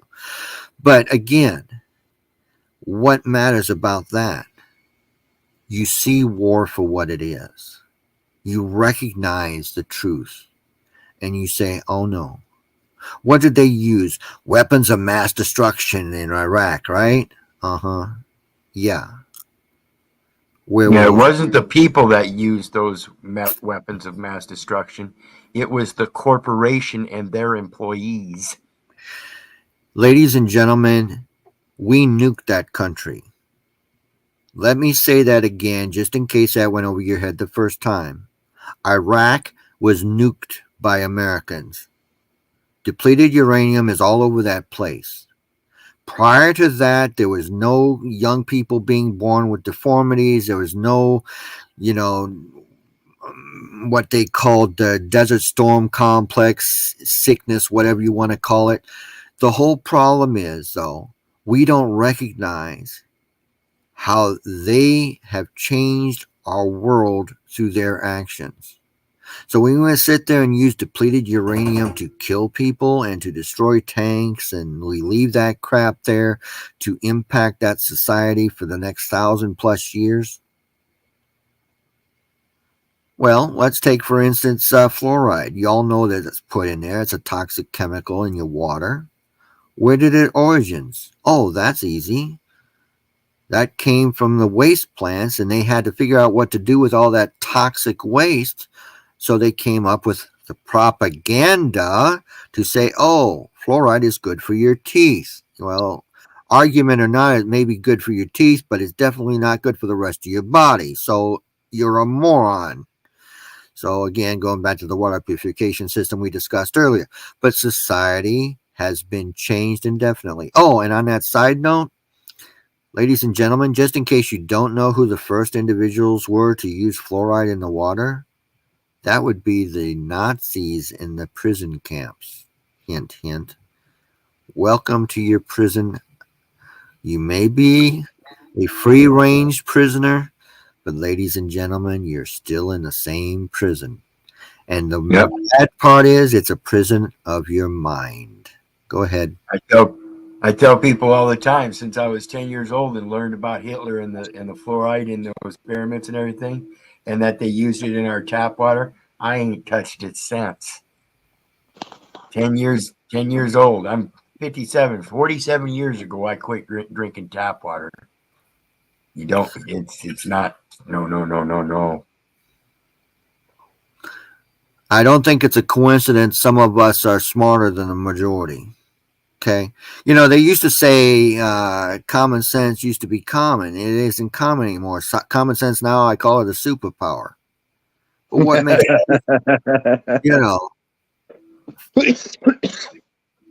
if you're sitting there drinking the fluoride, we call it the Kool-Aid, but same difference. If you're sitting there swallowing the propaganda, eating unhealthy, doing all those other nasty things, the whole world as you see it is very different from the reality. And this is, again, all by design. They have us nailed. They know exactly what to do, how to do it, where to do it. They know what buttons to push. And ladies and gentlemen, I tell people if I'm not on 20 government watch lists, I'm failing miserably. And I mean, I say that all the time. Now, when it comes to this AI, guys, it's just like the census. The census comes in every 10 years and you report. This year, it's doing the same thing. You're giving them data elements that are going to give them statistical requirements that they need to be able to project and program you to their benefit and use. It's that cycle that they're using against you. It's a condition. So just remember, every time you're involved in something, they're going to try to use that to condition you for their benefit at all times. Like he said earlier, it's the military, Department of Defense that regulates these devices and the internet and all that. It's for their benefit. They didn't create it just because they wanted to be a trustee or take regulation of it. Just because they wanted to be a trustee, they want the entry and control. And you think about how much control this thing called the internet has now. It is the most powerful tool I have ever seen. Now, I use it as a tool to educate, and I use it as a tool to generate revenue. And both of those are powerful tools, but how much of it is wasted? For people that don't know, Facebook, I like to call it Fedbook, that was a DARPA creation. And when the DARPA project was finished, Facebook went live the same day. There's a coincidence, right? Again, military industrial complex, Department of Defense, you name it, it's all there. Even if you stayed offline off of social media and stuff like that, the end result is still the same. Your information gets put online when people talk about you, your friends, your neighbors, I stayed off social media for 15 plus years, I think. I didn't come on Facebook until 2016. And the whole reason I did was because I knew it was a government data. I knew it was about culling information from me. But I ended up doing it because I needed a centralized location to start putting some of my facts and evidence together, and honestly, to collect my thoughts and to keep people that were paying attention to me, let them know what I was doing. But never in my wildest dreams did I realize the absolute power of networking. See, I would not have met Keith over here if it wasn't. Keith, you've got to be one of my oldest friends on Facebook, for real. And Yeah, I think it's been 7 years at least. yeah, that's what I'm saying. I didn't get on till 2016. You really are. About the same time, I think. Yeah, and man, the work that you and I have done through those years, and obviously these other gentlemen too, I'm sure they're in the background doing the same thing. It is just making such a difference to so many people and so many lives.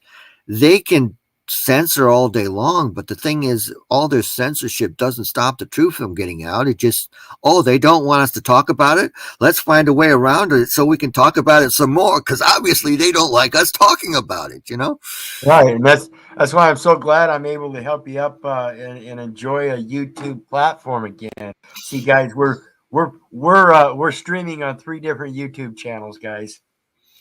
I've got 18 channels, and right now we're streaming on 3 of them.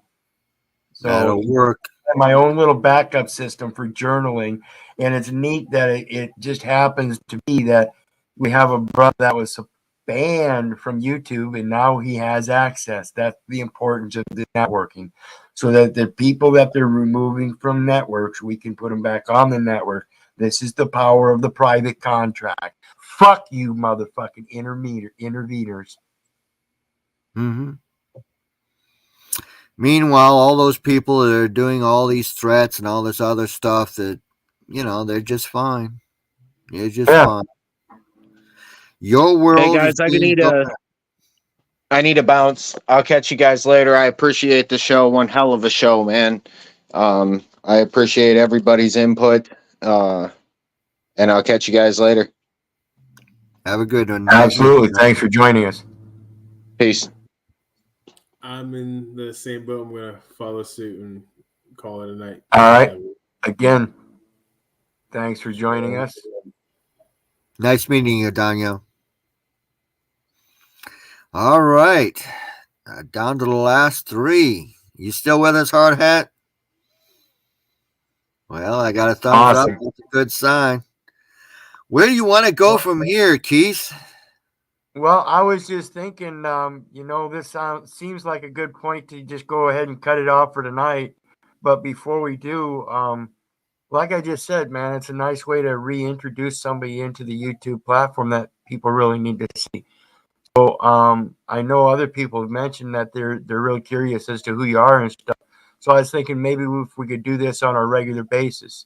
So maybe if you want to get with me in private on Messenger or something, and we can talk further and maybe have you up on the platform on a regular basis and just figure out what that regular basis is. I'm good with you coming up every day if you want to, whatever your schedule is. So if you really want to start screaming like a lion of the house of Judah again, let's do this. My only problem is I've done shows with other people and their channels have been deleted too, Keith. That is a concern of mine. I'm being very real here. I've had 2 other channels of friends of mine been deleted out from under them, and I know that I was a part of that, and I don't want to see that happen to you also. Well, that's going to be a little bit hard. That's going to be a little bit hard, but yeah, we'll talk about it. I got a quick question for John. I guess, yeah, since your YouTube's been deleted, but I've really enjoyed this evening. You're just a super intelligent, well-spoken guy, and kind of right up my alley with where I've kind of what I've learned is kind of true and what's going on and what we need to do. And just I don't know, we're kind of on the same length. But do you have anything where you have information that you put out a guy could go through other than this YouTube that you could either now or in the back chat? Just because I'm into learning, right? I need to learn. But Okay, here's my answer. Keys, is he on Facebook? I have no idea. Hard Hat, are you on Facebook? what's funny is I've separated with my my partner there about a year and a half ago now. I was with her for 10 years, and about 8 years ago is when I got my first computer phone or like internet phone. So, and I've just that's the crazy thing, right? I didn't know about what was going on in the world, but I've been, self-employed, don't pay taxes, never had the internet, didn't do the phone, right? Until I got with her, and then I got it and stuff. So I've really, and I didn't know, and that's why I know I got the spark of the creator in me. There's something different. I don't fucking, I have that basic intuition that I'm going, why doesn't my mom have this? Like, it's so baffling. But anyway, what's my point? Do you have an email address or something? 100% I do. Yeah. Okay. Yeah, do Put it that in in the the back back chat. room. Keith, Okay, do you cool. have it? Drop in the back chat. Okay, send it to me via Drop in the back Messenger, chat, and I'll put it to him in Messenger. and I'll get Yeah, with you internet. And Wiz, that's for you too. That email, fuck, you want to send me a line or vice versa? I don't know. I don't do this much, but yeah, that's for you too, Wiz. Fucking, I don't know. I've just known Wiz for the last about year and a half on YouTube, and it's I don't know. I really appreciate him because I was searching for, I was agnostic for a lot of years, but I've always been searching for that, truth about what are we, what's God, yada, yada, yada, right? And even sitting in churches for a couple months to be, trying to listen to the message and what's going on. But anyway, point being, when I went down the rabbit hole, the Abrahamic religions, nope, right? And then that's why I now I don't say God, I say the creator, right? Like, I don't fucking know. But I've appreciated Wiz because he's really been on the Bible and knows about it, right? And stuff. So it's like, so I'm not, yeah, that's why I've really liked him, right? Because there's that part of me, I'm like, fuck that shit. But then he's a good man, right? And he knows his shit and he's gotten remedy. And I'm still learning, right? I would love to find the information that said, Jesus saves, but I'm past that. And that's why I don't mind about dying. I have a more comfort now that I actually know a little more of the truth of whatever this fucking reality is. And that comforts me knowing I'm not dying a fucking sheep, But anyway, yeah, I'll put my email in the back. Thank you very much, guys. Awesome. The whole thing is absolutely, Hard Hat. Thanks. Going back to what we talked about, Keith, it's all energy and life force energy. We all came from it. We all return to it. And, the Bible that we know has been manipulated and destroyed and rebuilt by evil enterprises, okay? But no matter what they've done, they can't change the truth that people have figured out, that there is so much to this universe. There is so much love. There's so much truth, and they can try their best to hide it. I know that there's opportunities for people to learn. I know that all they have to do is take a step back. I know that as if following the standard, what you would define as a religion, they are being misled, and that's not by coincidence. The whole thing is, life is simple. Energy is simple. We are simple. If we love one another, we can change this world to a better place. And by changing this place to a better place, everybody wins. I like to see things go well. I really would. But we've got to work harder. But I'm telling you, at no time, and I do mean this sincerely, and this is coming from a guy that's been following the conspiracy since he was 6. In the last 45 years, I've never seen more people wide awake and more moving in the right direction, because we are the hope. Okay. The ones that are sitting back hoping for a savior, or the ones that are busy promoting the status agenda, you're not going to be able to wake up everybody. You're not going to be able to wake up even a high majority of them, but you're going to be able to wake up enough. And, people's choices will impact their life expectancy, of course. And in the end, well, we'll be better survivors than most. And I wouldn't wish that on anybody, but I didn't make decisions for them. They made it for themselves. Sorry. Yeah, that's the big part about it, is that, like I said, when I turned 50 and I realized, shit, all this shit's on my shoulders. I'm the one that made all these decisions over these years. Yeah, I was 18 and I got duped into it. But damn it, Keith, you're smart. You're intelligent. It's kind of like that guy on Saturday Night Live looking in the mirror. And gosh darn it, the people like you, whatever it is, trying to be affirmative and stuff. It was more like looking back and say, God damn it, Keith, you're intelligent. You were smarter than that. You've been sitting back taking the convenience and comfort just like everybody else. Man up and get over it. And that's the point where, we're at a point, people, you got to learn how to man up and get over it. Listen, they have what they call the 7 stages of grief, I think is what it is. Well, I added a stage. I added a stage to that. And I think it would be number 8, but it's the final stage. Getting pissed off about it and deciding to do something about it. Okay. That's my stages. Because I went through all the other stages. Yeah. And then it pissed me off so much I chose to do something about it. And guess what? I have been. People are winning court cases because of people like Keith and me. They're able to sit there and change the way the outcome was designated to go, because they knew something that the criminal cabal did not want them to know. Now, one thing for those of you that are out there, if you get a pen and paper, I'll give you my email address in a minute. Actually, I'll include it over here as well. Hold on. All right.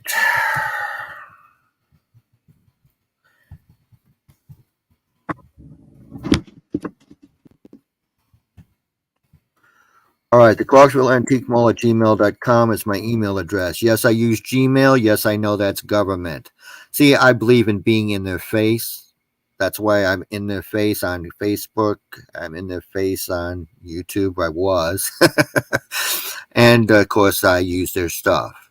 There's no secrets anymore anyway, so you might as well do it in their face, right? Now, for people that would like to follow my work, you can find me on Facebook. Look at the way that my name is spelled. Look for the number 16 next to my name, and look for me wearing a T-shirt that talks about, conspiracies. But here's the other thing. You can find the survivors of the purge of my YouTube channel. There are 50 survivors. They are on Odyssey.com, ODYSEE.com. Type in my name and you'll pull up my channel. Watch my video, 134 Crimes of You Government Masters.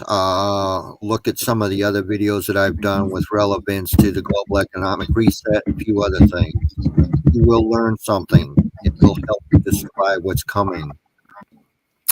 You can also find me on blogtalkradio.com, blogtalkradio.com. Look up a woman named Marty Oakley, Martiokleey, Marty Oakley. Just type in my name, and it'll pull up the video or the audio files that I've done with Marty. Now, she's passed, but the website is still up, and I've done a few shows with the new host. We all miss Marty. She was an important informant in helping to expose the truth. She did an awful lot with elder abuse and how the courts were fraudulent doing things, and she's been a major whistleblower for a lot of decades as well. So, again, you've heard me say it before on the show. I'll say it again. There's no such thing as coincidence. We meet new people all the time. We sit here, no accidents. You impact everybody that you meet, even if it's for 5 seconds on the street. Somehow you change their world in some small way. And that's that butterfly effect. But when I can sit here and, I kid you not, have a conversation with at least one individual every single day because I met them and I'm able to go take them down the rabbit hole a little ways and introduce myself, and here's where you can find out more. It is that proverbial domino effect. I remember when I had about 700 friends on Facebook. Boy, that was such a long time ago. My daughter asked me a question. She says, why are you doing so much work for these friends? And I was telling her, well, I want you to think about something. These 700 friends probably have, 3 to 5 people that they interact with. Well, that's 3,500 people now. Now you multiply that 3,500 people by another 3 to 5 friends. You see exponentially. When I sit there and I say to people, the $1 bill lent out for 100 years at 24% interest is worth over $2 billion. Information travels the same way as money growth does. We put out information, others learn, everybody wins. We try, at least I know me and Keith do, not to put out information to harm people. Occasionally I'll help somebody with a court case. But as a general rule, I never do anything for other people that I haven't first done for myself. And he was talking a little bit earlier about Spirit of Fear. The work that I did for the most important court case that I ever did, I call it my magnum opus. That's Latin for greatest work. Okay, I suspect Keith has read it. But the whole thing is, I knew that when I did that one, I did it without any support. My parents were dead. I was separated from all the people that I loved, and I knew it was dangerous because I was doing something that I'd never seen anybody do. I was bringing criminal charges against attorneys. I was calling out the system entirely.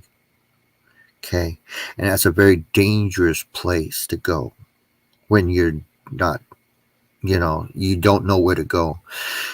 All these criminals around me, and the costumes, badges, and guns, they're privateers. And can I take a real quick moment? Sure. This is the importance of listening and not believing us. You have to do your research so you know how to apply it to your situation. We can never do this for you because we are not learned of the law. Neither are the ones that we're arguing or fighting with. And they will do what they need to keep you quiet. That's how that law works. And some of the other things that you can see on the Odyssey page is me talking about things like how to deal with a contempt of court threat. I'm always asked when I face off against a new black robe that hasn't met me before, they always ask the question, do you understand? And I, of course, throw them that in their face. But the other thing is they ask me, do you have a license to practice law?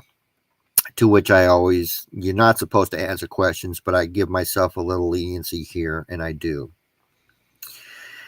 And I look them dead in the eye and I say no. And I'd like to remind you that you don't either. You have a union dues card. You can see the steam coming out of their ears, but they don't ask me that question a second time. You want to deal with a contempt of court threat? You turn it around on them. You're threatening me. You have now put me under threat and duress. Are you threatening me? Is that what you were really doing? Because it sure sounded like that to me. And that's verified under 18 USC 1589, forced labor, and it's being done by bar members. And it says any use or threatened use of a law or legal process means the abuse or threatened abuse. It also So means either way, they're he abusing. it also means he's practicing law from the bench, ladies and gentlemen. You see, these courts were never supposed to be like they are now. They're private contracting enterprises. They're not lawful courts. They're private business enterprises. They were supposed to be a place for people to go and settle the differences peacefully. Well, they haven't been for decades. They were weaponized as a tool against people now. Okay, that's how it changed. They changed the system of the courts. See, even if you go back to the Constitution, you had several different kinds of courts. And again, there was some legitimacy for that. You had courts that dealt with, commercial activities. These corporations were not permitted to deal with us directly. And what people don't realize is that in 1933, when FDR enslaved them and stole all their property to stand as surety against the debts of the United States Corporation, that most people would never have noticed if United States Inc. went bankrupt, which, by the way, it did. And it wasn't the first time it went bankrupt. What do you think the War of Northern Aggression was about? Again, bankruptcy. Most people don't realize that there have been several constitutions, several of them. Okay. And the changing, you don't generally catch it, except if you look at how it's written. The United States written in certain fashion, capital U's, uncapitalized U's, the whole 9 yards. It's all there, but you have to comprehend. The Judicial Officer Department is a neutral, yeah, haha, independent, double haha, forum with the United States Postal Service. Hello! Wake up, please. Comprised of the Judicial Officer, the Office of Administrative Law Justice, and Postal Service Board of Contract Appeals. Judicial Officer Electronic Filing. The Judicial Officer Electronic Filing System is where you can file a new case, ask to be added as an existing case, or work with cases in which you already a party or a representative. Okay? Think about it, ladies and gentlemen. Please. The whole world is built on contracts. And the most powerful system out there is the postal system. He's not wrong. And there have been individuals that have talked about that. But how do you build a system on fraud over and over and over and grow it? You do it over time. You don't get to do it instantaneously. You build it a small piece at a time. How do you eat that proverbial elephant? One bite at a time. How do you walk that 1,000 miles? One step at a time. Ladies and gentlemen, this conspiracy goes back centuries. Centuries. Harry, I filed a commercial lien in federal court against state of X. I am a target. I'll bet you are, Harry. I will bet you are. I get it. Trust me, I hear you. You're illegally and unlawfully dismissed after some back and forth. There's no justice in a criminal enterprise. No, there's not. But by putting it on a record, which is what you did, my friend, they can't hide and say they didn't know. See, I have friends of mine in jail because they made the wrong choice. One of my early friends on Facebook, he was acting as a quote-unquote judge, and he was putting liens on some of these criminals with black robes, properties, and some cops and some politicians, if I remember. And it's the same crap that they do to us, right? But what ended up happening was it came back on them, and it was a whole bunch of them went down, and he was one of them, and they threw the book at him, of course. Now, I don't Colorado tell 9. the Colorado 9. And I don't tell people to play that game. Okay, don't be putting liens on people's shit, but put it on the record. Because when the time comes, and the time is coming, a lot of it's already happened. You are watching black robes go to jail, ladies and gentlemen. Right now, there are black robes that are going to jail for some of their crimes. You have cops going to jail for some of their crimes. You have attorneys going to jail for some of their crimes. Keep it up. Keep it up. Put it on the record. I can tell you this, in all the court cases I've filed, which is a bunch, not one have my facts and evidence ever been challenged by anybody. Again, because they can't. And these aren't just tiny little court cases. These are documents that take me weeks and months to write. One case, it took And me that's years. and Go that's ahead. all done through private administrative process. You Mhm. send first notice, they have a certain amount of time to respond. If they don't, that's acquiescent tacit agreement. You give them a second opportunity to cure. If they don't and do it again, that's again a second tacit agreement. That's two witnesses. You do it a third time, that's for final judgment. You get that final judgment, now you can take to a court and order the final judgment for execution upon the property so to be transferred. Yep. Knowledge is power, people. And they use it against you all the time. Oh, you didn't write to complain that we were extorting you, so guess what? That makes your debt truthful, and therefore we can do it. And don't speak in their kangaroo courts, ladies and gentlemen. Your paperwork speaks for you. You have no voice there. And I'd like to remind you that bar attorney on the other side of the aisle, not the black robe, the bar attorney bringing the claims, let me rephrase that, bringing the complaints against you, he's not under any oath of office. He's not under any oath saying that all this information I'm presenting is factual and true. No, it's not. He's just a man speaking, just like you're just a man speaking. You have to be, I swear or affirm, blah, blah, blah. Well, I don't do any of the above. What I do is I file under the pains and penalties of perjury that everything is true to the best of my knowledge, belief, based on all available evidence and public discussions. And of course, I got an army of people that are also watching me, so I call them my peers. The long story short is they cannot argue with facts.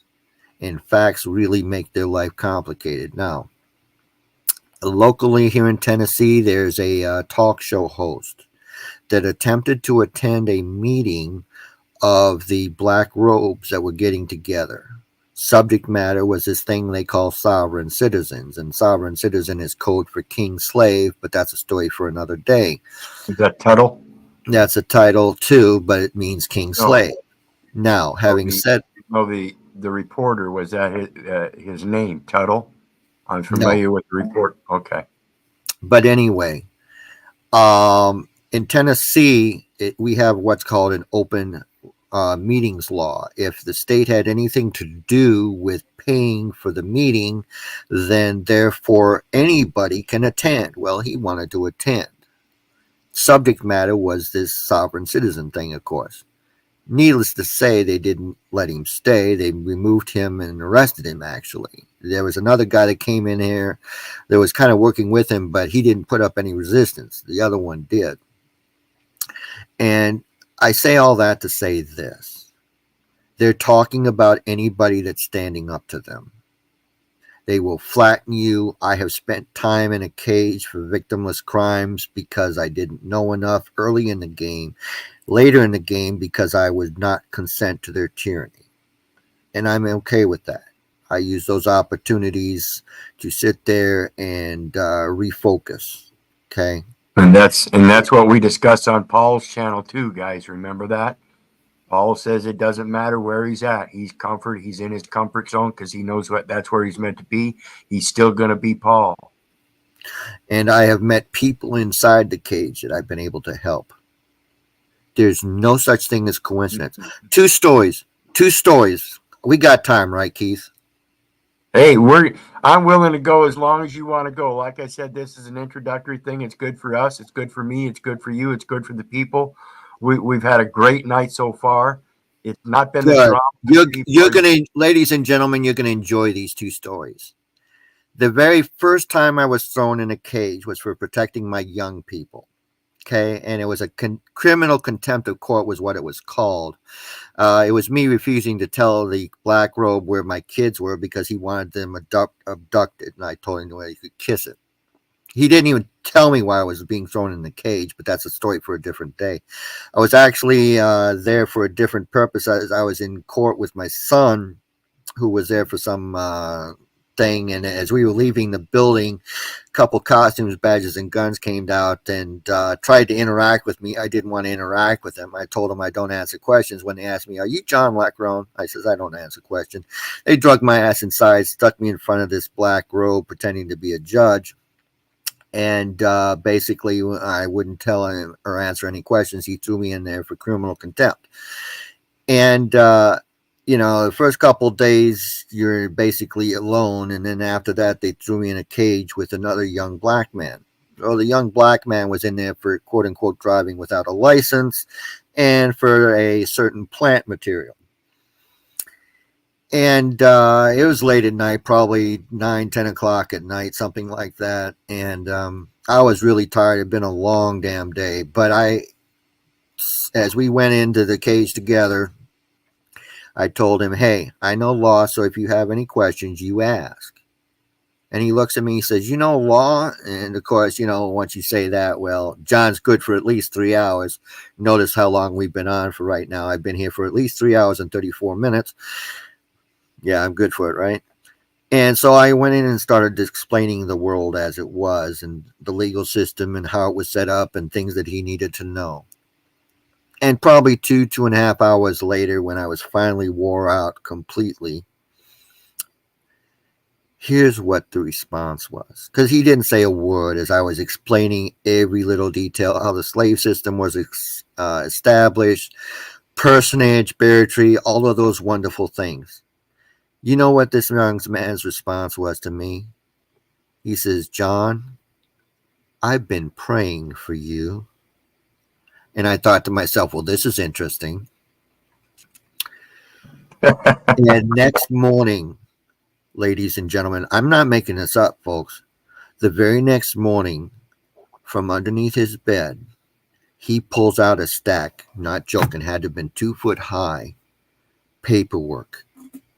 He was suing judges. I couldn't believe it.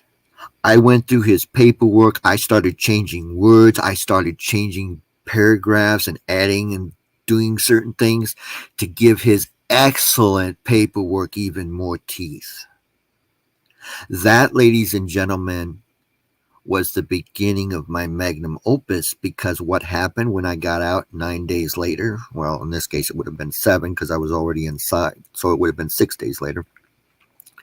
When I got out, I went home and I says, I'm going to start doing paperwork to get him out. That formed the foundation of my magnum opus. Just the beginnings, but it was the beginning. So there were 2 birds killed with the same stone. I helped him go after these criminals with black robes, and I helped start the process of my magnum opus. Story number 1. Story number 2. I'm thrown in a cage again with a young black man. Now, this individual was in jail because he was a nice guy. Here's the story behind this. He had gone and he was playing basketball. There were some guys that he'd never met before playing basketball also, so he joined them and they were having a good time together. And he was the only one with transportation. And these 2 guys basically told him, "Hey, we got to go to the motel. Would you mind taking us there?" So he said, "Sure, no problem." And he took him to the motel, no big deal. It turns out that the motel had 3 working girls inside of it. One of the girls was working with the 2 men, and then, of course, the other 2 guys, or 2 girls were there, didn't know anything about it. The 2 guys came in and robbed the 3 girls. Keep in mind that one of them was party to the 2 men. And, they tied him up, and 2 guys left. Now, he didn't know anything about it because he was out in the car, right? So anyway, as they're pulling away, one of the girls escapes, the one that was not party to it, and caught his license plate number. So it was, of course, reported, and he was, of course, arrested. And he didn't know who they were, never saw him again after he dropped him off where we dropped him off at. So they were looking at giving him like 20 years for this bullshit. Now, he handed me the paperwork for the court case. The cops knew the story. They knew exactly what was going on. They knew the one girl was lying. They knew all the details. And the prosecutor was offering this kid who had nothing to do with any of this 20 years. Did you hear what I just said? That was the prosecutor's offer for a kid that had nothing to do with it. And he was just a kid. He was 18 or 19 when this happened. It's bullshit. Why? Because it's not about justice. It's about money. It's about the bonds, bid, performance, and payment bonds. But again, so what do? After I get through reading all his paperwork, reading all these reports from the police department, reading all this bullshit, knowing that they know everything, he's already been in jail for 9 months or something like that, and he's got a meeting with the prosecutor. And I sit there and I take an hour or two sitting there explaining to him, this is exactly what you say to the prosecutor. You reject the contract, and I went all over the details, everything he needed to know. I said, do not accept anything. He went to his meeting. He finally made the decision, and again, I had no problem with it. 3 years on paper. And they let him out that day. Well, choice A, 20 years in jail if I hadn't shown up. Choice B, I show up. 3 years on paper, and I'm sure the kid kept his nose clean. He wasn't a troublemaker. He wasn't a druggie. He wasn't any of those things.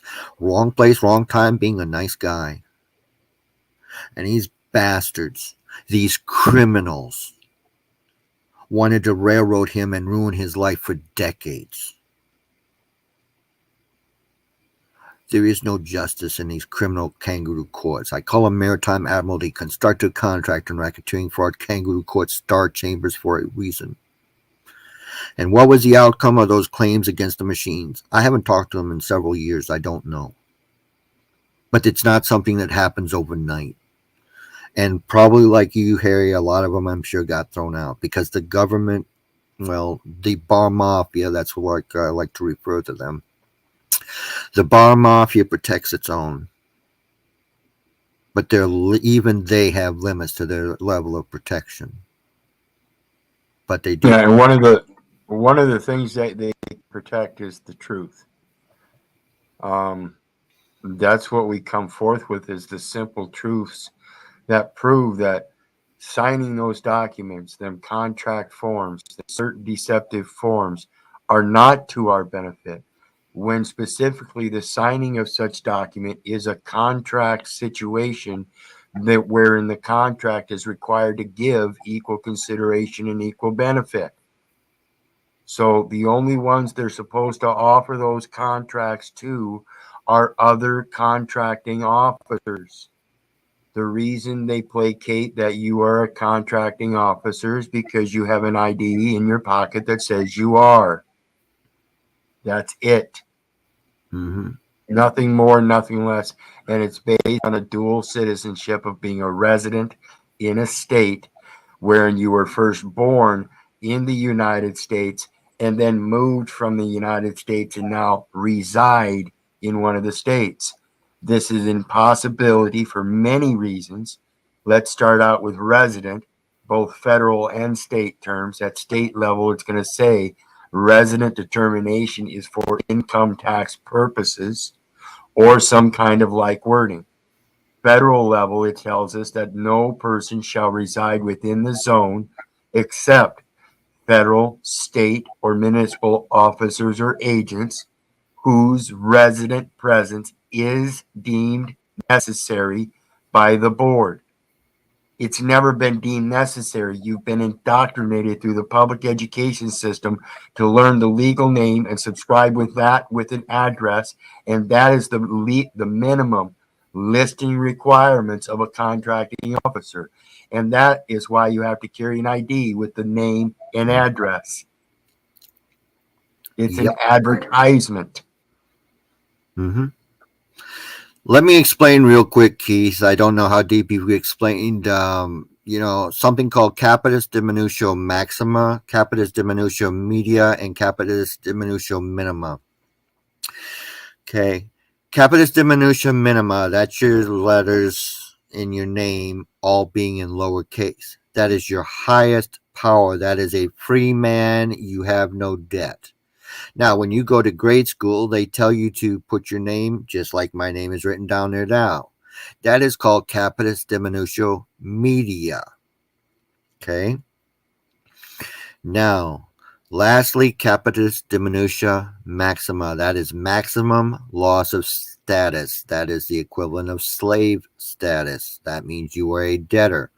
There are only 5 things in this world that an all capital letters name can be. Only 5. They are as follows. 1, the name of a ship. 2, the name of a corporation. 3, the name of a dead body. 4, the name of a slave. Or 5, the title to a C.S.C.U.N.T.S, that's proof of life trust. Now, in all of those things, did you hear me say man or woman? No. But when you walk into one of their maritime, admiralty, constructive contract, and racketeering, fraud, kangaroo court, star chambers, you are looked at being all 5 of those, not a man or a woman with rights. Harry, non-residents are also subject because it's all contract law, adhesion or not. Now, let me add one other point. Resident, legal word, temporary dwelling place. Domicile, permanent dwelling place. Now, why do they call you? Are you a resident? You, ladies and gentlemen, are residents of the United States Corporation stationed in Washington, D.C. When you say, yes, I'm a United States citizen, I like to refer to it as a 14th Amendment corporate debt slave. And it doesn't matter if we're not talking Americans. You're all slaves to whatever corporation, Canada, Mexico, whatever the state may be. It doesn't make a difference. It's all the same thing. It's all fraudulent contracting. It's all banking, owning everything. It's all about the bonds. It's all about personage, barratry, the games that they play, all of it. All of it. So again, how do you solve the problem? And Keith has been telling you all how to solve some of the problems and helping you all win. But the other thing that you need to realize, if you're all ever called as a juror in a court case, the first question out of your mouth in the back room, not in front of the attorneys, okay, was there any harm party? Yes or no? If there was no harm party, you have the option of saying no. There is no guilt. You can't have any guilt when there is no harm party.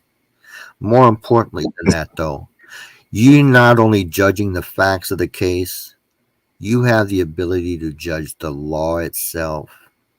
Oh, they don't like the fact that you're smoking a plant. Well, all my That's that friends jury smoke it. nullification. That's right, ladies and gentlemen. Never forget, their biggest fear is you figuring all this out. They're scared. This is why they have what they call petite juries. Okay, petite means small.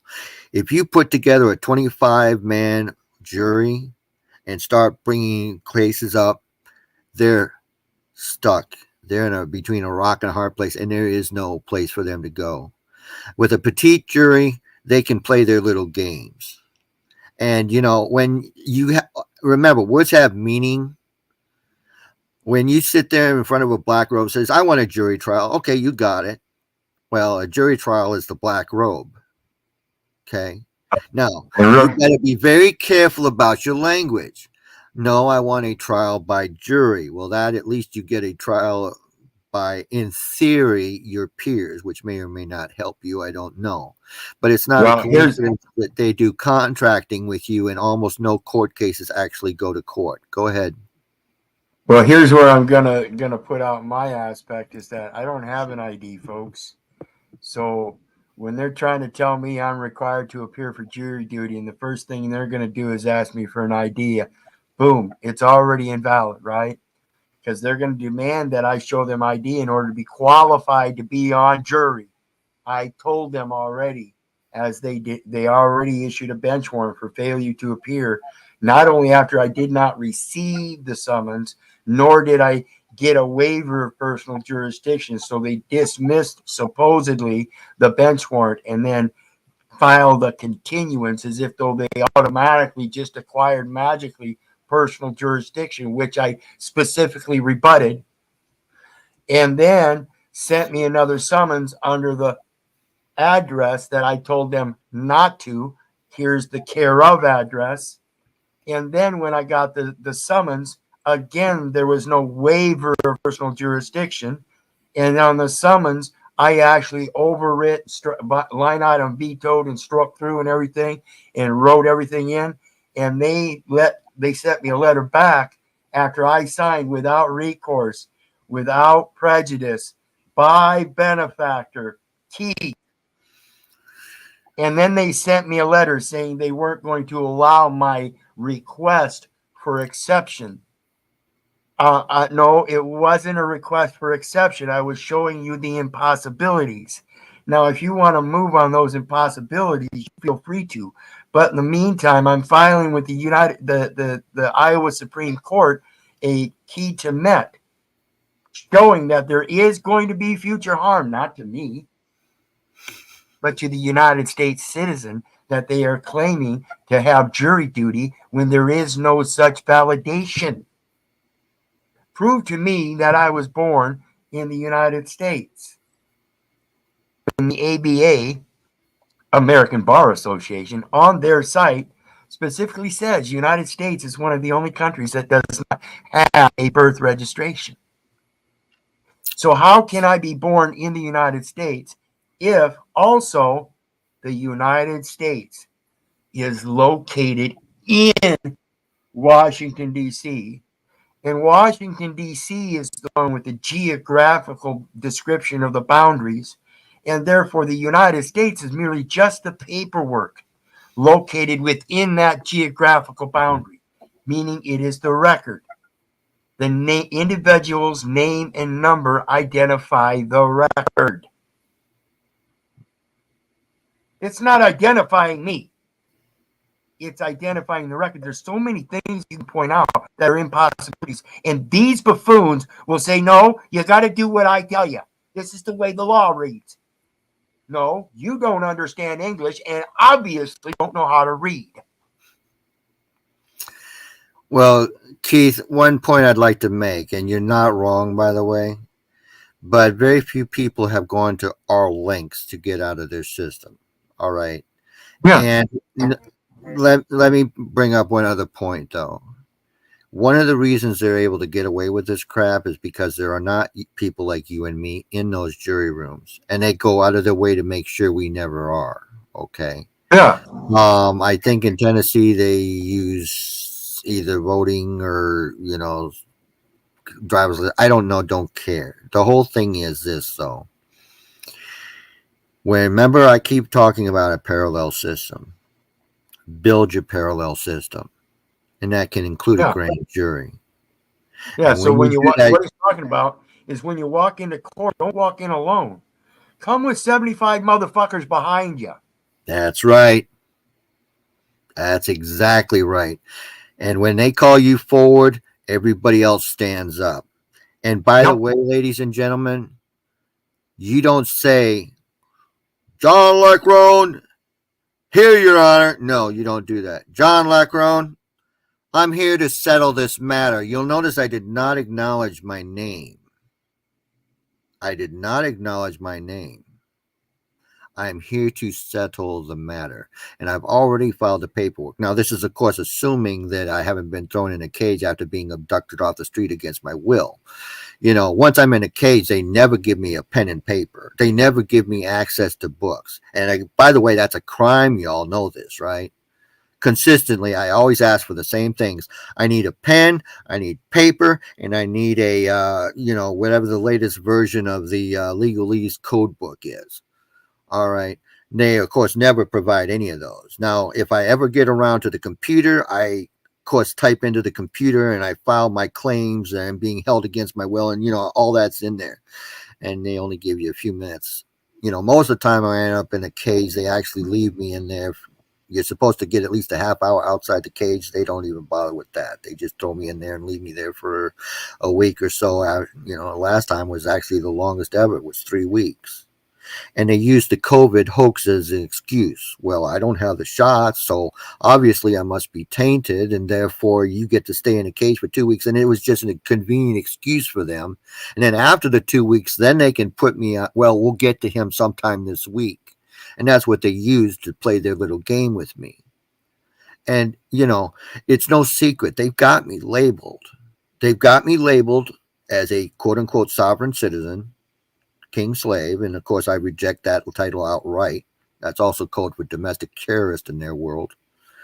And the other thing is they've got me also labeled as a pacifist, which is a good thing because it reduces the chance of those bastards going after the gun and shooting me in cold blood, which they will do. But I have had cops go for the guns with me. Why? Because I won't sit there and just arbitrarily take their bullshit.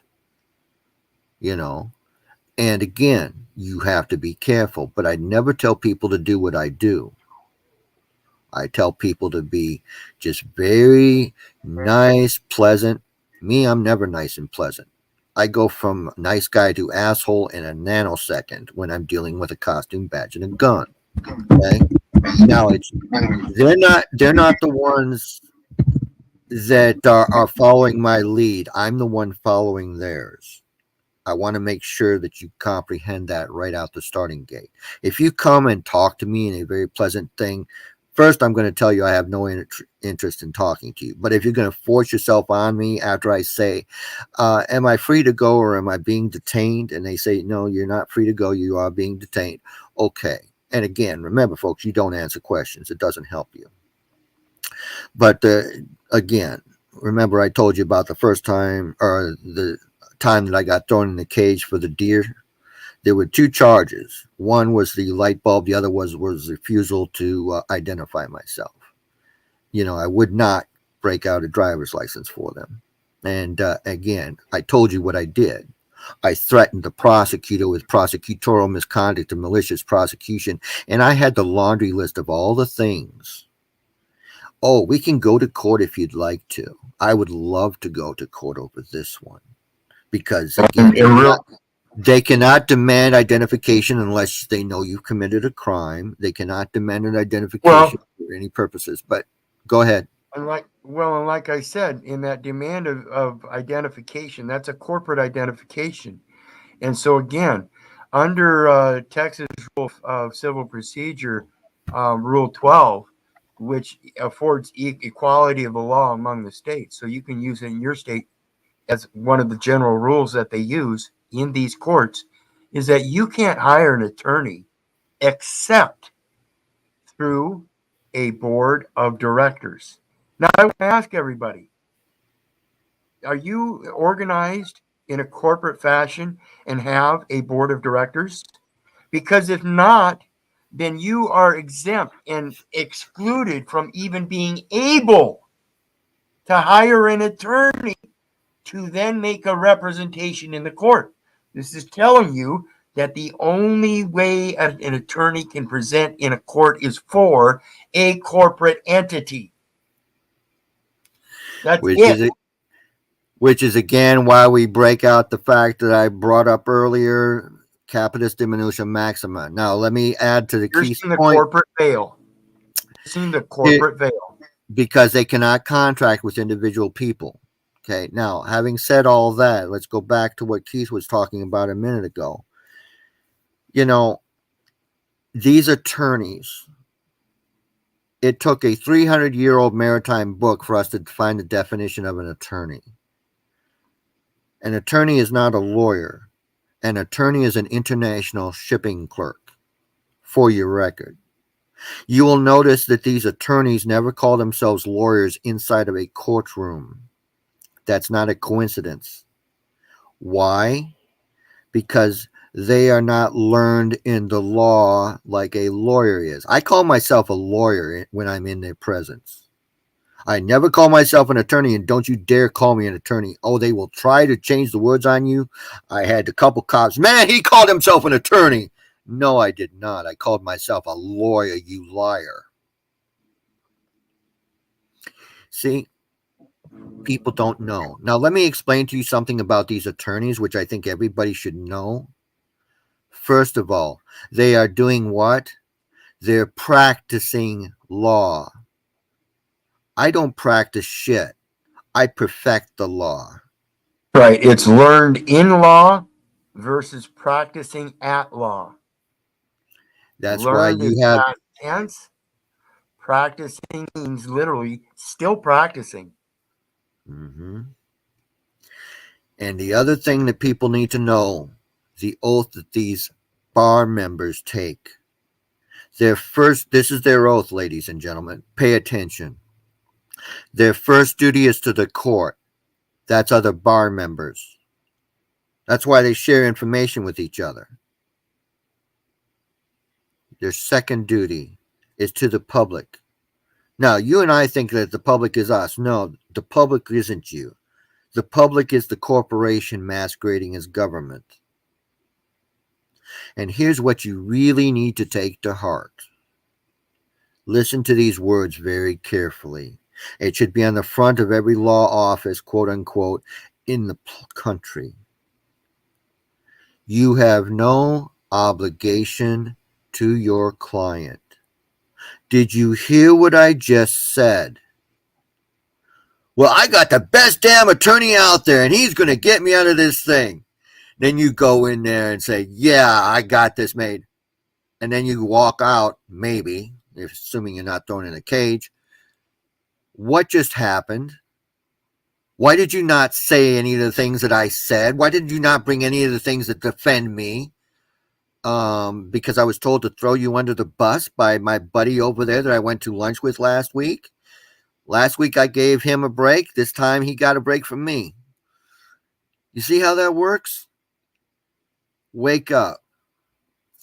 Attorneys, Corpus Juris Secundum, Volume 7, Section 4, Attorney and Client. The attorney's first duty is to the courts and the public, not to the client, and whenever the duties of his client conflict with those he owes as an officer of the court in the administration of justice, and of course justice, ladies and gentlemen, means just us, the former must yield to the latter. Hello?